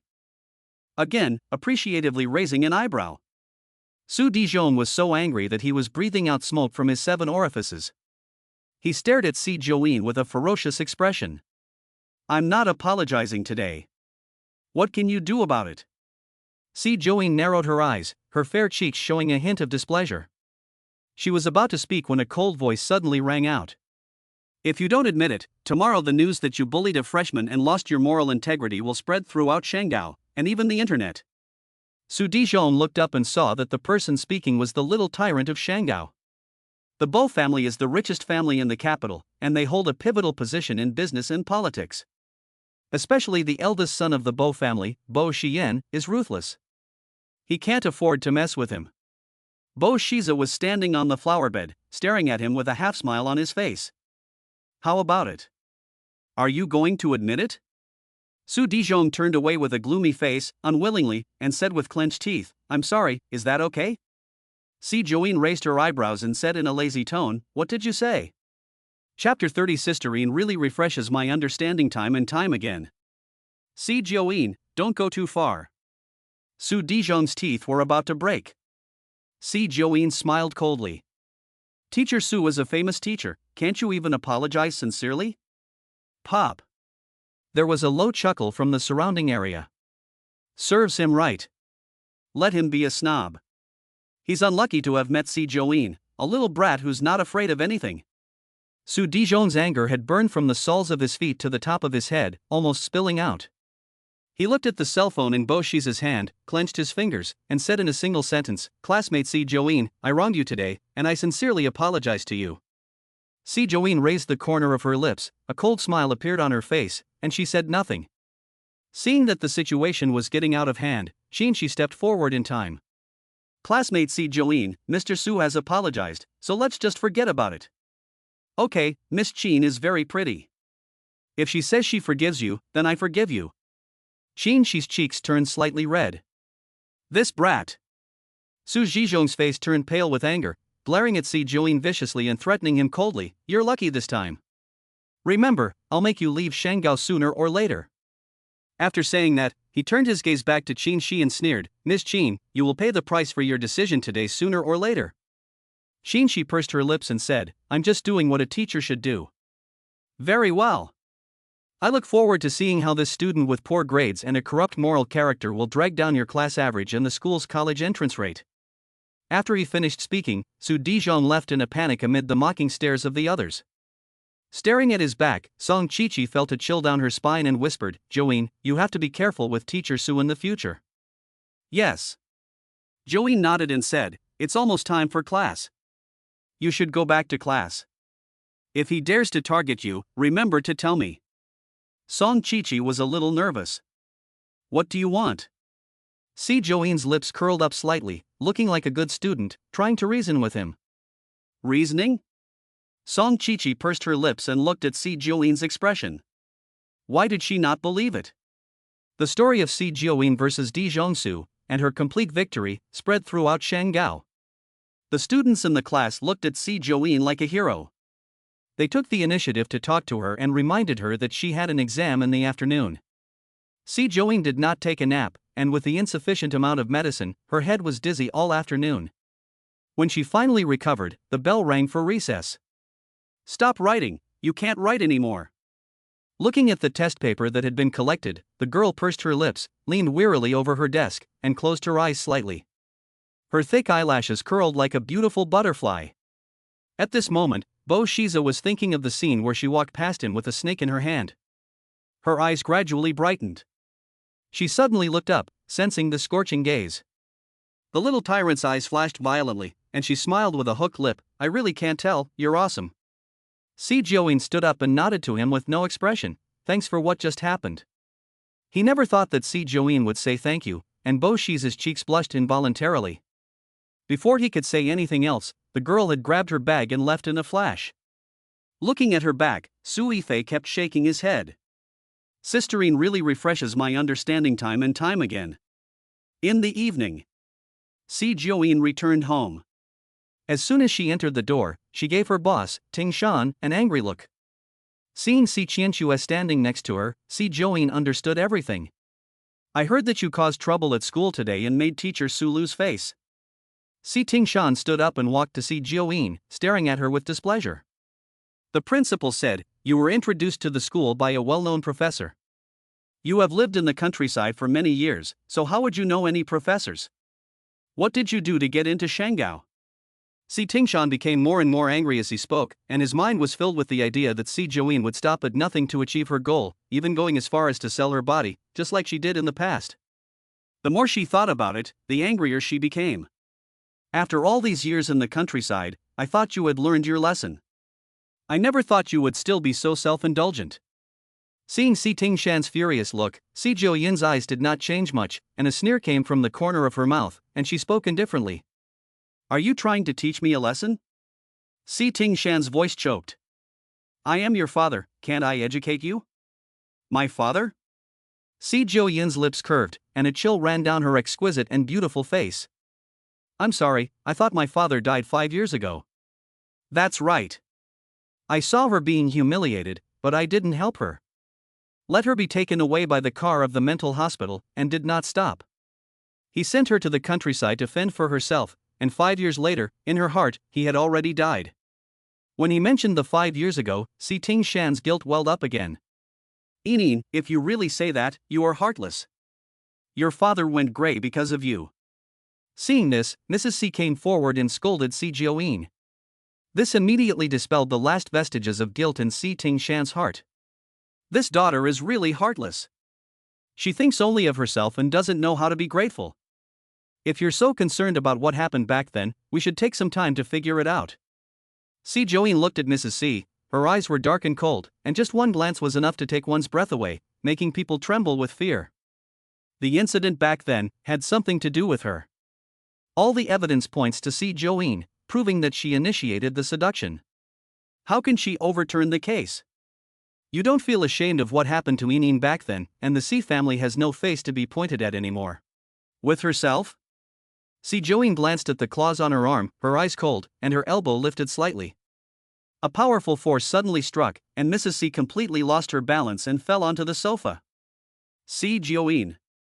"Mom, are you okay?" Si Qianxue quickly helped her mother up and angrily accused Si Join. "Si Join, my mother cares about you. If you're not grateful, you're not allowed to push her. Apologize." Si Join patted her sleeve, her eyebrows cold, her face already very impatient. "That's your mother, my mother died long ago." Si Qianxue. Si Join went to the refrigerator and got a bottle of milk. She took 2 sips and stared at Si Tingshan with raised eyebrows. "By the way, I'm moving out tomorrow." "Move out?" Si Tingshan's face changed slightly, and he sneered. "Who said you could move out? I'm just giving you a simple notice, not asking for anyone's consent." Si Join walked upstairs with a straw in her mouth, her cold voice echoing in the hall. "If you dare to move out, don't even think about taking a cent from the family." Si Tingshan was utterly disappointed in his daughter. He didn't believe that a high school student could survive without living expenses. Chapter 31, Slap in the Face. The White Lotus is scared and screams. "Keep the money for your brain," Si Join coldly said, and disappeared at the top of the stairs. "You, this evil spirit." Si Tingshan's eyes went white, and he was so angry that he almost couldn't breathe. "Dad, it's my fault." Si Qianxue quickly held him and said gently, I didn't keep a close eye on my sister at school, which is why she got into trouble. On hearing this, Si Tingshan's face softened considerably, and he moved to hold Si Qianxue's hand, saying softly, Good girl, Dad doesn't blame you. Fortunately, the Si family has a good and obedient child like Qianxue, who is excellent at everything. Otherwise, with a wicked child like Si Join, he would be ashamed to show his face when he went out. Qianxue, you must practice hard for the piano competition next week and win honor for your father. Yes, I will. Si Qianxue smiled obediently and replied. Seeing such a well-behaved Si Qianxue, Si Tingshan's disgust for Si Join grew even stronger. He even regretted bringing her back. Bedroom. Si Join leaned against the headboard. She was holding her cell phone and browsing the properties that Handsome Six had found for her. The more she looked down, the more her eyebrows furrowed. It's not reliable. She suspected that Shuai Lu's eyes were blinded by money. You don't need to worry about the house. The medicine you sent me only has enough for 3 days. Shuai Lu, boss, one of the ingredients is missing. Leng San is already looking for it all over the world. You can hold out for 2 days. Si Join frowned, her eyes betraying a hint of coldness. 2 days? She has to sleep in the bridge hole where no one is, so as not to cause trouble. Si Join, hurry up, the medicine is not enough, and I won't be able to concentrate in school. Shuai Lu, boss, what do you say you're doing with that thing? Si Join, go to college, get a diploma, and enrich my life. The message was sent successfully. Si Join threw away her phone, too lazy to look at the barrage of Shuai Lu's shocked emoticons. He got up, took out the pill bottle from his bag, and took 2 pills. There were only 2 pills left, enough for tomorrow. The bitter taste spread through her mouth. Si Join held the pill bottle in her hand and thought back to that time at Bo Xian's house. She didn't take the pills, not only did she not have insomnia, she also slept through the night. That's strange. She put down the glass of water, opened the quilt and just laid down when her phone suddenly vibrated. When she picked it up, she couldn't help but smile. Bo, little friend, when are you going to take back the things you left with me? Si Join frowned slightly and whispered, Old fox, but still sent him a message, Uncle, you choose the time. Uncle. Bo Xian chuckled, the little girl is really not easy to fool. Bo, how about tomorrow afternoon? Si Join, I don't have time in the afternoon. A cold reply, so arrogant. Bo, how about the day after tomorrow? Si Join thought for a moment, okay. The man's thin lips rose slightly, and the deep, narrow, fox-like eyes were filled with a bit of evil, and his cold face became charming and seductive. Bo, have you felt unwell in the past few days? Si Join said that he couldn't understand, it's fine. Thin, it's good that those thugs didn't hurt you. In fact, he wanted to say that jumping off the 3rd floor might have caused internal injuries. Now it seems that everything is fine. Bo, go to bed early, kids. Good night. Looking at the last line of text on the screen, her heart was suddenly struck. Si Join's palms were slightly warm, so she put her phone on the bedside table and climbed into the quilt. After a few seconds of silence, a pale, slender wrist suddenly appeared, took the phone and placed it by the pillow. She closed her eyes and fell asleep peacefully. That night, she had no nightmares. The next morning, the warm sunlight poured into the luxurious villa. The hall was warm and cozy. Si Join threw her things into her bag, walked downstairs, ignored the family of 3 at the table, and walked out with a blank expression. Enine, aren't you going to have breakfast? Mrs. C asked in a gentle voice. Seeing you two makes me lose my appetite. Mrs. C's smile froze. Sister, Dad has arranged a car for us. Let's go together. You still haven't learned your lesson from the last beating, and you still dare to provoke me? Si Qianxue's face was ugly, and she felt a faint pain in the place where the cane had been applied. Seeing Si Jiuyin's reaction, Si Tingshan was so angry that he smashed his chopsticks and threatened coldly, if you dare to leave, don't come back to me again. The Si family will not bear a single penny of your living expenses and tuition fees.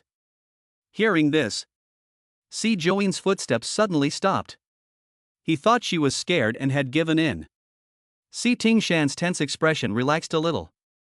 He thought that after a few years in the countryside, she had become wild and thought that she could do whatever she wanted.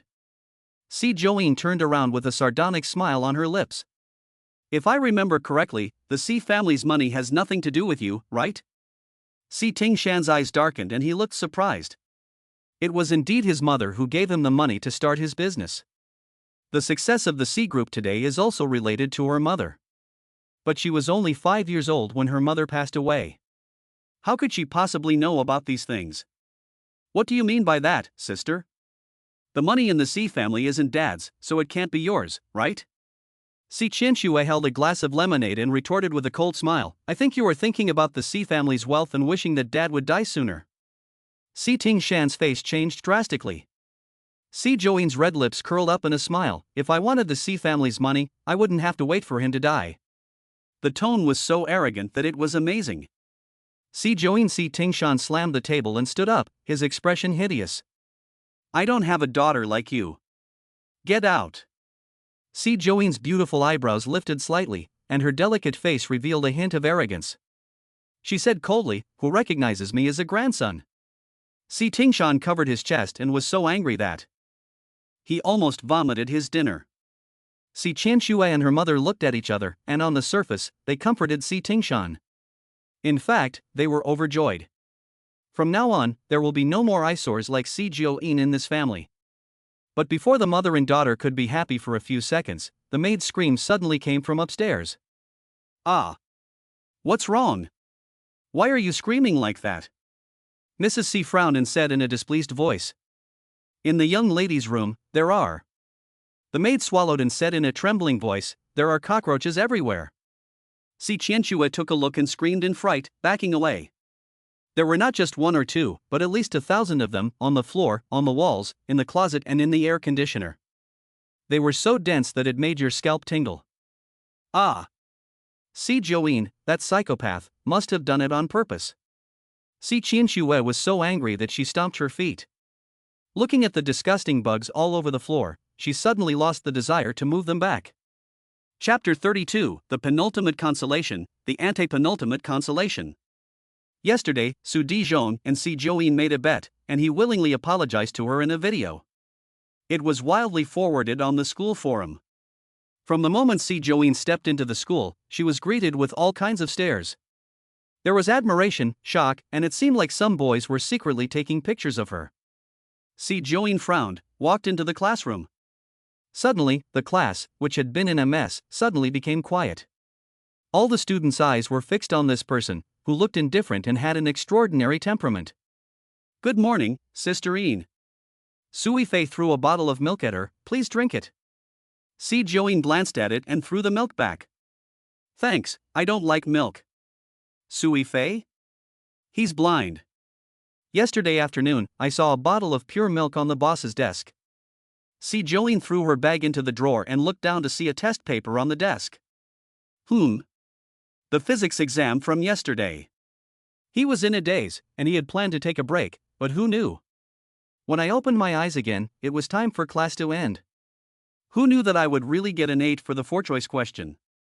Congratulations, you have set a new record for the lowest score in the history of Shanghai. Beside him, Bo Shiza was staring at Si Join with a smile on his face and one hand on his cheek. Si Join frowned and looked up at him. 28. Isn't that just 2 more than her? Si Join. Don't be too upset. In the words of Mr. Qin, we are all potential stocks in the class. Work hard and improve a lot. Sui Fei almost burst out laughing. The second to last, comforting the last. Si Join smiled and said in all seriousness, thank you for comforting me. Bo Shiza was stunned and his mouth twitched. He thought to himself that this sister was hopeless. She got an 80% on the exam, and she still looks happy. Is the quality of education at Shuishi Middle School really that bad? Si Join just sat down and took out her book.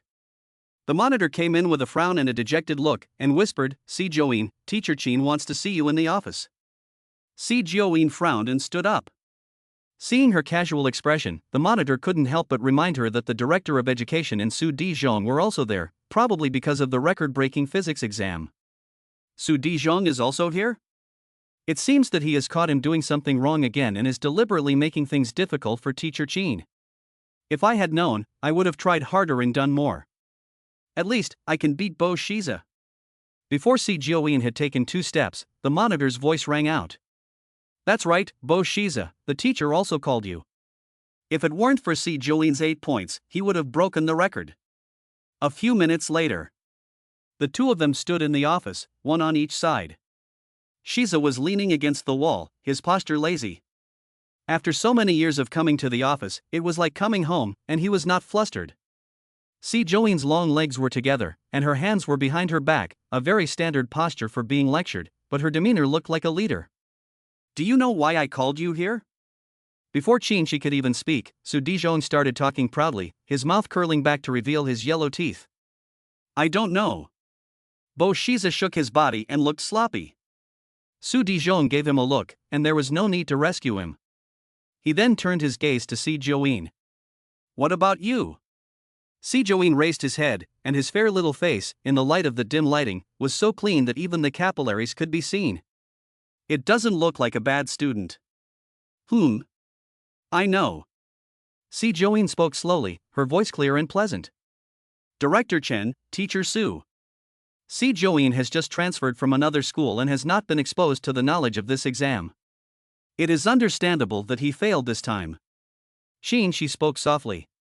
Su Dijong sneered, but I heard the principal say that she was recommended by a professor. She was admitted on an exceptional basis because she was a science prodigy. As he spoke, he poked at the score ranking with his finger. 8 points? In my teaching career, I have never taught a student with an 8-point score. In this exam, Si Join lowered the average score of the whole school by herself. Su Dijong stared at Shi's face and said sarcastically, such a student actually told me that she was admitted by exception? It's a shame to say that out loud. Shi's face turned pale. One exam doesn't mean anything. I'm her subject teacher, and I'll find time to give her extra lessons to help her keep up with the course. Mr. Qin. Su Dijong interrupted Qin again, saying with a heavy heart, IQ is not something that can be solved by hard work. Some students are just stupid and not suited to learning.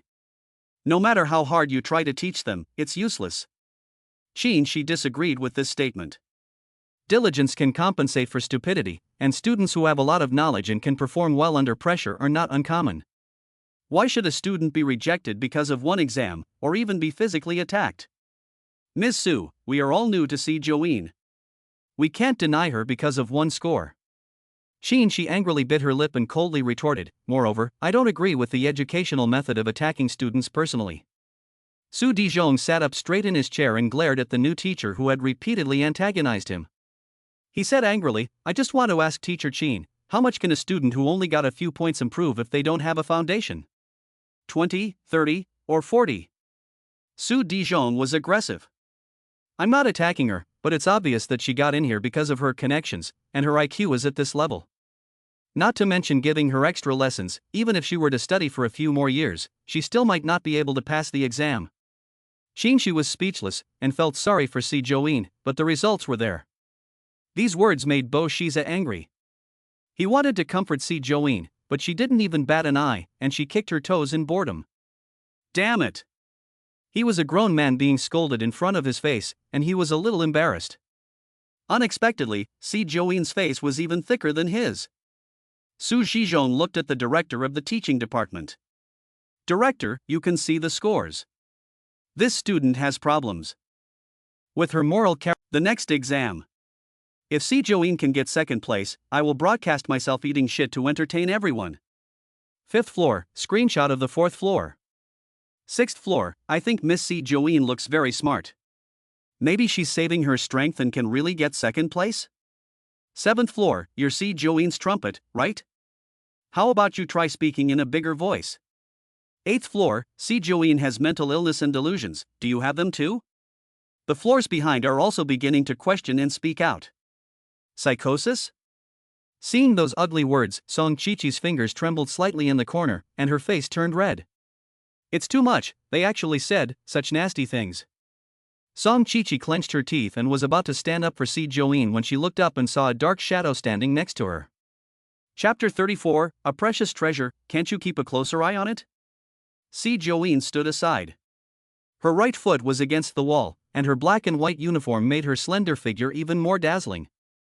Her soft, jet black hair hung down naturally, and her old, gray schoolbag was slung over her shoulder. Her clear, indifferent eyes stared at her. Ah! Song Chi-chi was startled and hurriedly stood up. Joeen. Joeen glanced at the screen, and the forum had already received hundreds of replies. More than half of them were scolding her for being so arrogant and waiting to see her get slapped in the face. The other part was chasing after Song Chi-chi and scolding her.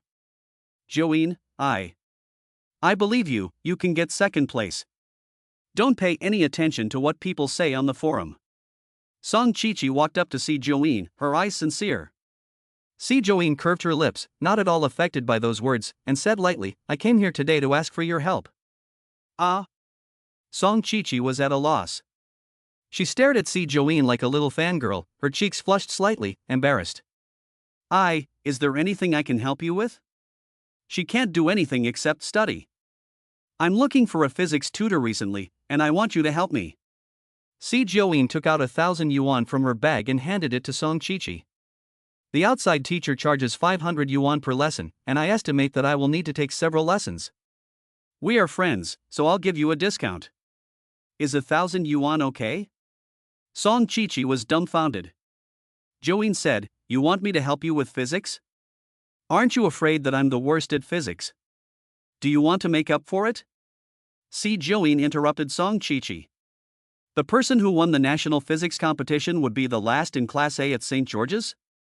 This stupid girl must have been bullied so much that she was afraid to show her true colors, so she deliberately scored very low on every exam. Yes. Song Chi-chi nodded vigorously and returned the 1,000 yuan to Joeen. You said, we are friends, so I won't take the money.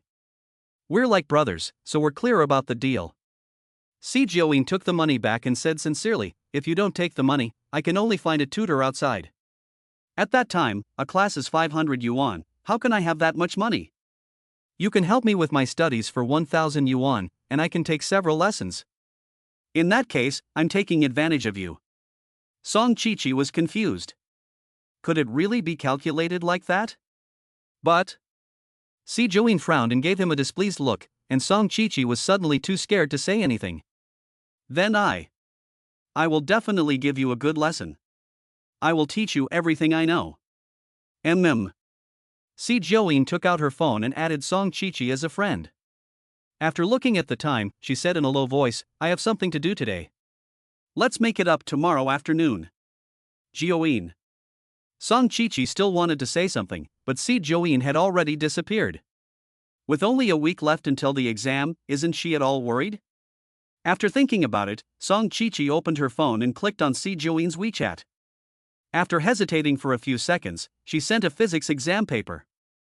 In a tone of voice that was both humble and helpless, she wrote, Joeen, here are the questions. You can try to do them first. If you don't understand, I'll teach you tomorrow. After sending the message, she carefully held the phone in her hands, her heart pounding. A few seconds later. The file has been received. If you don't know how to do it, you can leave it blank? Song Chi-chi replied quickly, Of course. It's normal to have questions you can't do if you have a poor foundation in the 9 tones. Joeen, that's fine. That's fine? Looking at the line of text, Song Chi-chi had a strong bad feeling in the pit of her stomach. Surely there aren't any that I can't do? There are many basic questions, so they shouldn't all be blank. Song Chi-chi closed her phone with a sigh of relief, carefully put the 1,000 yuan in her hand into her bag, and smiled brightly. I can buy something delicious for my grandma tonight. Leaving from school. Joeen took off her school uniform, stuffed it into her bag, and rode her beloved scooter. Night falls and the lights come on. A black sports car is driving down the bustling street.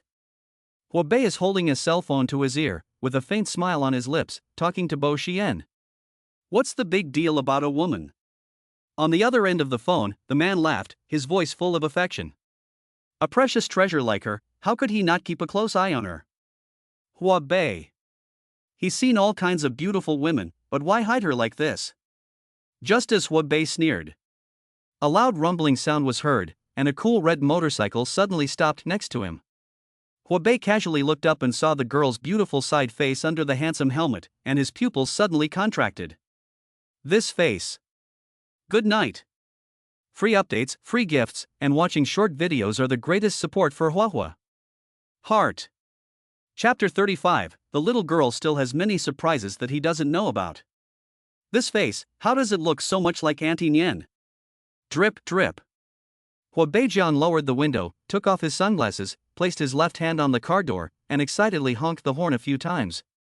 Hearing the sound, Si Joeen turned her face slightly. The windshield of the helmet was pushed aside, and the man's eyes clearly saw the small cheeks. The clear and round eyes, the delicate and small nose bridge, the thin lips lightly pursed, and even the cold and aloof temperament of her body were all very similar to Aunt Nien's. Almost at first glance, Wei was certain that this girl was related to his aunt. It is very likely that she is the sister they have been looking for. You look a bit familiar, like someone I know. Wei stared at Si Joeen, and his usually chatty mouth was suddenly dry. She looks like my sister. Si Joeen lowered her eyes and her gaze fell on the man. He had gray-blue hair, wore a short-sleeved shirt with holes, and had a silver dog chain around his neck. His gaze changed from indifference to disgust. Is this kind of tacky pickup line still in style? Take another look, maybe I look like your father. Just as the red light turned green, Si Joeen was speechless and looked away coldly. He pulled back on the scooter's handlebar, bent over, and revved up the engine. The motorcycle sped off at a high speed. Wei was still immersed in the words, "I look like your father." He thought that his aunt and father were brother and sister and looked very much alike. It's normal for an aunt's daughter to look like her uncle. Not to mention, this girl really looks like her father. The roar of the engine brought him back to his senses. Looking at the girl's back in the night, Wei immediately drove after her. But the girl seemed to have noticed that he was chasing her and deliberately tried to shake him off. Wei raised the corner of his lips, and a playful smile crossed his eyes. The little girl probably doesn't know that some people are national idols on the surface, but are actually F1 international racers in secret. She's a little young to race with him. Wei pressed the accelerator to the floor, and the sleek black sports car sped freely through the streets. He was about to catch up with the girl in front of him, but then he made a turn. He lost the girl. In just 5 seconds, the person had disappeared right under his nose. Hubei tried to drive a little further to make sure he had lost her, then pulled over to the side of the road, took out his phone, and sent a message home. I just met a girl on the road who looks like Auntie Nien. Before anyone in the group could reply, he sent another message. But I lost the person. Si Joeen left the car in a nearby parking lot. He got out of the car, took off his helmet, and casually combed his long hair. He sat down on a chair and took out his phone from his bag. A message from Bo Xian just came in. Kid, give me your phone number. Si Joeen lowered her head slightly, and her slender and beautiful fingers idly looked at the screen. After hesitating for a few seconds, she still lost the number. Then, he opened a mysterious software, deciphered Bo Xian's phone number, and pulled it out of the firewall. Within seconds, the man's phone call came in. Kid, where are you? I'll come and find you. Si Joeen looked around and was thinking about how to answer when the man's low, deep, and magnetic voice came through the receiver again. Send me your location on WeChat. Find a safe place to sit and I'll be right over. Okay. Si Joeen opened WeChat and shared his real-time location. He closed the page and continued to look at nearby hotels. About 10 minutes later, a slender, dark figure gradually approached her, accompanied by slow, powerful footsteps. Si Joeen's eyes deepened, and she naturally turned off her phone and turned her head to look at the handsome face of the man. Baixian was wearing a long black trench coat, with broad shoulders and narrow hips, his eyes lowered, the corners of his eyes slightly raised, and a seductive, warm curve at the corner of his mouth. Even in the dark of night, the powerful and imposing aura of the man could not be stopped. Have you been waiting long? Bo Xian walked up and squatted in front of Si Joeen, looking at her eye to eye. His low, husky voice was seductive to the ear. The two were so close together that Si Joeen could feel his breath and the faint scent of tobacco on his body. The girl lifted her eyelids and couldn't help but take a few more looks. It was okay. She stood up, picked up her bag, and said in a hoarse voice, "Let's go eat first?" Looking at her calm little face, Bo Xian raised the corner of his lips and took off his jacket, gently draping it over her. What do you want to eat? Si Joeen glanced at the jacket on her body and froze for a moment. Bo Xian stopped, slightly lowered his head, and his lips curled up involuntarily. Western food or Chinese food? As long as it's edible. Si Jiaoyin didn't refuse, and obediently put on her jacket and walked next to the man. There's a good Hunan restaurant up ahead. Let's try it. Bao Xian turned his face aside and saw the girl's pink lips pursed, her clear and beautiful eyes lazily looking forward, and her obedient face had an indescribable casualness and arrogance. In his mind, he couldn't help but recall the scene of her sitting on the heavy motorcycle, looking heroic and dashing. He was curious about how many surprises this seemingly weak little girl had that he didn't know about. After dinner, Si Jiaoyin stood up, took her bag and walked to the restaurant door, leaning against the railing by the lake to catch the breeze. When Bo Xian came out after paying the bill, he saw the girl with her back to him, her slender figure and long, straight legs. The man smiled and walked over to her, putting his jacket back on her. His voice was low and seductive. It's cold at night, don't catch a cold. Si Jiaoyin obediently nodded, and very naturally, she put her hands into the pockets of her coat. Inside, there was the man's phone, still warm from his body. Si Jiaoyin's fingertips went numb, and she took out the phone and handed it to him. Uncle, your phone. Baixian's lips curled slightly, and he nodded faintly. His eyes were full of a gentle and charming curve, and he reached out to take it. The warm fingertips accidentally touched Si Jiaoyin's hand. The two looked at each other, and a tingle of numbness rose from the soles of their feet, and the atmosphere became strange. It was only a second, and the girl calmly looked away. Bao Xian took the phone back, chuckled, and asked, "What time is class tomorrow?" 7 o'clock. Do you want to hang out a little longer, or should we go back now? Si Jiaoyin was thinking about which hotel was better, when a sharp collision suddenly came from the side, followed by the sound of something heavy falling into the water. Bang! Help! Help! Someone has fallen into the water. Si Jiaoyin looked in the direction of the sound and saw a serious traffic accident not far away. A little boy about 10 years old had been hit by a car and thrown into the lake. People were quickly gathering around the lake, and some had already jumped into the water to save him. The place where the boy fell into the water was far from the shore, and the lake was not shallow. It would take at least 5 minutes to swim there. Even if they could save him, he would be a corpse. If she dives in, it will take her only a minute and a half. Si Jiaoyin's eyes deepened, and without thinking, she ran to the lake and jumped into the water. Chapter 36, Oh my God! I can't afford to offend her. Xiao Jiaoer. I didn't expect Si Jiaoyin to suddenly jump into the water to save someone. Bo Xian reached out to grab her, but only caught a handful of air. This silly girl, can she swim? Huo Xian didn't hesitate for a second and followed her into the water. But to his surprise, not only did the little girl know how to swim, she was also incredibly fast. He had won a gold medal in a swimming championship, and it had taken him 1 minute and 30 seconds to swim that distance. And Si Jiaoyin actually reached the other side before him. Splash! Si Jiaoyin dived to the bottom of the lake and lifted the unconscious child up. When she looked up, she saw Bo Xian standing next to her. The girl was in a daze, her heart beating uncontrollably. This scene was very familiar. Little Josie, give me the child. Seeing her staring at him in a daze, Bo Xian frowned slightly, took the child in one hand, and wrapped his other hand around the girl's slender waist, holding her tightly in his arms. He whispered in a low voice, "Hold me." Si Jiaoyin's fingers trembled, and she held onto the man's arm tightly as they swam back together. 5 minutes later, the child was successfully rescued to shore. He had suffered a serious head injury and had been hit by the lake water, causing secondary damage. At this moment, he was lying on the ground, bleeding profusely and breathing weakly. Baby, my baby. The woman dressed in a graceful and noble manner knelt down on the ground and cried out in pain. Is there a doctor? Please save my son.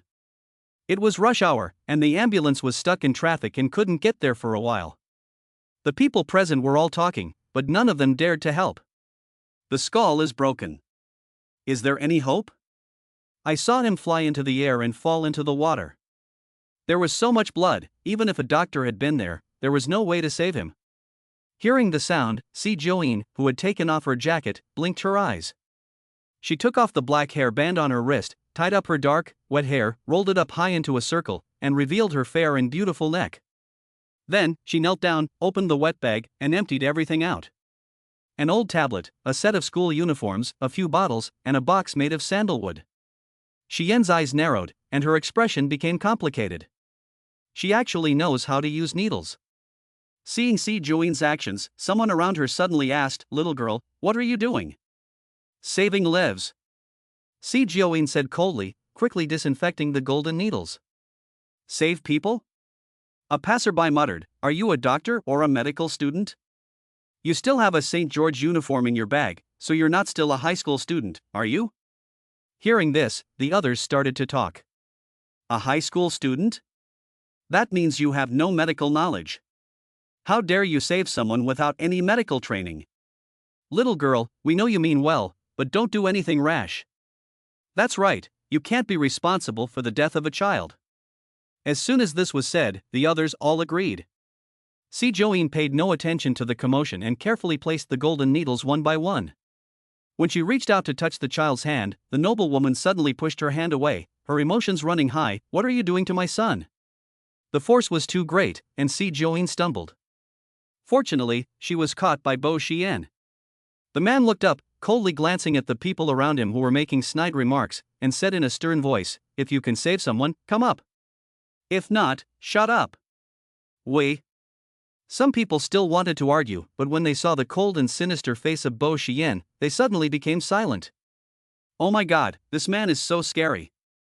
Don't provoke him. If you want your son to live, don't touch my hand again." The surrounding area became quiet, and Si Join looked at the child's mother. Her tone was as calm as water. "Do you want to or not? Choose." "Of course I want to." The noblewoman nodded vigorously, and tears fell down her face. Her son was only 10 years old, of course she wanted him to live. "Now do as I say, understand?" The noblewoman stared at Si Join with teary eyes, knowing that she was only a high school student and probably hadn't even read a medical book. But she was struck by her inexplicable aura of coldness, and nodded subconsciously. She wiped her tears away. The noblewoman hastily and roughly wiped her face. "Don't move his head while wiping his face." The noblewoman did as she was told. Si Join looked at the child and then looked back for the figure of Bo Xian. She found the man standing behind her, staring at her intently. Before she could say anything, the man crouched down and stared at her face, a deep meaning crossing his eyes. "What do you need me to do?" Si Join came back to her senses and said with a lowered gaze, "The acupuncture will hurt a little later, and his leg cannot move." Bo Xian took the child's leg. After 28 years of living, this was the first time he had done something like this. Si Join steadied herself and opened her eyes again. Her eyes were clear. She could be seen holding a golden needle in one hand and searching for the exact acupuncture point with the other. The first needle was placed on the superficial temporal artery, which controls the amount of bleeding from the scalp. Feeling the pain, the child regained consciousness and struggled to get up. The noblewoman, seeing the child in pain, flew into a rage and shouted coldly, "Can you even treat a patient? Why is my son in such pain?" The child's father was in the restaurant across the street, talking business. He came running when he heard the news and saw the scene in front of him. He was so scared that his legs went weak. "Little Bao, how could this happen? Doctor? Why isn't there a doctor?" Si Join glanced at him and said nothing, quickly finding the second acupuncture point, the occipital artery. "Sterilize and insert needle." "Ah!" The child screamed again. The child's father, who had only just noticed Si Join's presence, swung his handbag at her without a word. "What are you doing? Get out of the way. Where is the ambulance? Why hasn't the ambulance arrived yet?" Just as he raised his hand, it was grabbed by a strong, knuckled hand. "You!"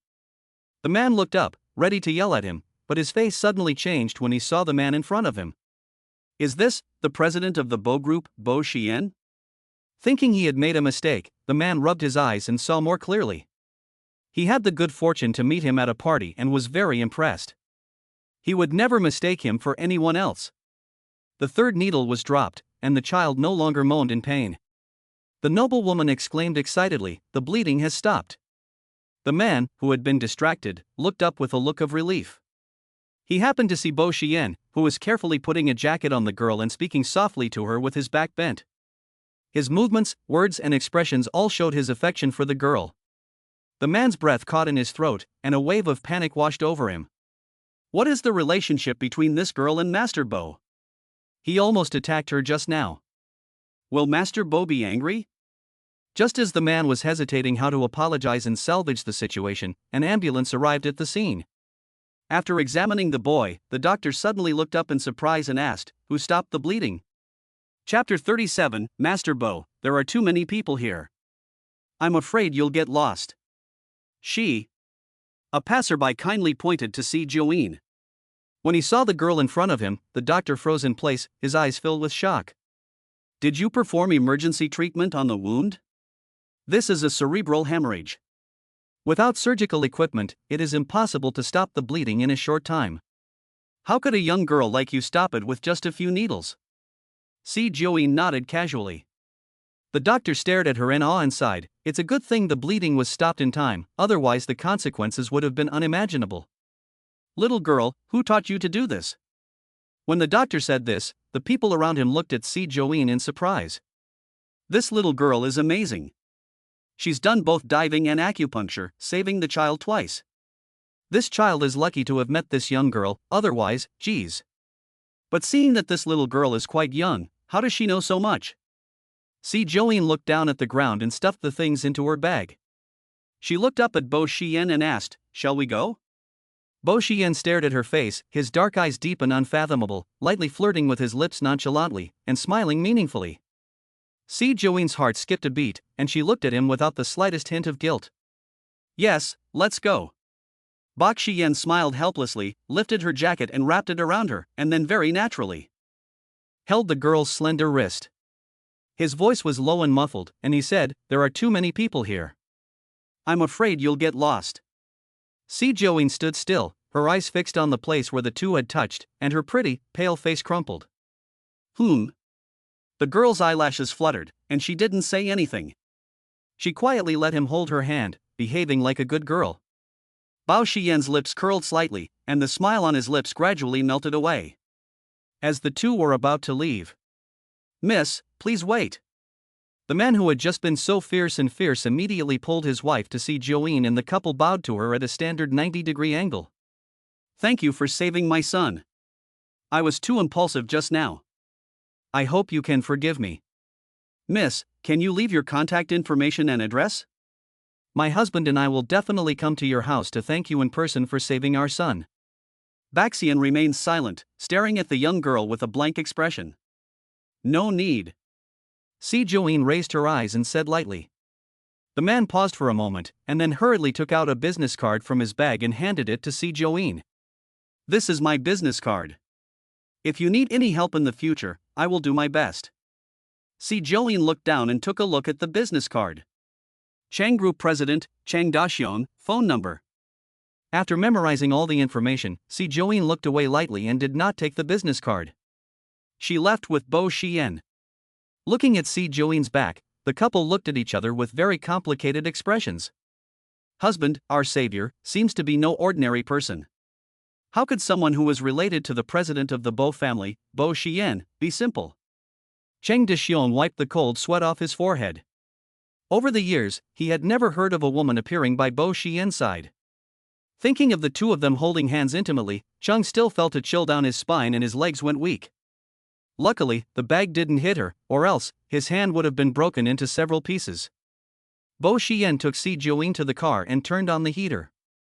Both of them were soaked to the skin and looked very disheveled. "You'll catch a cold. Let's go to my place to change clothes first," Bo Xian asked in a cheerful tone, holding a tissue to gently wipe the water droplets off the girl's face. Joeen's tone was very light, but she answered clearly. "This is an agreement." Bo Xian curled her lips and carefully fastened her seatbelt. 10 minutes later, the sports car stopped in front of the Clearwater Bay Villa. Bo Xian got out of the car first, walked around to the passenger seat, and opened the door. After taking 2 mouthfuls of cold water and swimming too fast, she was a little dizzy. When she got out of the car, her body swayed a little. Bok Xian's eyes darkened, and he caught her in time with both hands. The girl's little face crashed into the man's chest without warning. Through the thin shirt, he could feel his warm skin and the beating of his slightly out-of-sync heart. "Want to hold me?" Si Joeen looked up, rubbing her sore nose with her fingers, and her pale cheeks flushed lightly. Before she could say anything, the man's hand had already slipped under her knees, and with a slight push, he picked her up in his arms. He chuckled, "I'm just going to hold you." His voice was gentle, husky, and a little seductive. Si Joeen did not say a word, but her body gradually relaxed. "Li Ma, prepare hot water." Bo Xian carried Si Joeen directly upstairs to the room she had previously occupied. Seeing the two of them drenched, Li Ma was taken aback. "It's not raining today, what's going on?" Mr. Li's room is always off limits, so Li Ma had to tell the maid to quickly fill the bathtub in the next room and make 2 bowls of ginger tea. "Take a bath first." Bo Xian gently laid Si Joeen down, and gently parted her bangs with the tip of his finger. His voice was warm and gentle. "I'll be waiting for you downstairs." Si Joeen nodded slightly, and her eyes followed the man's back until he disappeared from sight. Half an hour later. Si Joeen was wearing a pink nightgown, her soft, wet hair hanging down her shoulders. Her small, white face was beautiful and fair, and she stood under the lights, looking like a painting. The maids downstairs stared at the ethereal but cold girl, each one entranced. "Miss Si, you're so beautiful." Bo Xian had also finished his bath. He stood in front of the floor-to-ceiling windows in a light gray homeware, tall and straight. He held a bottle of pure milk in his left hand and a cigarette with smoke curling around it between his fingers. The man, under the moonlight, is indescribably noble and cold. "Miss Si." Hearing the voice, the man turned around. When he saw Si Joeen, he stubbed out his cigarette and threw it in the trash can. "Miss Si, I found the hairdryer." Li Ma walked up to her and said with a smile, "Let me help you blow dry your hair." Si Joeen opened her mouth, ready to say yes, when the voice of Bo Xian suddenly rang out. "I'll blow dry her hair." As soon as he finished speaking, he walked over and took Si Joeen's hand, leading her to sit down on the sofa. She inserted the milk straw and handed it to her. "Li Ma." "Maid." Miss Si was just carried in by Mr. Bo. Now he is holding her hand and blowing her hair dry himself. With such intimate interaction, the two are obviously in a relationship. "Yes." Li Ma smiled broadly, handed the hairdryer over, and told the maids to step back. Hum, hum, hum. The sound of the hairdryer started to play, and the warm wind surrounded her head. Si Joeen was comfortably nestled on the sofa, holding a glass of milk in her hands, feeling the gentle strokes of the man. Chapter 38, Such a gentleman, I've only seen him in my dreams. "Are you feeling unwell?" Hearing the voice of Bo Xian, Si Joeen blinked her eyes and said lightly, "No." "That's right. The young girl is a skilled doctor, so it's easy to solve any discomfort on your own." Thinking of the scene where she saved her grandmother and the child, Bo Xian lightly curled his lips, and a deep smile crossed his eyes.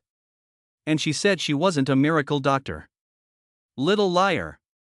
Bo Xian did not expose her identity, and only turned off the hairdryer after making sure that every hair was dry, and then asked Li Ma to bring the ginger soup. Si Joeen glanced at her, frowned, and said in a listless tone, "I don't want to drink it." Except for the occasional night terrors, her body doesn't get sick easily. "It's good for the cold." Bo Xian took the ginger soup, her voice was warm and gentle, very patient. "Good, drink it." The maids around her were almost falling out of their eyes. "Oh, I've only seen such a gentle master in my dreams. What kind of fairy is Miss Si that can make the decisive Master Bo humble like this in front of her?" Although Miss Si is young, she looks very compatible with Master Bo. Si Joeen's red lips were lightly pursed, and her little face was crumpled up in obvious impatience. The two looked at each other and confronted each other. In the end, Bo Xian gave in and put the ginger soup aside. Seeing her cute frown, a smile of affectionate indulgence appeared on his handsome face, and he said in a low, muffled voice, "Did you have a fight with your family?" "When I went to pick her up, I just happened to see her searching for a nearby hotel." Si Joeen said in a light tone, and was kicked out. Her tone was relaxed, and her pretty cheeks showed a hint of hostility, but she didn't seem to be sad at all. Bo Xian had investigated her background. She was sent to the countryside by her father and left there for 5 years. She was only recently taken back. Her relationship with her father must not be good. Her relationship with her stepmother and younger sister, who are not related by blood, is probably not much better. She is superfluous to the family of 3. If she doesn't go back, where will she live? Bo Xian's deep gaze fixed on the girl's face, raising his eyebrows in a dignified and handsome manner. What do you think of this place? Si Joey looked at Bo Xian, sat cross-legged, and stared at him with her beautiful eyes. Do you often invite girls to stay at home? Bo Xian was amused by her, took out a tissue, and gently wiped her chin. Do I look casual? Si Joey blinked, threw the milk bottle into the trash can with a perfect parabola, and said lazily, I'll pay you rent. Does that mean you'll do it? Bo Xian chuckled, his voice low and seductive. You have money? I can make my own money. Si Joey yawned, stood up with red eyes, looked tired, and said, I'm sleepy. Mrs. Li, show Miss Si to her room. Yes, sir. Lima walked over to Si Joeen with a smile on her face and a very respectful attitude. Miss Joeen, please. Si Joeen turned her head and saw that all the maids in the room were staring at her with sparkling eyes. When they saw her looking over, they immediately bowed respectfully and greeted her, Miss Si. She is a cold-natured person, and she is not used to being surrounded by so many people.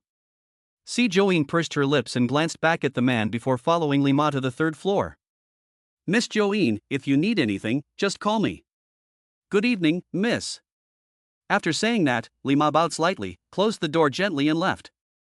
After Lima left, Si Joeen found her wet schoolbag in the bathroom. She took out the contents. The tablet and the phone were both soaked and couldn't be turned on, so they were scrapped.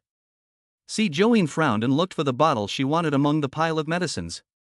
After searching for a while, she couldn't find it. She must have dropped it at the scene of the accident. Without the medicine, she won't be able to take it tonight.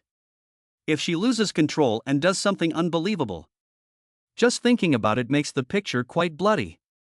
Si Joeen moved the seat behind the door in the same way as last time, blocking it tightly. She didn't manage to escape last time, so she probably won't this time either. Looking at the results of her busy work, Si Joeen returned to the bed with satisfaction and curled up in the quilt. It was probably because Bo Xian had hugged her that he had entered the room. The air was filled with the light scent of a man. It smells good. Si Joeen touched the white palm of her hand, not knowing what she was thinking about, and a faint smile almost invisible to the eye appeared on the corner of her mouth. Are you asleep? Bo Xian stood in the hallway, his eyes fixed on the young girl's room, and asked softly. Yes, sir. Don't let the people in the Bo family know that Miss Si has moved into Clearwater Bay, especially Grandma. Li Ma was slightly startled. I can see that you have a special feeling for Miss Joeen, even a liking. Are you worried that Miss Si is young and the old lady will not approve? Don't worry, sir. I'll make sure that everyone knows. The maids in this villa were all trained by Mrs. Li personally and were only allowed in after being seen by Bo Xian. As long as you give the order, they will never gossip outside. Prepare breakfast a little earlier tomorrow. Miss Si has to go to class after eating. Ah? Yes. Li Ma was completely stunned. She thought Miss Si was just young looking, but she really still goes to school. Li Ma sighed, and Mr. Li was also willing to do it. It was 12 o'clock at night. Bo Xian was sitting in his study, on a video call with the group's top management, which had been going on for 4 hours. The atmosphere on the other end of the video call was particularly oppressive. The executives were trembling in fear and didn't dare to lift their heads. Mr. Bo, I have heard the latest news. Mr. N retired 6 months ago, and no one knows where he is. Mr. N was a hacker with superb skills who emerged suddenly many years ago, but he was also a mysterious figure. The global anti-intrusion system he developed was impenetrable. Many pretentious hacker bosses have tried to provoke him, but none have succeeded. Such a legendary person suddenly disappeared half a year ago, leaving behind an unfinished system. Some say he was killed by his enemies and died a violent death. Others say that he made a lot of money, retired from the business, and married and had children to live a normal life. Recently, the Bo family has been working with European financial magnates to develop an AI-powered robot. The value of the data is worth tens of billions of dollars. The system that stores the data has been attacked by many hackers. On several occasions, Mr. Bo himself tried to stop the intrusion, but was unable to do so. Nowadays, only by finding Mr. N can we prevent the opponent's crazy attack. Continue to look for it, no matter how much the price is, it's not a problem. As soon as Bo Xian finished speaking, a figure suddenly walked past the door and headed straight for the end of the corridor. At the end of the corridor was his room. Xiao Jior is still awake. Do you need to see him? That's all for today. Bo Xian hung up the video call and got up to open the door, which was ajar. The little girl was standing in front of his bedroom door in a pink nightgown, her head bowed as she carefully entered the code. Xiao Jior? Bo Xian called out softly, but the little girl didn't seem to hear him, and kept on typing. How could she guess the password to his room? Bo Xian's lips curled up. He had just walked behind Si Join when he suddenly heard a ding-dong sound. The password was successfully decrypted. The door opened. Author's note: children, remember to click 5 stars and urge for more. You can also leave a message and discuss the plot with the evening breeze. Chapter 39, very dependent on him. A trace of surprise flashed in Bo Xian's eyes, and he slowly turned his gaze to Si Join. He personally researched the bedroom lock, and even advanced technicians may not be able to crack it. The little girl didn't need 5 seconds. Interesting. Xiao Jior? His gaze fell on Si Join's face, and he saw the girl's expressionless and dull expression. She looked just like the night she went out. Little 9. Bo Xian tried to call out again, but the girl paid no attention, walked inside with her pretty lips pursed and a blank expression on her face. It can be determined that she has a nighttime wandering disorder. Bo Xian followed her into the room and quietly followed behind her. The girl had fair skin, which looked even more lovely and cute against the backdrop of her pink pajamas. Especially now, there is no trace of the cold and guarded look she usually has, and she even looks a little helpless. Si Join walked around the room, and finally went to the corner of the room and squatted down, curling herself up into a ball. What is she doing, treating herself like a little tree? Bao Xian lightly curled her lips, walked up to Si Join, and slowly crouched down in front of her. She coaxed softly, "Shall I take you back to your room to sleep?" Si Join stared blankly at the ground, his eyes showing no trace of light. He had looked up information about sleepwalking, and it could be related to genetics, mental and psychological factors, and illness. He remembered that she had been sent to the countryside for treatment because of violent behavior caused by a mental illness. Seeing her huddled up in a ball, Bo Xian frowned slightly and gently took her hand. "Don't be afraid, I won't hurt you." Whether it was the action or the words that worked, the girl slowly raised her head from the ground, and the dead eyes in her face turned a little red. This expression of pain made Bo Xian's heart ache. Last time in the garden, she was also hugging him pitifully. What had happened to her? Just as Bo Xian was wondering, the girl suddenly stood up and pulled him forward. To be precise, she was heading for the bed. She sat on the bed, grabbed his hand and wouldn't let go, pulling him forward. Bo Xian frowned slightly, picked up the stray hairs on her forehead with his fingertips, and said helplessly, "Little friend, do you know what you're doing?"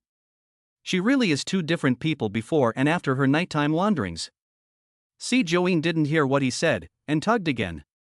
Seeing that the man didn't react, the girl frowned and pouted, then got up and walked around to the side of Bo Xian, placing her 10 long, white fingers on his arm. Little Josie. Before he could get up, Si Join had already climbed up after him, curling into his arms like a clingy kitten. The faint fragrance of the girl filled his senses. Through the thin pajamas, Bo Xian could clearly feel the warmth of the other person's body and the slow, regular heartbeat. Before he could react, his hand was already being held by Si Join. The girl took the initiative to clasp her hands with his, and her whole body curled up in his arms, in a position of dependence. The man's pupils contracted, and his breathing suddenly became much heavier. Baixian lowered his eyes and tried to gently pull the two apart, but what he saw was a face with furrowed brows and an expression of anxiety and panic. Was she afraid? He was used to seeing her cold and indifferent, but suddenly she was looking so helpless. Holding him was like holding onto a straw.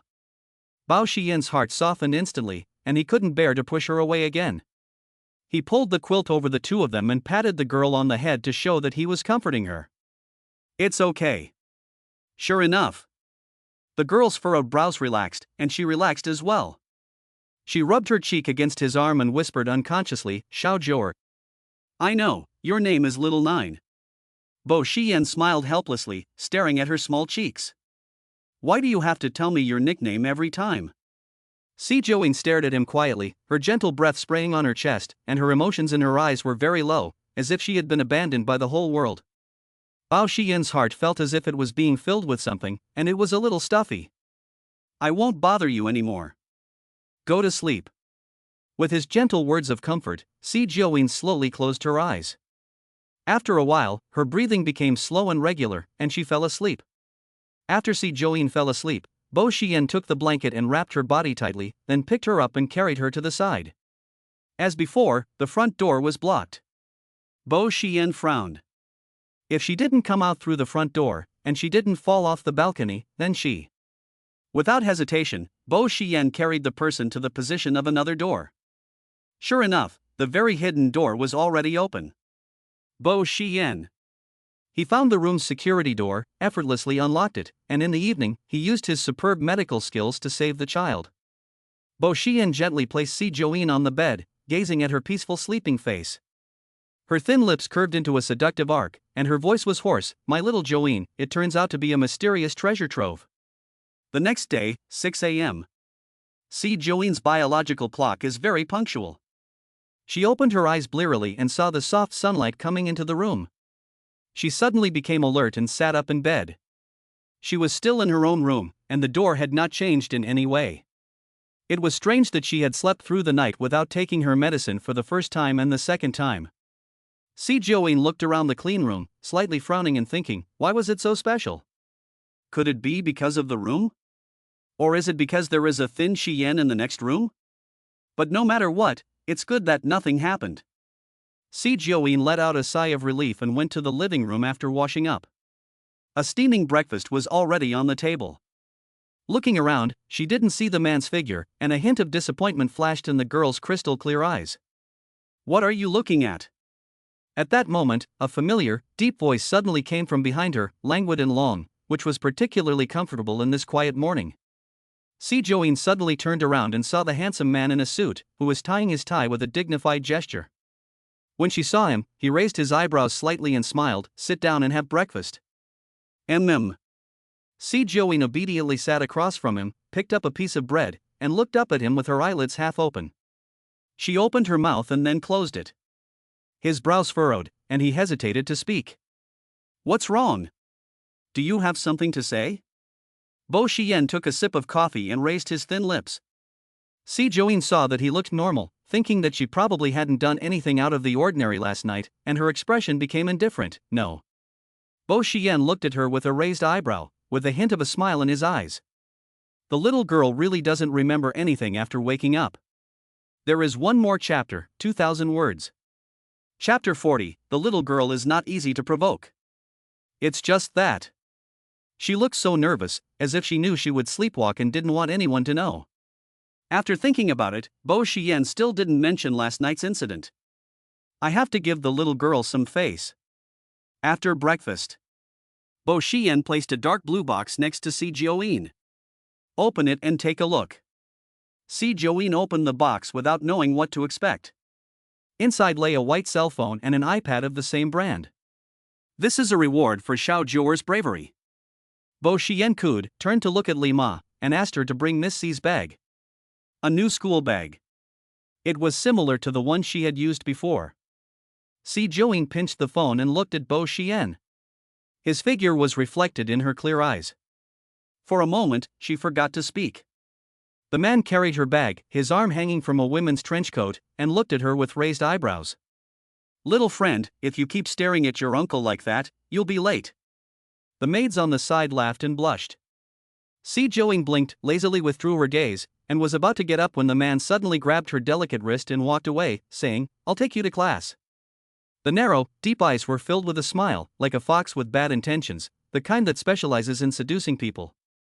Si Join glanced at the hand being held, as if she was used to it, and let him hold it.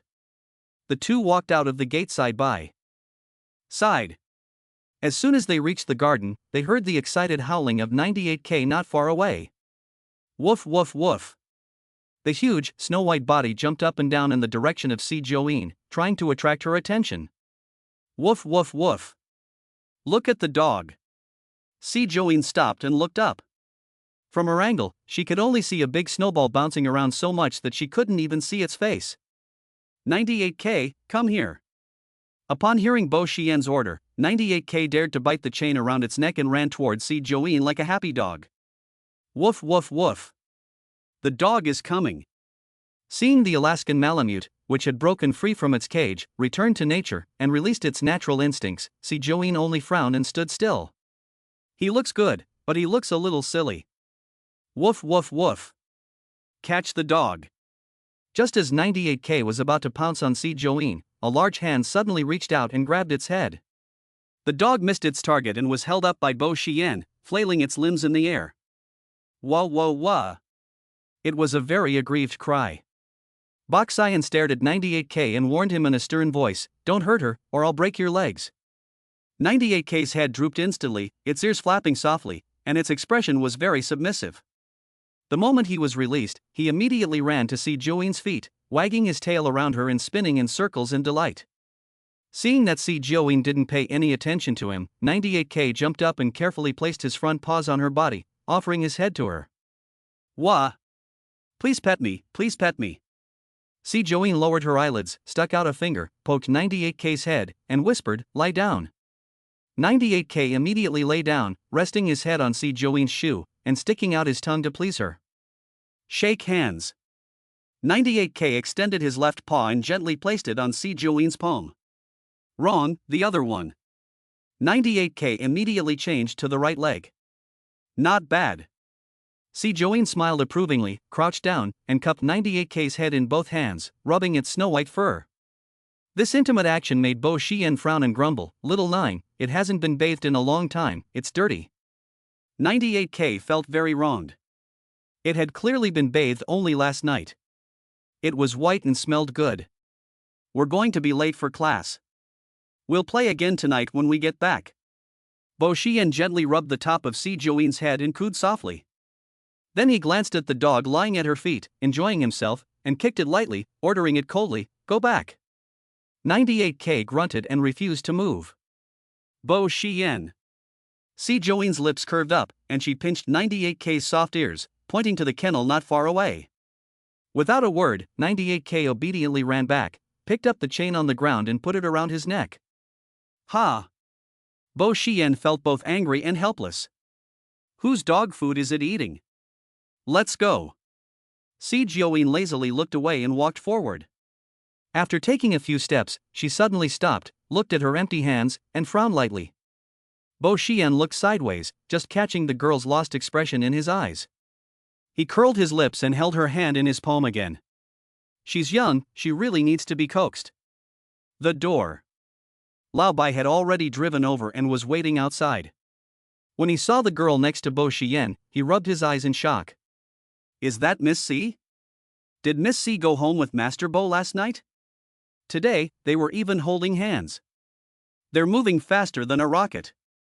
This time, Master Bo is serious. Bo Xian put his bag and coat in first, then raised his hand to block the roof of the car, and warned, "Be careful, don't hit your head." After Si Join got in, he followed and got in the car, sitting down next to her. Then, naturally, he took a bottle of pure milk from the suitcase and put it in her school bag. Si Join glanced at it and said nothing. When they were almost at school, he took out a piece of paper and wrote a few lines of freehand cursive. They were all very professional drug names. The old lady's illness was completely cured after taking 2 courses of this medicine. Si Join handed the prescription to Bo Xian, her voice light and clear, "As a thank you for the cell phone you gave me." Bo Xian took the prescription and locked his deep eyes on Si Join's face, with a smile, "Don't you feel like you're getting a bargain? After all, the prescription of the great doctor." Si Join looked at him, and their eyes met. He probably already knew about her identity as a doctor. Yes, a little. The girl half closed her eyes and looked calm. Then she'll pay the rent for another 6 months. Okay. After confirming her identity as a doctor, Bo Xian's smile deepened, but he didn't reveal it. He said in a low voice, "Take good classes, and I'll pick you up after school." Si Join pouted, obediently nodded, and pushed open the car door to leave. The free-spirited back, with a bit of an uninviting momentum. Seeing this, Lu Bai couldn't help but speak up. Master Bo, I heard that Miss C broke the score record for the Shanghao exam this time. The man's knuckles rested on the car window, staring at the girl's receding back. He raised his eyebrows and chuckled, really? She's very smart. Lao Bai's expression was hard to describe, and he was embarrassed to explain. Miss C only scored 8 points in physics, the lowest score in the school's history, and the lowest score in the history of physics at Shanghao. 8 points? Bo Xian's lips curled slightly, and a faint smile appeared in his eyes. Not bad. This tone of voice sounds a little spoiled and indulgent. Leave blank? That's an 8, the lowest score in the school.